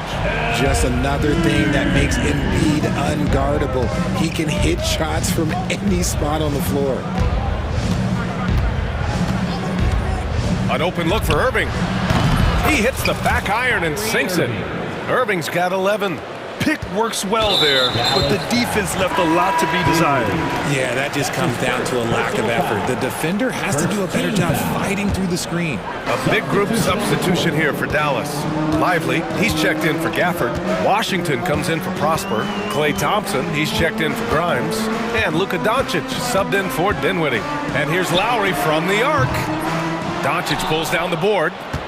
Doncic has got 4 rebounds in the game. With the drive, shakes him. Oh, Luka, like a bull in there. Oh, Luka is so skilled at using his body to create good looks inside. Thompson against George. Embiid, high post. Right wing, Thompson with a steal. And he's going for the oop here. George with a steal. Here's Martin. The putback. Ooh, nasty putback from Embiid. The reach of Embiid with his size and wingspan, he's a real threat on the offensive glass. And here's Doncic outside. Rebound by Philadelphia. Following this one, they hit the road to challenge the Kings at Golden One Center in Sacramento. That's the first of a 3-game trip out on the road for them. Now here's George. No made baskets yet. Clock at 6. And George with the jam. He's not going to take it easy when he gets to the bucket. George will hammer it home. Washington outside. Kicks it to Doncic. Up and over Lowry. Again, the miss by Dallas. Got to move past that one. I mean, they'd want him to take that again. Yeah, it's a great look for him. One they'll try and manufacture again. Those are the shots you want him to take. He takes it in. Oh, it's stolen by Doncic. The 3 from Thompson. And Joel Embiid pulls it down. Philadelphia leading by 6. George left side. Oh, he got hacked on the 3-pointer, and he'll head to the line. You're not going to find many better two-way players than George. He gets after it at both ends every night. And the second free throw is good. And he nails the third. Mavericks trail by 8.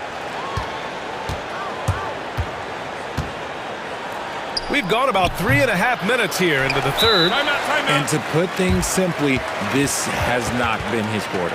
And timeout is called by Nick Nurse. Coach wants to speak to his guys, maybe alter some of the game plan.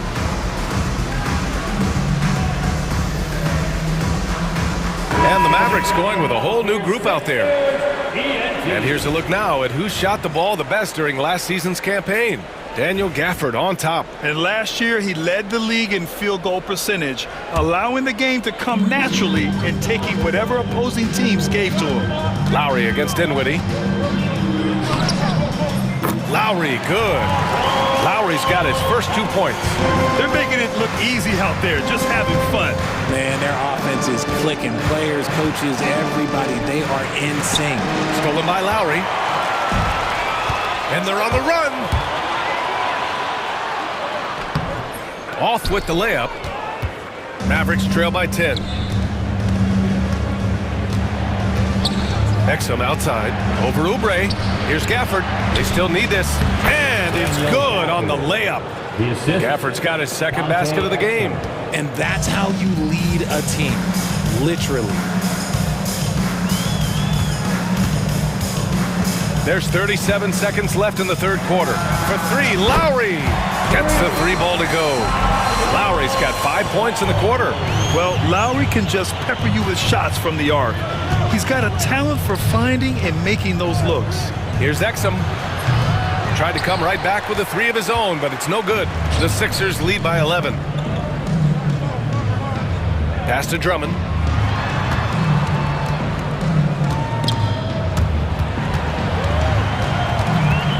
Here's McCain. He's covered by Dinwiddie. 4 seconds left. That shot missing.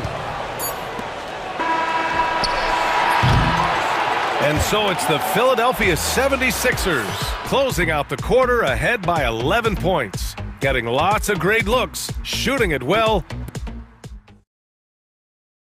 And while we have a chance, let's go to our State Farm assist of the game.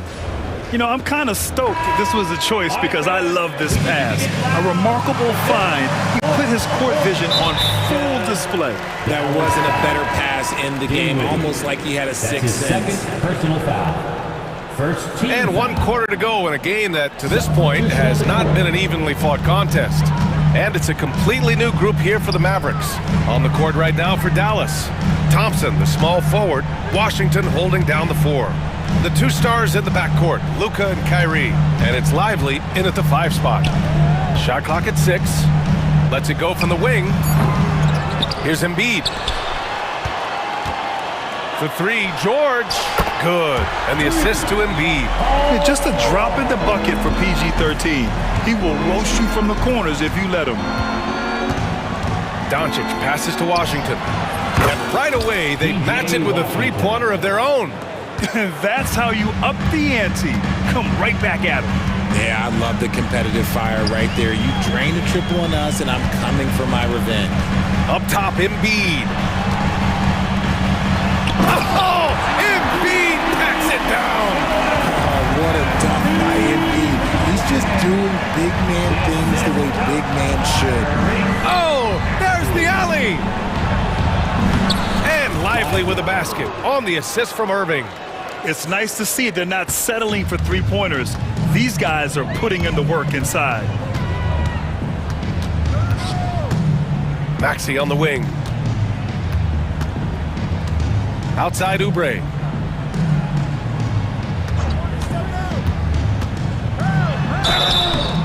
And so he draws the foul, headed to the line to shoot a pair. And a look now at how the offensive approach has been going here so far for Philadelphia. I like how they've been attacking the lane. It's been beautiful. All game long, they've been successful penetrating and getting offensive production. They've also been striking from mid-range with great consistency tonight. They just owned that part of the floor in this one. This has been the story of the game, a battle fought on offense. Yeah, but I think it's going to come down to who can get the stops down the stretch, because that's who's going to come away with this one. Outside Maxey. George against Washington. Some room here for George. Pulled the shot a little left. The bounce goes his way, though. And the 76ers lead by 12. Such a pure score. If George finds his shot, it's almost as good as in. And Doncic with the jam. I tell you, a little extra pressure on D when you're up against a point guard who can elevate. It doesn't make it easy, does it? Yeah, hard to strategize for a guy who can make a pass or a play like this right in your face. Maxey passes to George.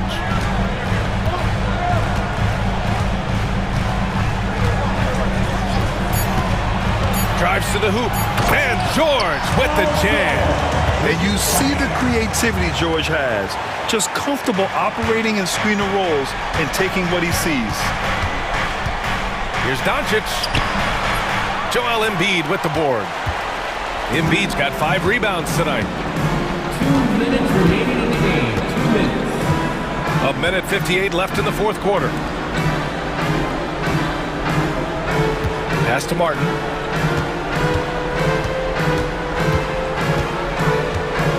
Kicks it to George.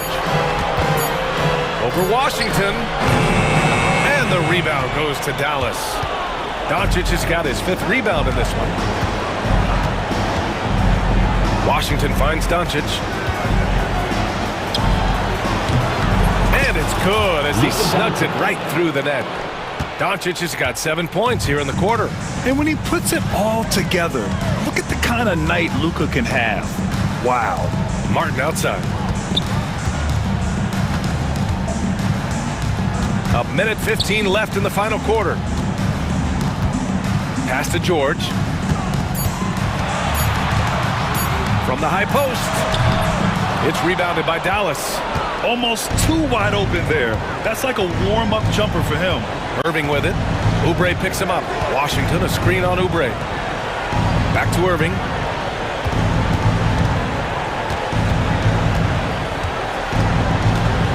Here's Thompson. Maxey covering. Lets it go from deep. And it's Klay Thompson with the three. For three. I think a bucket here, Grant, would end this game. Absolutely. That would put a bow on this one. Doncic against Maxey. Going inside. Doncic grabs the miss. And so it's Doncic with it. He brings it up for the Mavericks. 7-point differential. Luka Doncic. There's 18 seconds left to play in the fourth quarter of this one. George with it.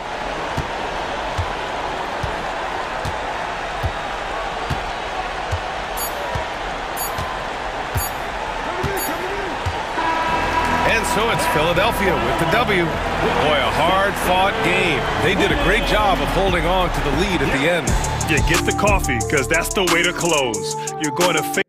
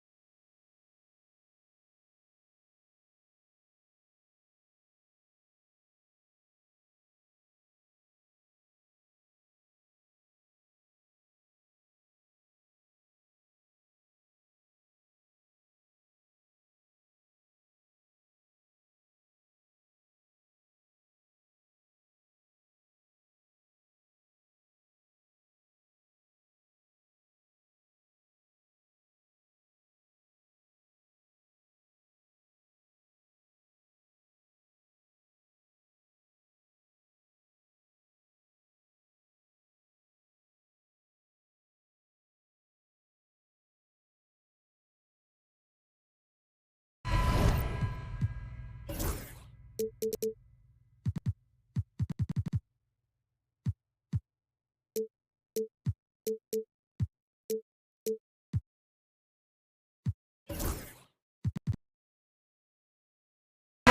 season of NBA basketball. How excited are you?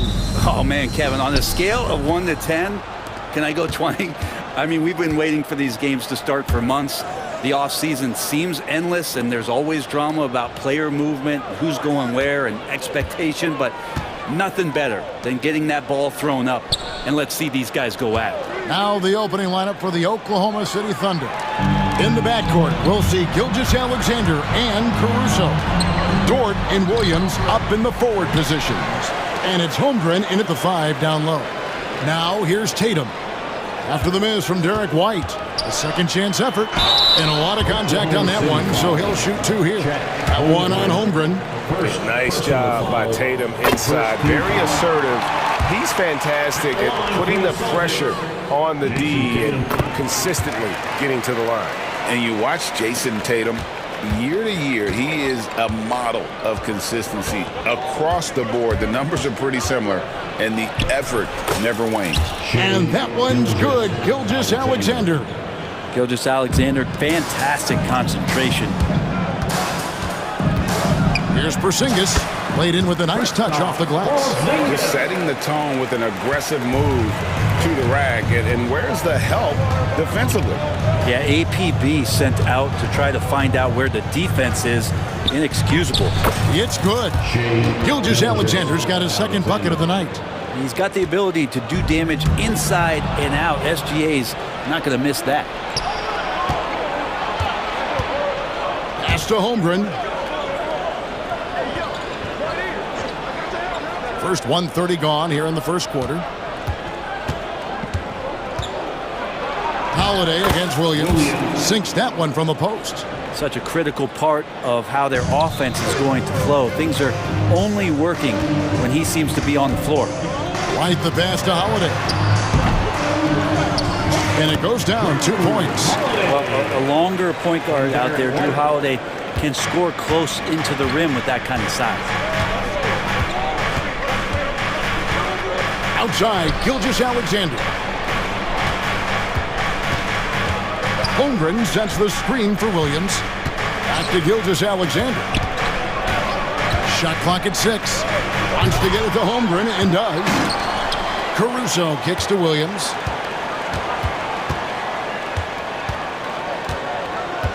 Second shot opportunity, and it's blocked. What a play as he just snatches the shot out of midair. Tatum against Williams. And the rejection by Holmgren. Already set the Summer League record for blocks in his first game. Holmgren, one of the best young shot blockers in the league. Tatum dishes to Brown. And now in transition, here's Williams. Here we go. I now have sent it over to the sidelines and get a report from David Aldridge. Kevin, thank you. Shai Gilgeous-Alexander is an elite scorer. Coach Mark Daigneault said the sign of a good player is being a source of reliable offense. At the same time, he's learned to impact the game in other ways, and that's why he's a really good player. He's not just a hired gun scorer. Kevin? Totally agree, D.A. He is a franchise cornerstone type of guy. And we thank you for the report. Here's Gilgeous-Alexander following the basket by Kristaps Porzingis. Dort wide open. Off target with his 3. Looking at Oklahoma City, they took the win in their last game against Minnesota. Brown, good. Few better athletes in the league than Jaylen Brown, and he stays in attack mode. Under trailing by 4. GA, these Boston Celtics are unquestionably a top-tier offensive unit. Stupendous shooting, excellent instincts with the ball. Yeah, they are a model offense in many ways, making it tough for many teams to keep up with them. So it's Boston now. The Thunder making the shot. There's the lob to Brown. Throws down the alley-oop slam. Way above the rim. JB feeling it. It's Gilgeous-Alexander with the drive. Up and in for the basket. Number 4. That makes him 4 for 5 now. He's firing on all cylinders. Has to be happy with his 4 of 5 shooting from the field so far. Holiday, good, and it's Tatum picking up the assist. Holiday's got his second basket. And they are attacking the rim and getting great results. Double team on Gilgeous-Alexander. For 3, Holmgren, and Boston with the rebound. They're getting their first look at the Thunder in this one. It's not often we get to see this matchup, but it is a doozy when we do. Just 2 powerhouse teams facing off. Well, if I had a calendar, I would have circled this one. But I love it when they get together. Last year, they split the 2 games between them, and I'll bet their battles are just as tightly contested this year. Now flying high and throwing it down with the one hand. One of his favorite moves right there, guys. Here's Williams. Oh, and the jam by Williams. With that quickness, Gilgeous-Alexander could be a very effective defender. It pays off with the steal and the break. Here's White, and it's blocked by Gilgeous-Alexander. Plenty of offense in this closely contested first quarter of play. Celtics lead by 2, and the second quarter will be on the way when...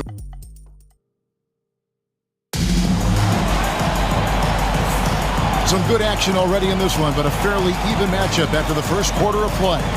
And the Celtics guys, what jumps out to you, stats-wise?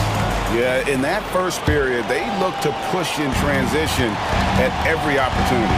It felt like they knew that there were openings in transition and just wanted to try to feed that, get out quick. So the Thunder 5 right now. We've got Lou Dort. Aaron Wiggins is out there with Hartenstein. And it's Alex Caruso. And it's Wallace in at the 1 spot. Hartenstein finds Wallace from past the arc. And Pritchard pulls it down. Celtics leading by 4. Porzingis inside. Defended by Caruso. Man, have they been effective at getting the ball inside. And so Caruso will bring up the ball for the Oklahoma City Thunder.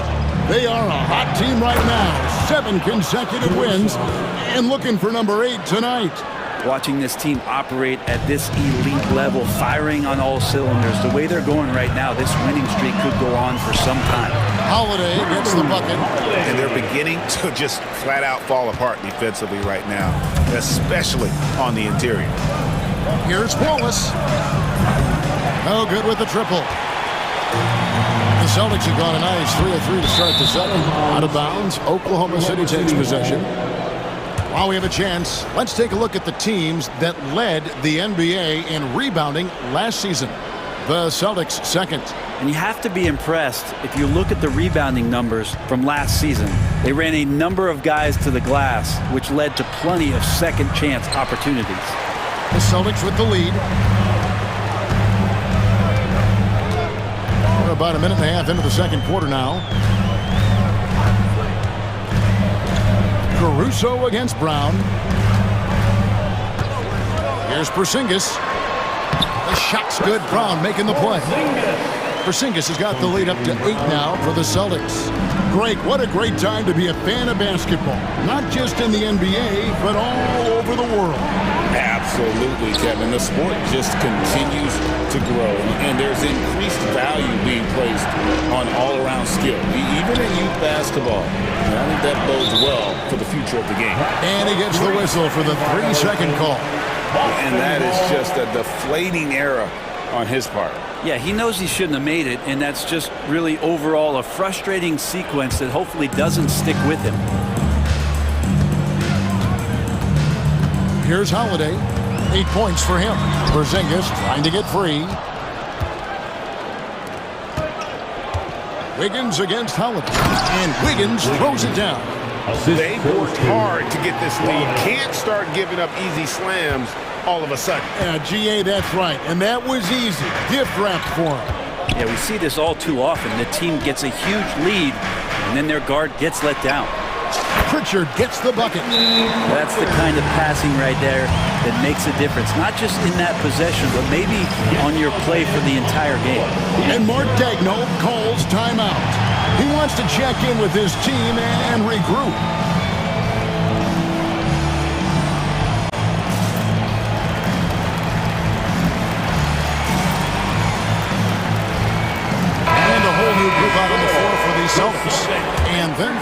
Oklahoma City. Holmgren, he's checked in for Hartenstein. Isaiah Joe comes in for Dort. And it's Mitchell in for Alex Caruso.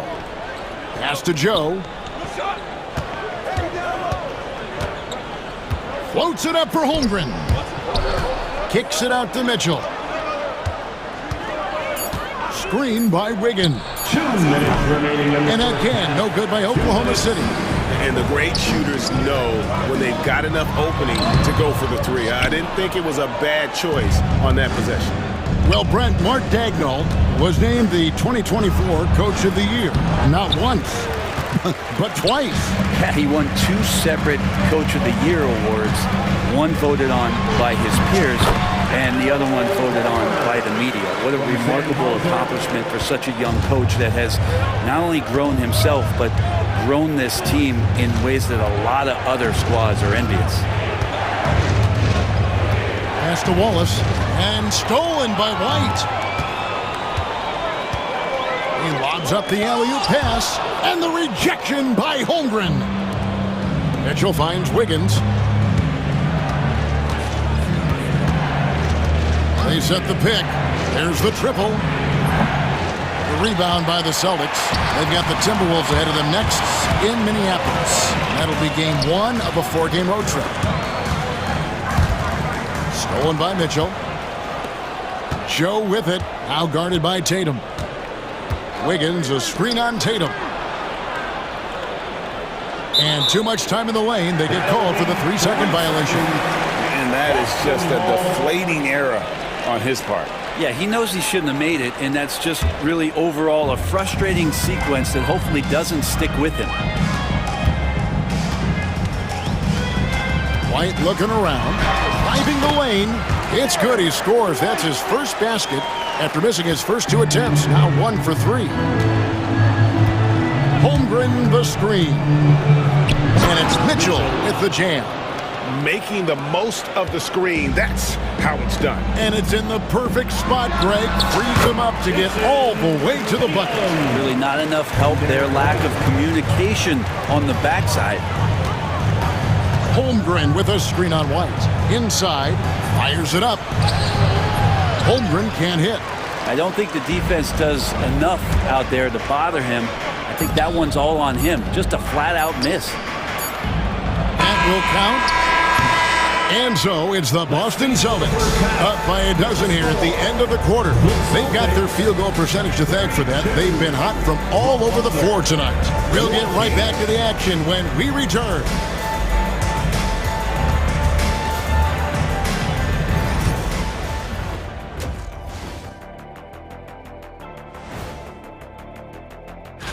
I think for Oklahoma City, you really get to see what they're made of after your hard work in the offseason. Yeah, you have big changes. And moving over to the first half of our game, guys, what has gotten into Porzingis? We're seeing Porzingis at his best. That is more than enough of us. Let's send you back to...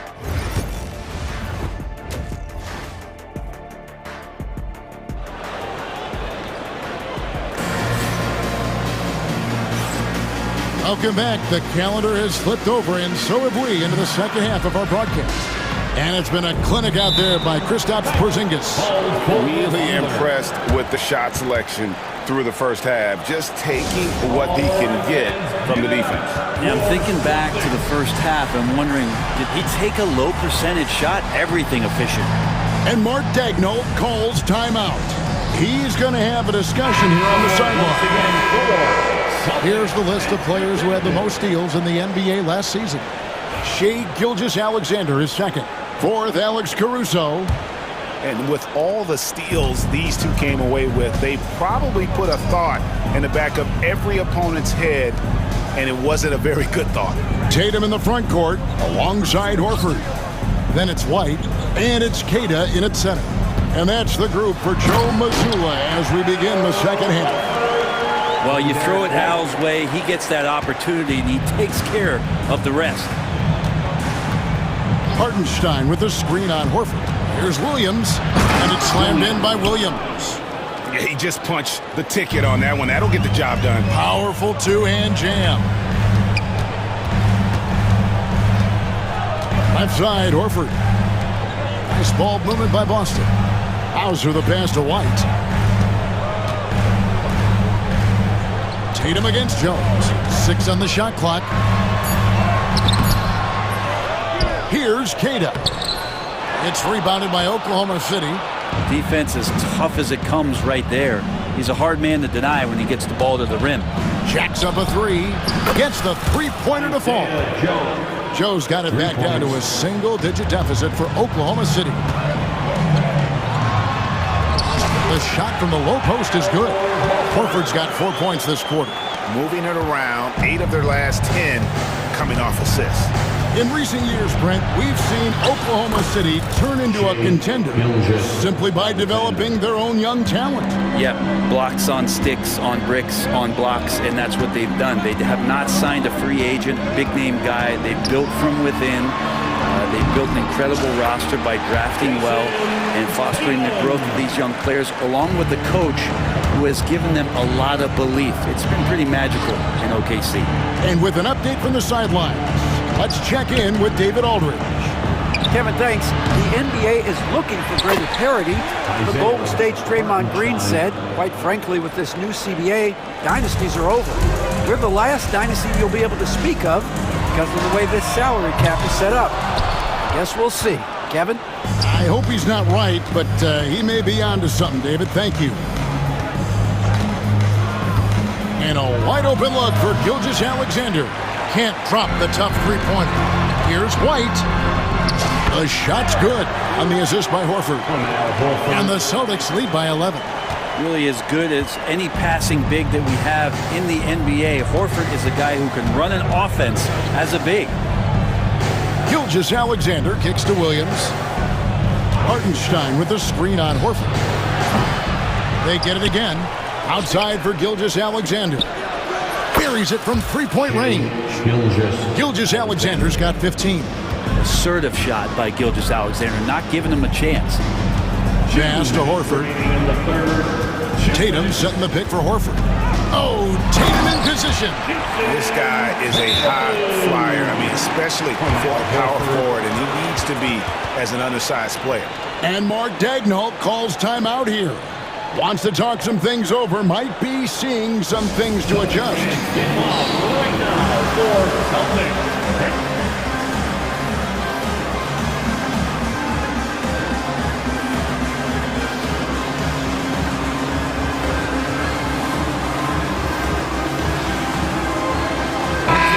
Group in here for the Thunder. Holmgren is checked in for Hartenstein. Aaron Wiggins comes in for Jalen Williams. Alex Caruso is checked in for Jones. And it's Dort in for Isaiah Joe. Nice read as usual by Gilgeous-Alexander. Brent, there can't be any question now that Shai Gilgeous-Alexander has arrived as an NBA superstar. No doubt about it, Kevin. I mean, you finish in the top 3 of MVP voting. That is a stamp of approval. SGA, one of the more feared players in the game, and this guy is on his way. Now, here's Dort. Defense right on him. Caruso against Brown. For 3, Holmgren. Rebound by Drew Holiday. The edge on the glass is the difference. It's allowed them to build this lead. Here's Cornette. Here's Pritchard, defended by Dort. Cornette. Dort grabs the miss. Thunder trailing by 10. Holmgren with a screen on Holiday. Bounce pass from Gilgeous-Alexander. All alone. And it's out of bounds. The last touch by Holmgren. Mitchell is checked in for Oklahoma City. Number 20. Here's Holiday. 8 points for him. Brown outside. Pass to Pritchard. And here's Porzingis. And the dunk by Porzingis. This is a big-time night for Porzingis. He's really fun when he gets going like this. Just 1 second between the shot clock and game clock. Holiday against Mitchell. And he makes good on the layup. Mitchell's got his second basket of the night.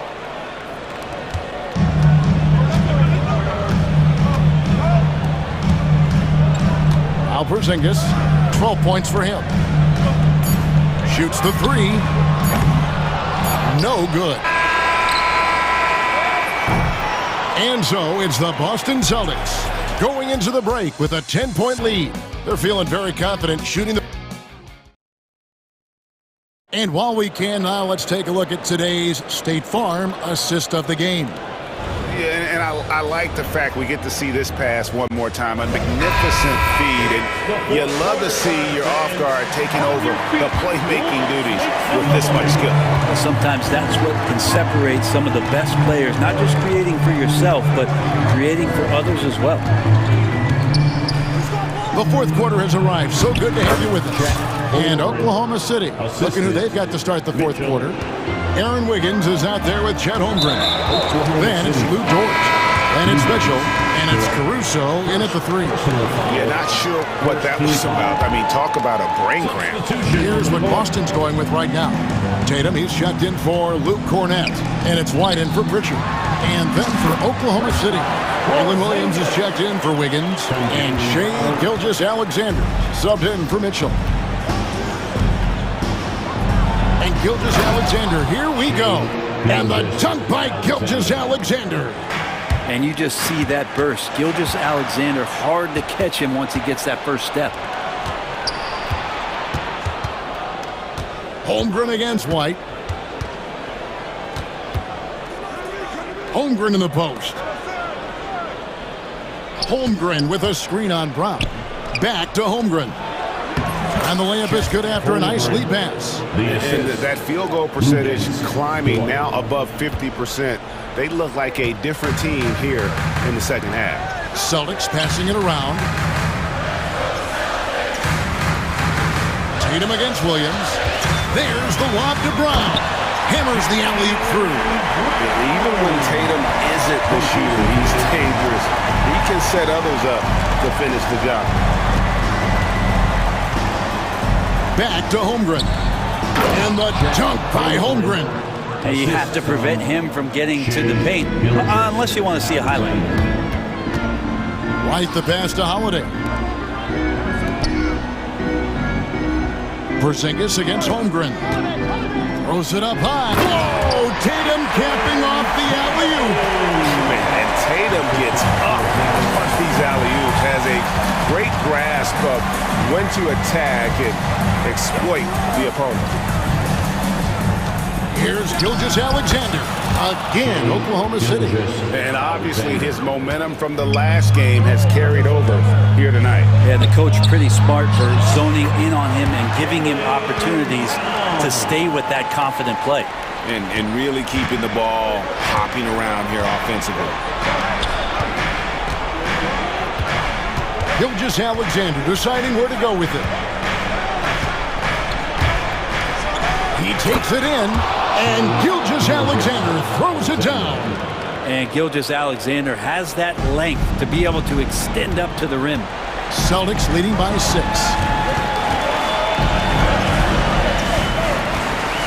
We're in the final quarter of play here, 3 minutes in. White against Caruso. Hot pass to Porzingis. The shot, no good.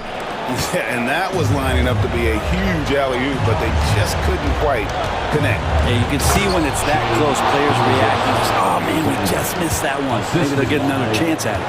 And SGA is used to bearing these kind of big-time shots. Just an outstanding leader for this team. Williams against Tatum.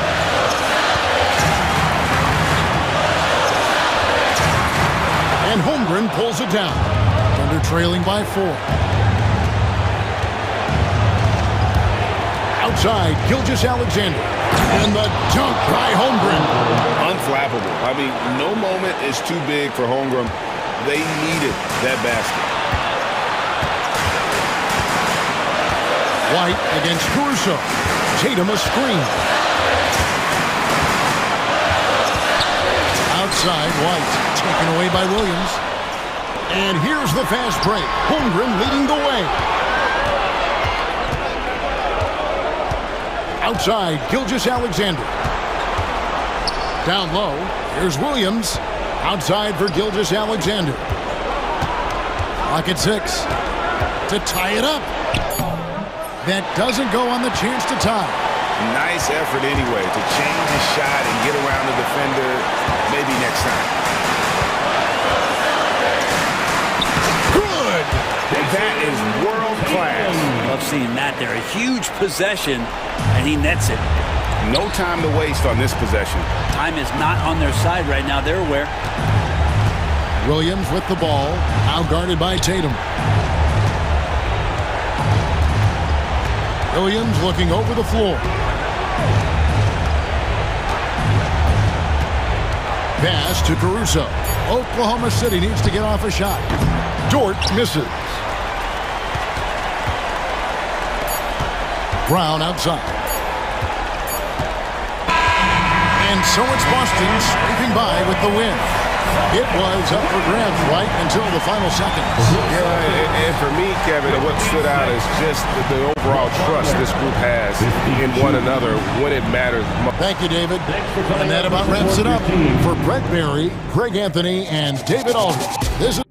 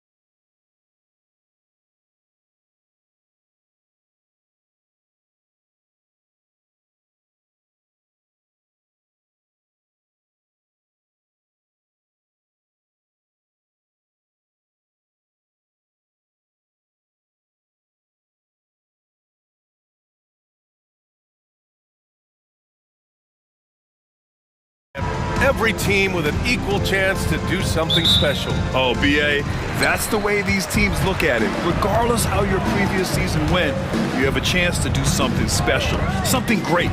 Time to start fresh and build on that optimism. And a look at Minnesota's opening lineup. Conley and Ann are the 1 and the 2. Julius Randle out there with Rudy Gobert. And it's McDaniels in at the 3. Now here's Conley. Randle inside. And that's good. His first bucket of the game. Boy, down low, Randle can throw those 250 LBs around and create havoc. Tough for the defense to slow him down. He throws it down with 2 hands. You know he won't mess that up. Not this guy. He is a big-time finisher. Yeah, near the hoop, he's an absolute monster. Pass to Edwards. Now here's Gobert. The shot misses. Excellent D there from Embiid. Clark, the Sixers have been at least 10 games over 500 for 7 straight seasons now. Yeah, and that's great to see after, what was it called? The process that took them all the way to the very depths of the league to finally build themselves back into a consistent playoff team. And their fans certainly deserve good times for struggling through all of those bad times several years ago.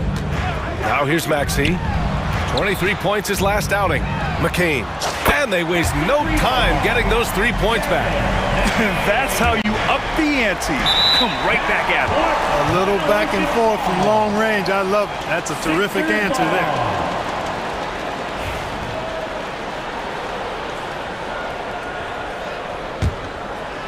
First quarter, just over a minute and a half in.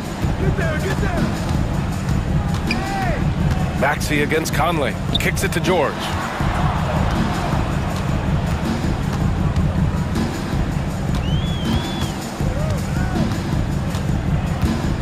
Back to Maxey. Down to 5 on the shot clock. And he dunks it down. Maxey taking up that airspace, doing a nice job just bouncing off the floor there. Edwards with it. Picked up by Embiid. And Edwards slams it in. I'll tell you, he is so tough to keep down once he gets near that rim. Yeah, he can get up even a few notches higher. Well, and that's exactly how the game is played in the paint inside, guys. I mean, if you can play over the top, I think you've got a big advantage. You know, he looks a little off-kilter to me this quarter, still trying to find his rhythm. A quick shot there. It's off target. Boy, defense non-existent there, but they catch a break as he whiffs it. Pass to Embiid.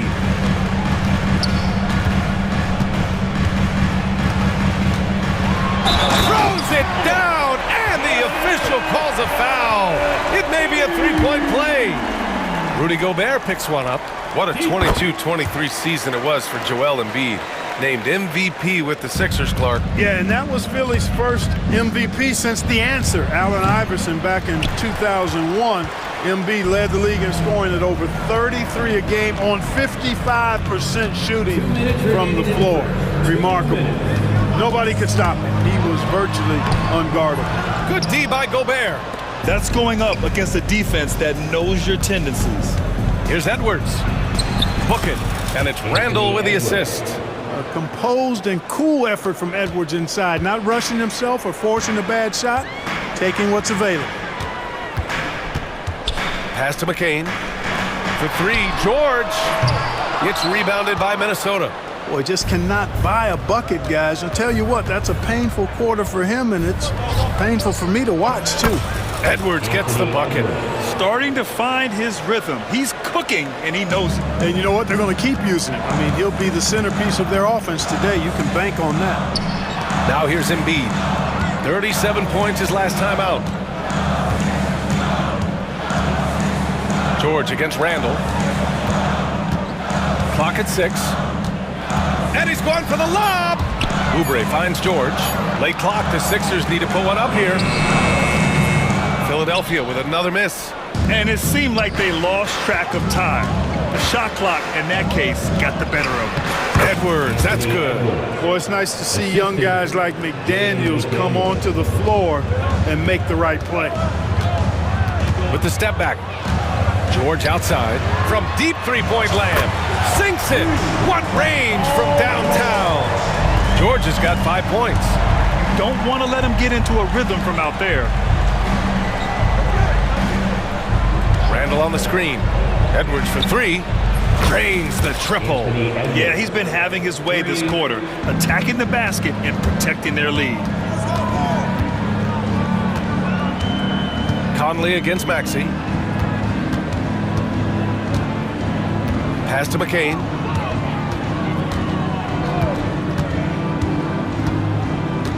Here's George.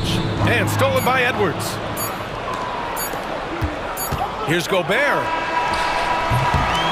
And so both teams trading buckets as we end the first quarter. It's Minnesota leading by 3.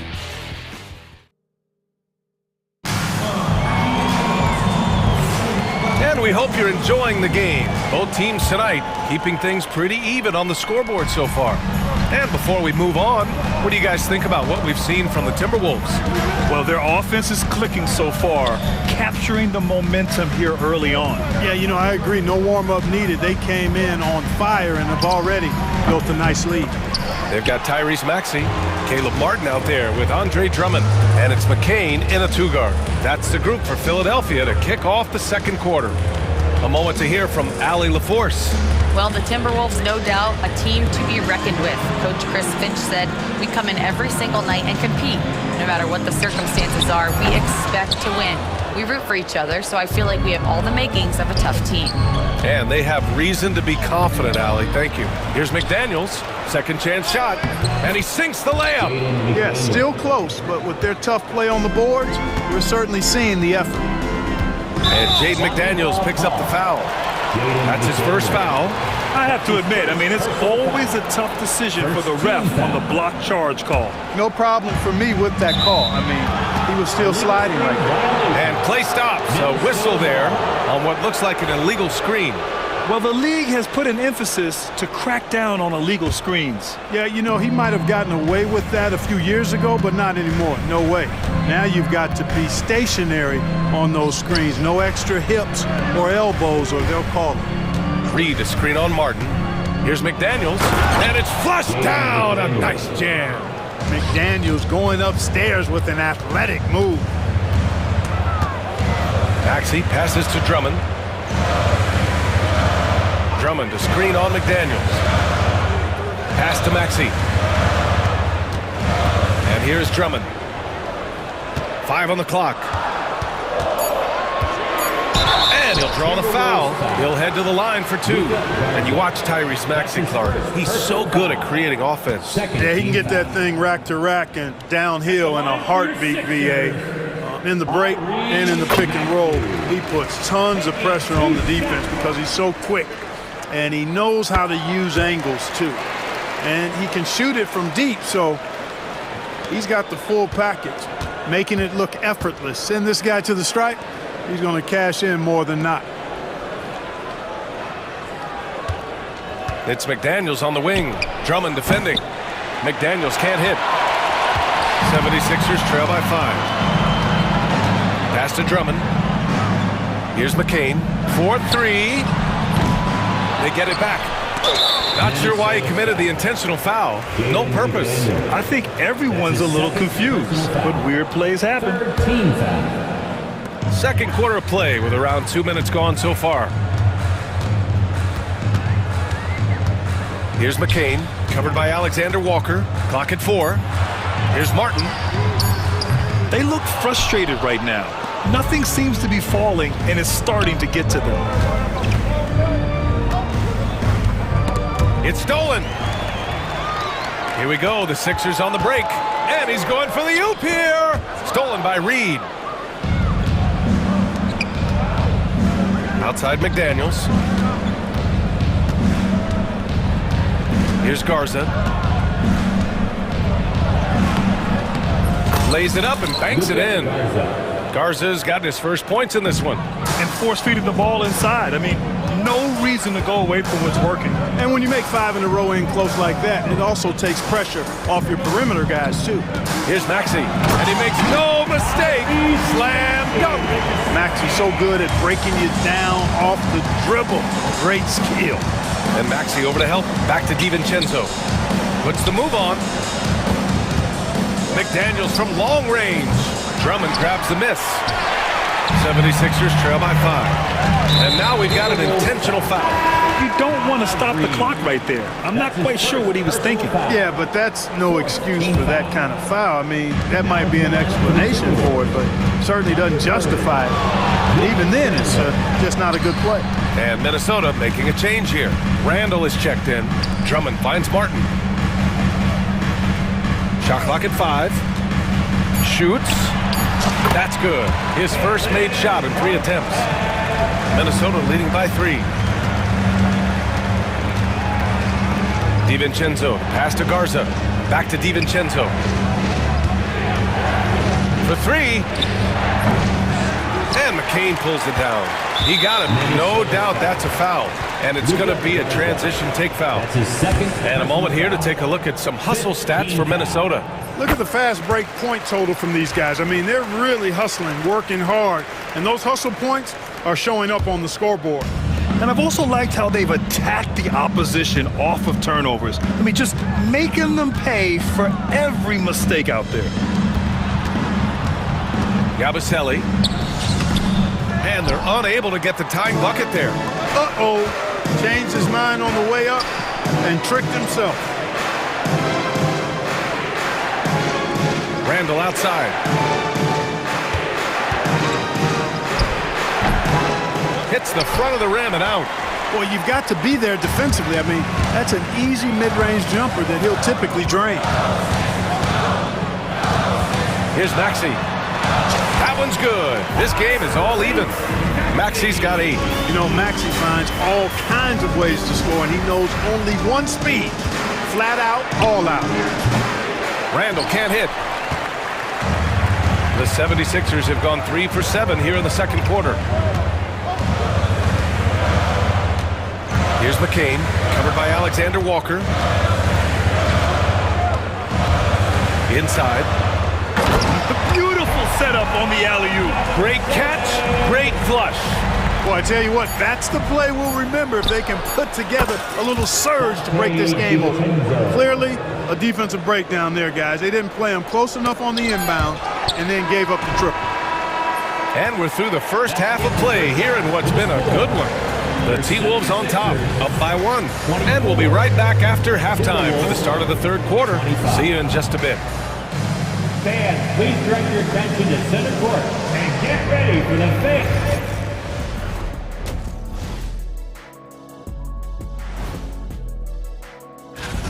Playing well on the road can be very difficult. They're doing a good job despite the challenges. Away from home, they aren't led. And now let's take a moment. And that's a wrap on.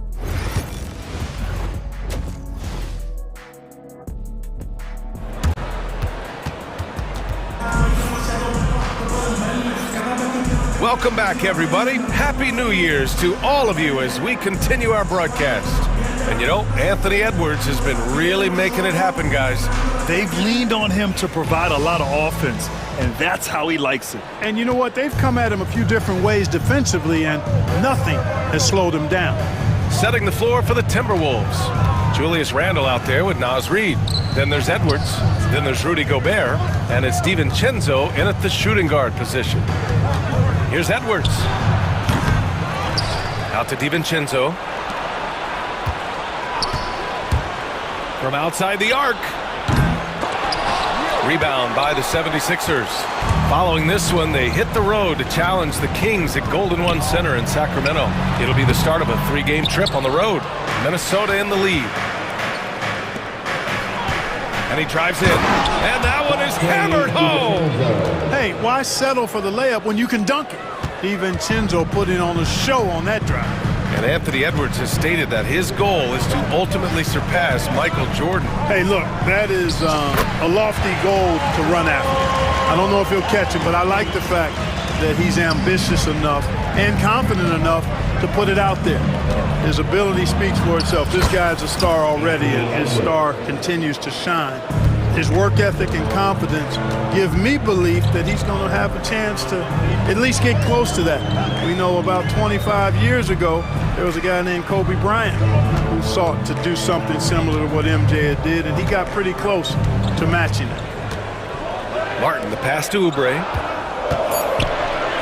It's George on the wing. The three. Hauled in by DiVincenzo. He's been just a little off the mark tonight. Really the story of the game so far. Edwards making it look so easy from deep. Adds to their lead. They've been able to rely on him all night. Lowry with it. Picked up by Reed. Pass to Martin. Stolen by Reed. Edwards for three. It's rebounded by George. He didn't make them pay for that weak defense, but they just can't rely on him to miss those kind of shots. Out to Lowry. Philadelphia with another miss. This isn't how they wanted to start the second half. Only 1 of 4. Randall against Lowry. Randall draws the double. Outside Reed to the paint. Gobert finds Reed. Edwards with it. Back to DiVincenzo. 4 on the clock. Randall, the pass to Reed. Misses the three. 76ers trail by 6. Oubre into the lane. For 3, George. Philadelphia with another miss. For Minnesota, they've gone 3 of 7 here in this third quarter. For 3, Randall. He can't hit that time. Tell you what, the defense was lucky there. I mean, leave him that open from range, he'll typically knock it down. Yeah, running the offense, just one of Lowry's many talents. The Timberwolves lead by 4. Pass to Randall. 1:44 left in the third quarter. And it's Randall with the jam. Slams it down with 2 hands. Man, they're really getting aggressive now. Now's the time to do it. Keep attacking that rim. Randall against Oubre. George outside. There's the drive. Toss is over. And there's a whistle. He'll head to the line to shoot 2. Boy, George can really change pace quickly. He's excellent at drawing physical contact. It's his first trip to the line. You know, he really did excel at the stripe. I mean, they couldn't have asked for too much more from him when it came to knocking down free throws. DiVincenzo against Martin. From outside the arc. And Edwards the bucket on the assist from Gobert. Edwards got 8 here in this quarter. Right now, the defense needs to do a better job of closing out on this guy. He's heating up from outside. And timeout is called by Nick Nurse. He's going to talk it over with his guys.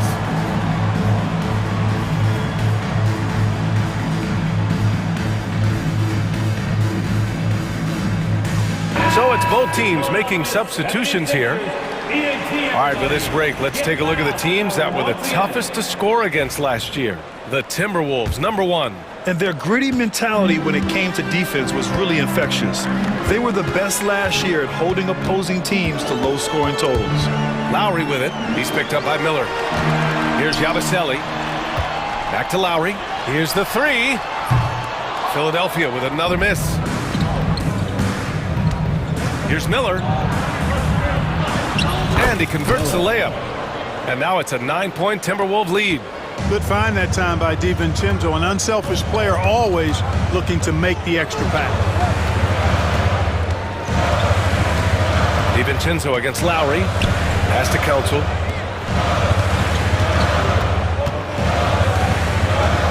Just 5 on the clock. Inside. Yabusele, hook that. Watch out now, when this guy gets into a rhythm, it is something to behold. DiVincenzo against Lowry. Outside, DiVincenzo. Launches it. And again, it's Minnesota with a 3. Their strategy has been pretty simple here in the second half. Attack from three-point range. Certainly. I mean, they saw a weakness in the perimeter defense and took advantage of it. Anthony Edwards has been on display for Minnesota, helping them space the floor. 2 triples in that quarter. 3 for the game. And it's time to bring up the State Farm assist of the game. And I'll tell you what, this was a no-brainer tonight.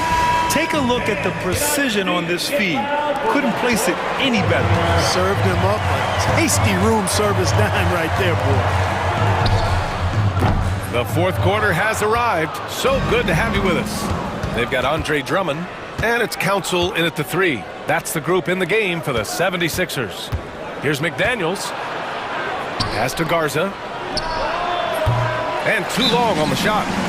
There's no way that's the best look this offense can produce. Not at all. I mean, that's where they want him looking for a teammate, not trying to do it on his own. He needs to share the wealth there. And it's a completely new group for the 76ers. And a new group getting ready for the Timberwolves. Rudy Gobert's checked in for Garza. Reed comes in for Miller. Julius Randle's checked in for Alexander Walker. And it's Edwards in for DiVincenzo. Let's go now to the sideline and catch up with Allie LaForce. I had a chance to find out what Nick Nurse was discussing with his players. He said to them, you guys look defeated out there. Wake up. This game is far from over, but I need you all to believe that. I need you to fight for one another right now. Allie, thank you. Grant, when it comes to Anthony Edwards, fair to say he's meeting expectations so far. Oh, no question, B.A. The first overall pick in the 2020 draft, Edwards has been anything but a bust. Now we are seeing him trying to compete for titles. The kick out to Maxey. Shot from the wing. Philadelphia with another miss. And the shooter had very little space on that attempt. And guys, that's exactly the kind of high-impact defense they want to see out of him. And it goes out of bounds. Last touch by Oubre. Great read to get a hand in there and disrupt the play. And, you know, even though they didn't come up with the steal, that's still a nice defensive play. And they pick up 2. Edwards is rolling right now. If I'm his teammates, he's getting the rock every time. They've been having major problems offensively. Definitely in a bit of a dry spell. And that one's good. It's not easy to work the ball inside in this league, but they've done it all night. Edwards is doubled. It's McDaniels on the wing. Outside Edwards. Gobert with a screen on Martin. Puts it up. And the sweet roll that time on the rim. That one falls. Edwards got 13 in the second half. Really like what Edwards did there. Assertive in the two-man game. George against Randle. George scanning the floor. The 3 is up. Fires in the triple. Because he's a stretch floor with a reliable and consistent 3, George adds a lot to this offense. Reed for 3. And it's Martin with the rebound. 76ers trail by 10. A touch under 2.5 minutes have passed now here in the fourth. Back to George. Screen by Embiid. And the jam by George. Yeah, you know, George really enjoys being in the air. I mean, this guy has great body control and bounce, and his slams at times can be absolutely sick. Scoring this much while shooting this well. Insane. The 76ers running out of time. Fourth quarter keeps moving along. 3 minutes gone by now. 2 minutes. Maxey against Edwards. Here's George. Count it. That's his 7th basket of the game in 14 drives. You know, George is unstoppable when he puts it all together like this. Here's Edwards. And Edwards slams it in. Oh, doctor. Oh, my goodness. Anthony Edwards throwing it down with force. Get this guy in the dunk contest. And he lobs it up to the rim. The dive for the ball. Randle with a steal. The 3 is up. He's off on that one. 76ers trail by 10. Now George.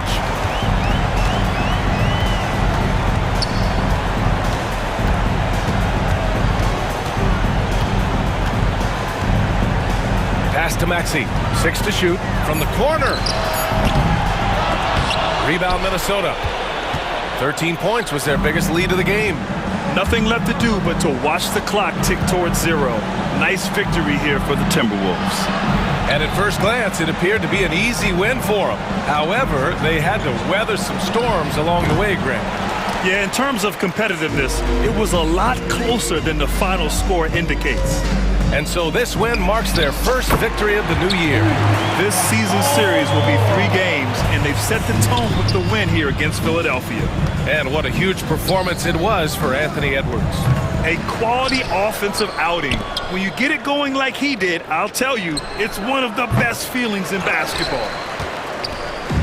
And a comeback here looking very unlikely. Absolutely everything would have to go their way at this point. Now here's Randall. Pass to Edwards.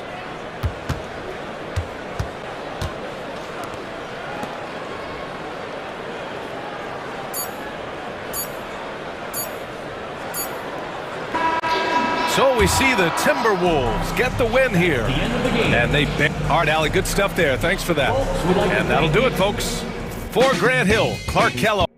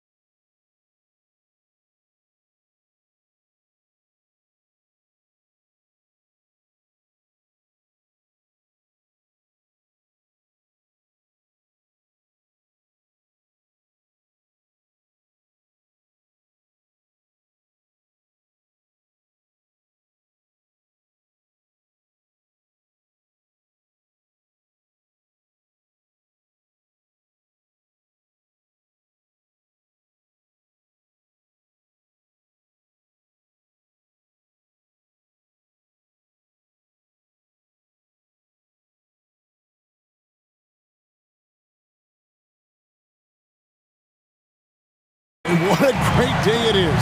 Greg, what are these players feeling as they tip off this new season? It is always exciting to start a new season. Players are just filled with hope and optimism, especially after putting in all that off-season work. Now a look at Dallas's starting lineup. The star backcourt, Doncic and Irving are the guard set. Derek Lively is out there with Daniel Gafford, and it's Thompson in at the small forward position.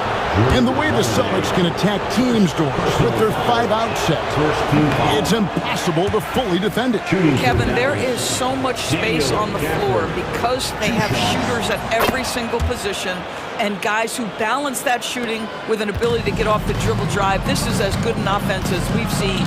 Boy, when you think about what Daniel Gafford brings to the floor, it's length, it's athleticism, it's the vertical threat at the rim. But for me, it's about grit and toughness, too. And the officials calling for a 3-second violation.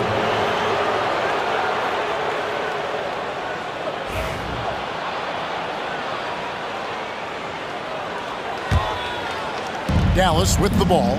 And guys, this is the first they're seeing of Boston. This is a team that they owned in the regular season, but last year in the finals, they couldn't find a way to get it done.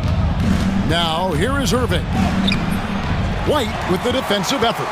Well, this is the kind of shot we've come to expect him to make. He's got to be upset with that one. Got a piece of it. Gafford kicks to Doncic. For the screen on Holiday. Doncic, no good. Here's Boston now. White finds Tatum. Outside Holiday. Outside Tatum. Whistle blows. Basket is good. So a chance here for a three-point play. I love when Jason Tatum is aggressive to score the basketball. He does a tremendous job keeping his focus.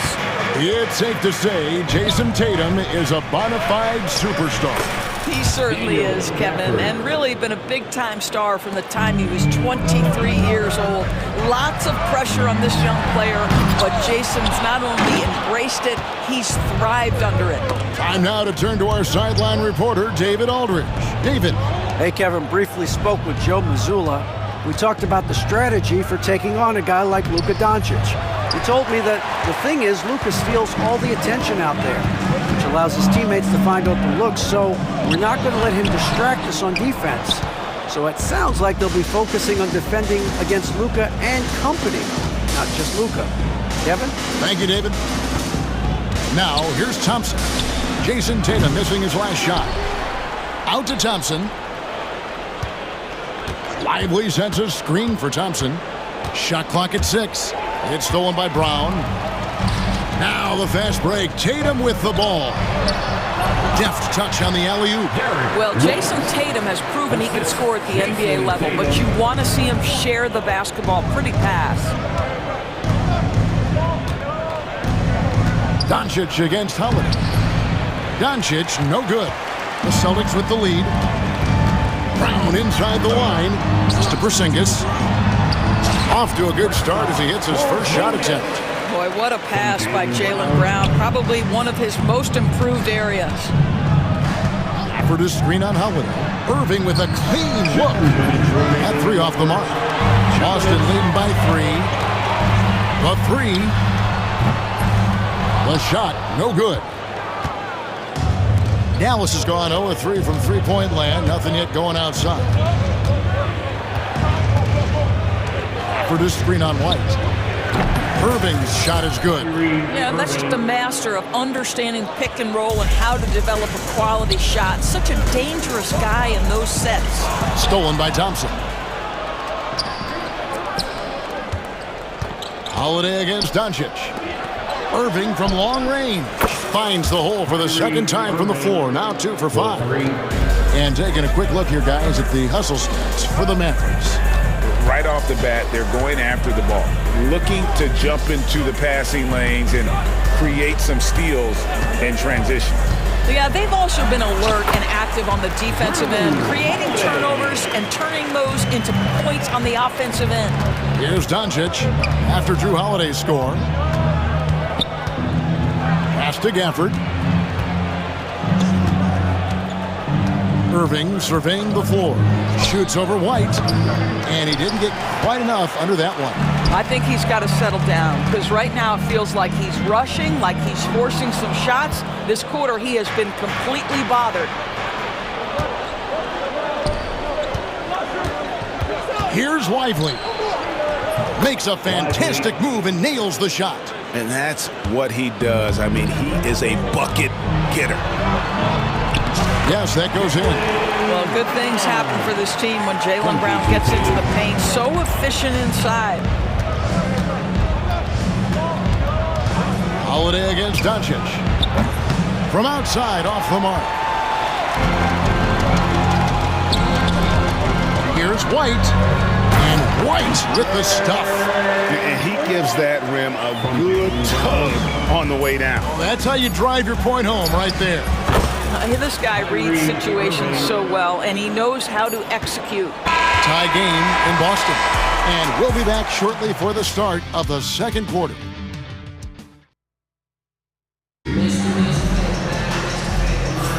And if you're just tuning in, it's been a pretty even game through the first quarter. And the Celtics guys, what jumps out to you stats-wise? Well, they used the fast break to generate some easy buckets before the defense could get set. And we know this. Every team in the league now seems to be looking to play with pace. We've got Holiday. Jaylen Brown out there with Porzingis. And it's Cornet in at the 5. That's the 5 to begin the second quarter for the Celtics. Doris with Nowitzki and Doncic. The Mavericks have gone from one great European player to another. And you could tell the 1 year that Luka got to play with Dirk, Kevin, he absolutely loved it. He got to learn from a Hall of Famer and a champion. What better way to start your career? He hits it from 9.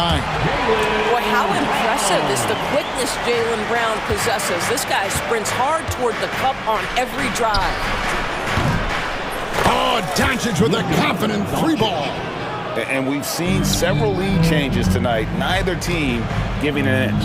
And right now you love the chess match, right? The ability of each side to adjust to what the other is doing. And there's the foul. It's on Peyton Pritchard. That is his first foul of the game. Oh, great defense there. Anticipated the play and got there first. Here in the second quarter with a little over a minute gone. Doncic passes to Washington. Now here's Exum. There's the 3.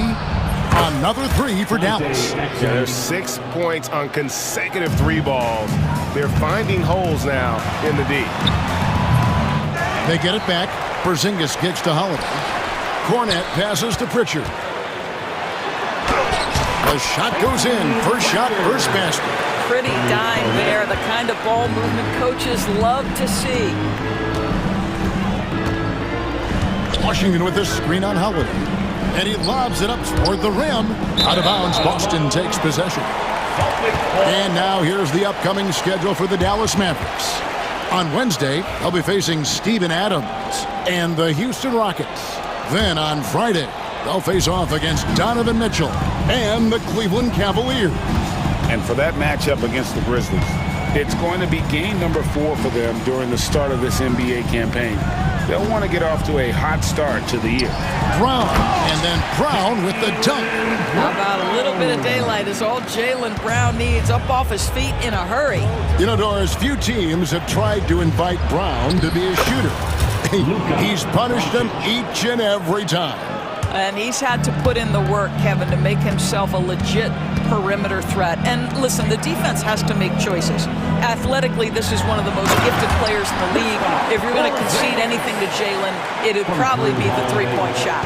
Well, 7'3" doesn't need much of a vertical, easy finish for KP. Doncic passes to Thompson. Fires from way outside. It's hauled in by Cornet.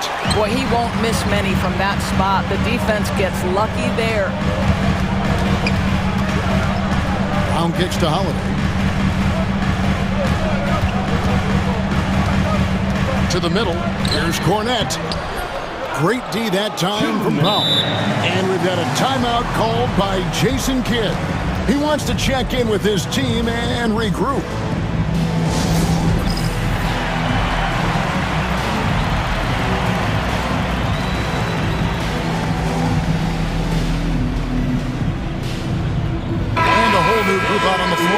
Celtics.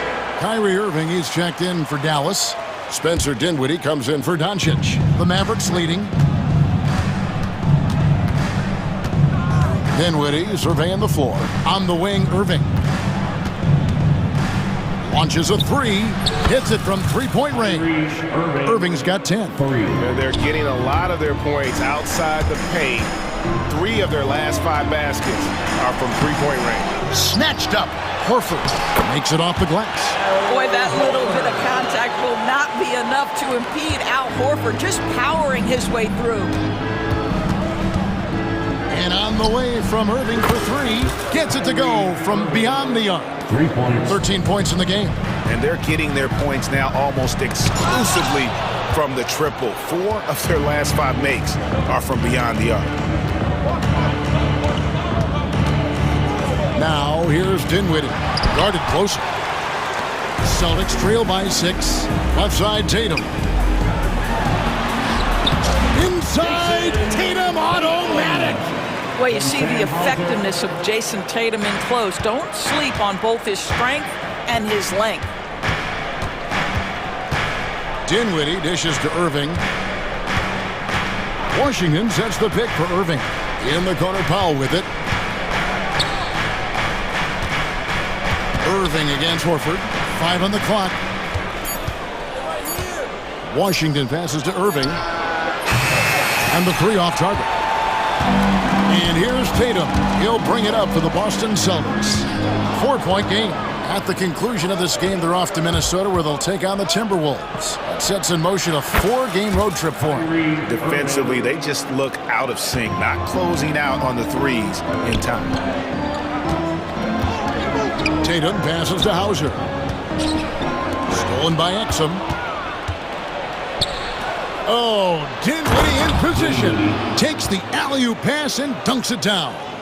Oh, phenomenal alley-oop slam there. They are taking advantage of a team that looks lost out there.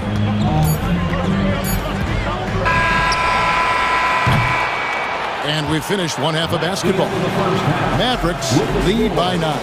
And now we'll send it over to David Aldridge, who is standing by courtside. David. 33.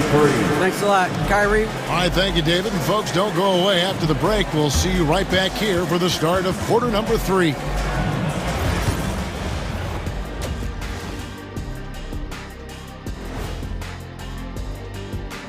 Welcome, one and all. Before we hear Kenny and Look here now, the Mavericks, like most teams right now, they're optimistic. We'll see how they handle the first couple of games. Yeah. And turning our attention to the first half of our game tonight, bit of a tough start for the Boston Celtics. That'll do it for our show tonight. Thanks for joining us, and we'll send you back to Kevin Hart.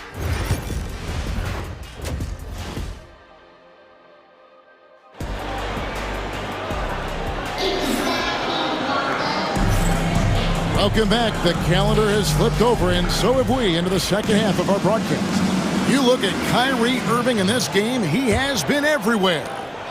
And you know he's going to put up points every time out, but boy, he made it look so easy in that first half. Now let's see if he continues that trend the rest of the way. He certainly has the talent and the endurance to do just that. Getting underway in the second half, here's the 5 for Jason Kidd. Irving on the wing along with Thompson. Daniel Gafford is out there with Derek Lively. And it's Doncic in at the point. And that's a little lack of fight at the defensive end. Absolutely. At least on that slam, you're right. That's one way to let a team back in the game. Right. You could see on that possession, one side playing with a little desperation, the other side losing focus. And he gets the bucket. And the league giving a bit more leeway, GA, to defenders. As a hard-nosed defender yourself, I'm sure you like that change. Oh, I do. I mean, we all love the intensity of playoff basketball. So why not bring a certain level of physicality to the regular season? Thompson outside. Over Brown. Thompson misses. That's a shot he makes with regularity, but that time the defense up to the challenge. Cornette kicks to Brown. Here's the screen. Inside. Doncic with the steal. Right around a minute and a half played here in the third quarter. Forcing his way inside. Doncic. You can see it. Once this guy gets his rhythm, he is so hard to slow down. What an excellent night for him and his team. Brown against Thompson, and he's going up for the alley-oop. And this is outstanding vision by Jaylen Brown. This guy dishing the ball beautifully to his teammates. Doncic feeling it out. Lively finds Doncic. Back to Lively. Over in the corner, Doncic. 6 to shoot. Doncic powers it home. Well, the hoop and the heart. Luka Doncic, the finish, and he'll get an opportunity to add to that. And the Mavericks making a change here. Exum's checked in, and he's got his first chance at the line here. And Doris at last season's trading deadline. Dallas making moves for Daniel Gafford and P.J. Washington. Kevin, this was cool in a couple of ways. For P.J. Washington, a hometown kid. For Daniel Gafford, he grew up 4 hours away. But most importantly, these two guys fit like a glove around the incredible Luka Doncic. Sometimes roster construction just works beautifully. Let's check in with our reporter, David Aldridge. Hey, Kevin, this summer we saw the NBA break up its draft into 2 days. The next idea, a bigger break between the draft and the start of free agency. The common thread is giving front offices more time to strategize around these highly consequential decision periods in the NBA calendar. Kevin? Interesting, DA. Thank you. A different look for Dallas. Dwight Powell's checked in for Derek Lively. P.J. Washington comes in for Daniel Gafford. And it's Quentin Grimes in for Kyrie Irving. Here's Tatum. Uses the glass to finish the layup. Tatum's got 6 points. Well, as usual, this guy cooking on the offensive end. But right now, the other guys on his team have got to step forward. Dinwiddie passes to Exum.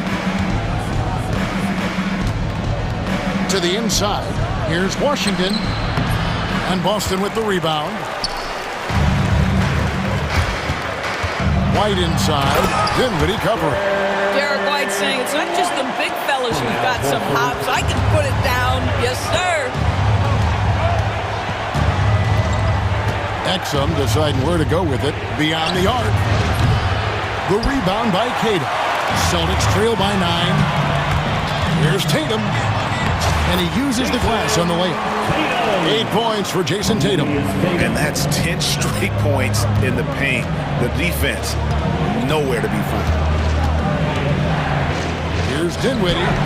Hits the layup after the sweet pump fake to freeze the D. And the Mavericks lead by 9.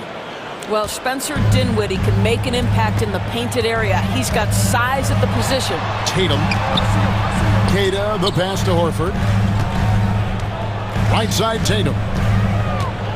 Outside, White. Horford with the screen on Dinwiddie. Floats it up for Horford. Trying to go for an alley-oop, but excellent defense and anticipation there to stop it. Personal foul. The Mavericks have made 1 of 3 free throws in the game. Shooting for Dallas. Dinwiddie. One thing you have to love about Spencer Dinwiddie is his confidence. Here's a guy who knows he belongs, and he's proving it with his play night after night. Out to the wing, and here's Washington outside. Just enough coverage to bother that three-point attempt. Shot clock and game clock separated by less than 6 seconds. Tatum on the wing. He's defended by Exum. Tatum with a screen on Powell. Cato, the pass to Tatum. Shoots over Powell. Camp it goes, and the Dallas lead is cut down to 8 on the bucket from Tatum. Yeah, you have to be able to take mid-range jumpers at times. I know it's not a high-value shot, but for Tatum, sometimes that's what the defense gives him. And so it's Dallas holding on to an 8-point lead heading into the break. They're pounding the ball inside, and that's where they've gotten their best production. And how about a look now at our assist of the game? Brought to you by State Farm. And definitely deserving of the prize tonight. How about the read he made here? Looking like a point guard, putting the pass right on the money. He's got the size to survey over the top of the defense and find the open man. That was beautiful. And with 3 quarters behind us, let's see what this 4th period holds in store for us. It's time now to hear from our Hall of Fame reporter, David Aldridge. What's the latest, David? Hi, Kevin. Well, Jason Kidd going over the plan with his team for the last few minutes. Now, he heaped praise on the defense. He said the pressure's great. I love it. Keep making them make mistakes, guys. It's working. He thinks they're on the right track here. Guys, back to you. Thanks, David. And we've got a timeout from Joe Mazzulla. He's very aware of the timing here and the significance of getting things squared away with his team. To make some noise for Boston's own Celtics Entertainment.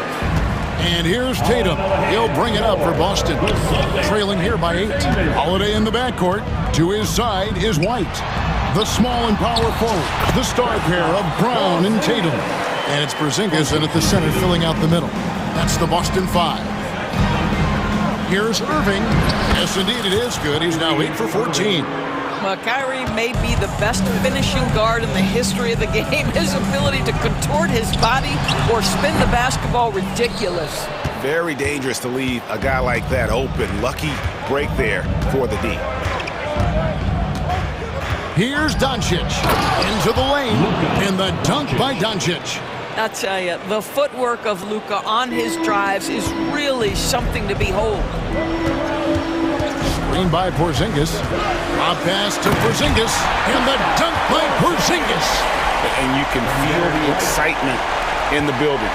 Both of these teams pouring it on. There's been a bit of a flurry here late, and this game may come down to which side gets a stop or two. Lively the pass to Doncic. Always going up for the alley-oop here. 6 on the shot clock. Lively, that's good. And the Mavericks lead by 10. The high basketball IQ of Klay Thompson, finding a better look there. Here's Tatum, and Tatum hammers it home. A way to finish and cut into that lead a little bit. Yeah, but look at the basket guy still shaking. Lively sends a screen for Doncic. The 3.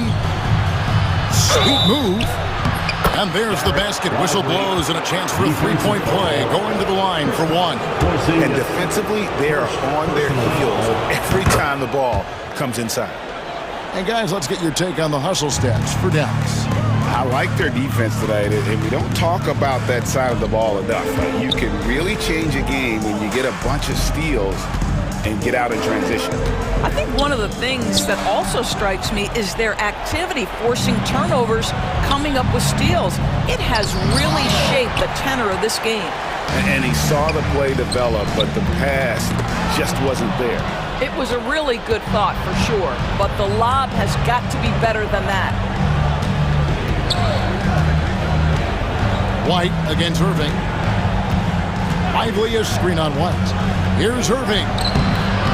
Porzingis with the rebound. Porzingis has got 6 rebounds in the game. Well, in the rebounding game at least, it's been a strong physical performance for him. You have to be dialed in from the mid-range. Derek White says, I can do that too, folks. And here is Doncic. Gafford passes to Doncic. And here is Irving. For this screen on White. Thompson up top. Here's Gafford.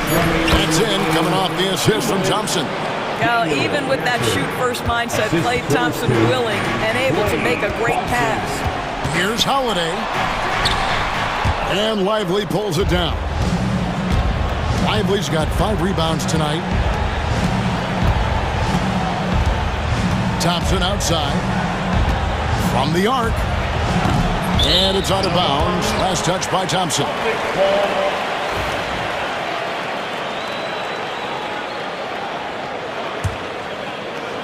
Celtics trail by 11. Well, if you're just tuning in, welcome. We've got about 3.5 minutes gone here in the 4th quarter. Holiday gets the bucket. It's impossible to guard Drew Holiday when he gets this kind of position. His frame and his game is very much up to the task. Irving against White. Lets it fly from 18. And that one's good, Irving. Irving's got 22. And with the lead, I like the strategy here. Continue to get the ball to guys who can do something with it. One thing we've learned in the NBA, the game is never over. So you've got to continue to score, continue to build your lead.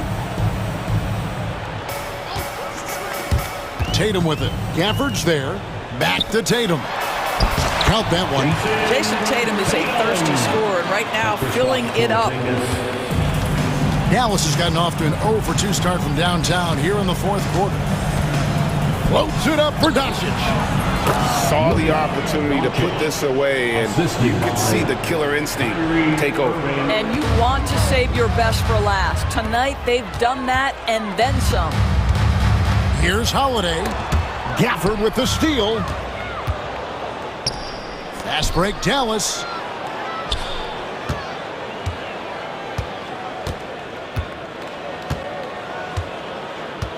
We've got 28 seconds left in the fourth quarter. Irving attacking. Plays it up off the glass. Irving's got the lead up to 13 now for Dallas. Spirited performance. You love to get this kind of win, especially on the road. You've got to be able to block out all distractions in enemy territory. This team did a tremendous job staying focused on the task at hand.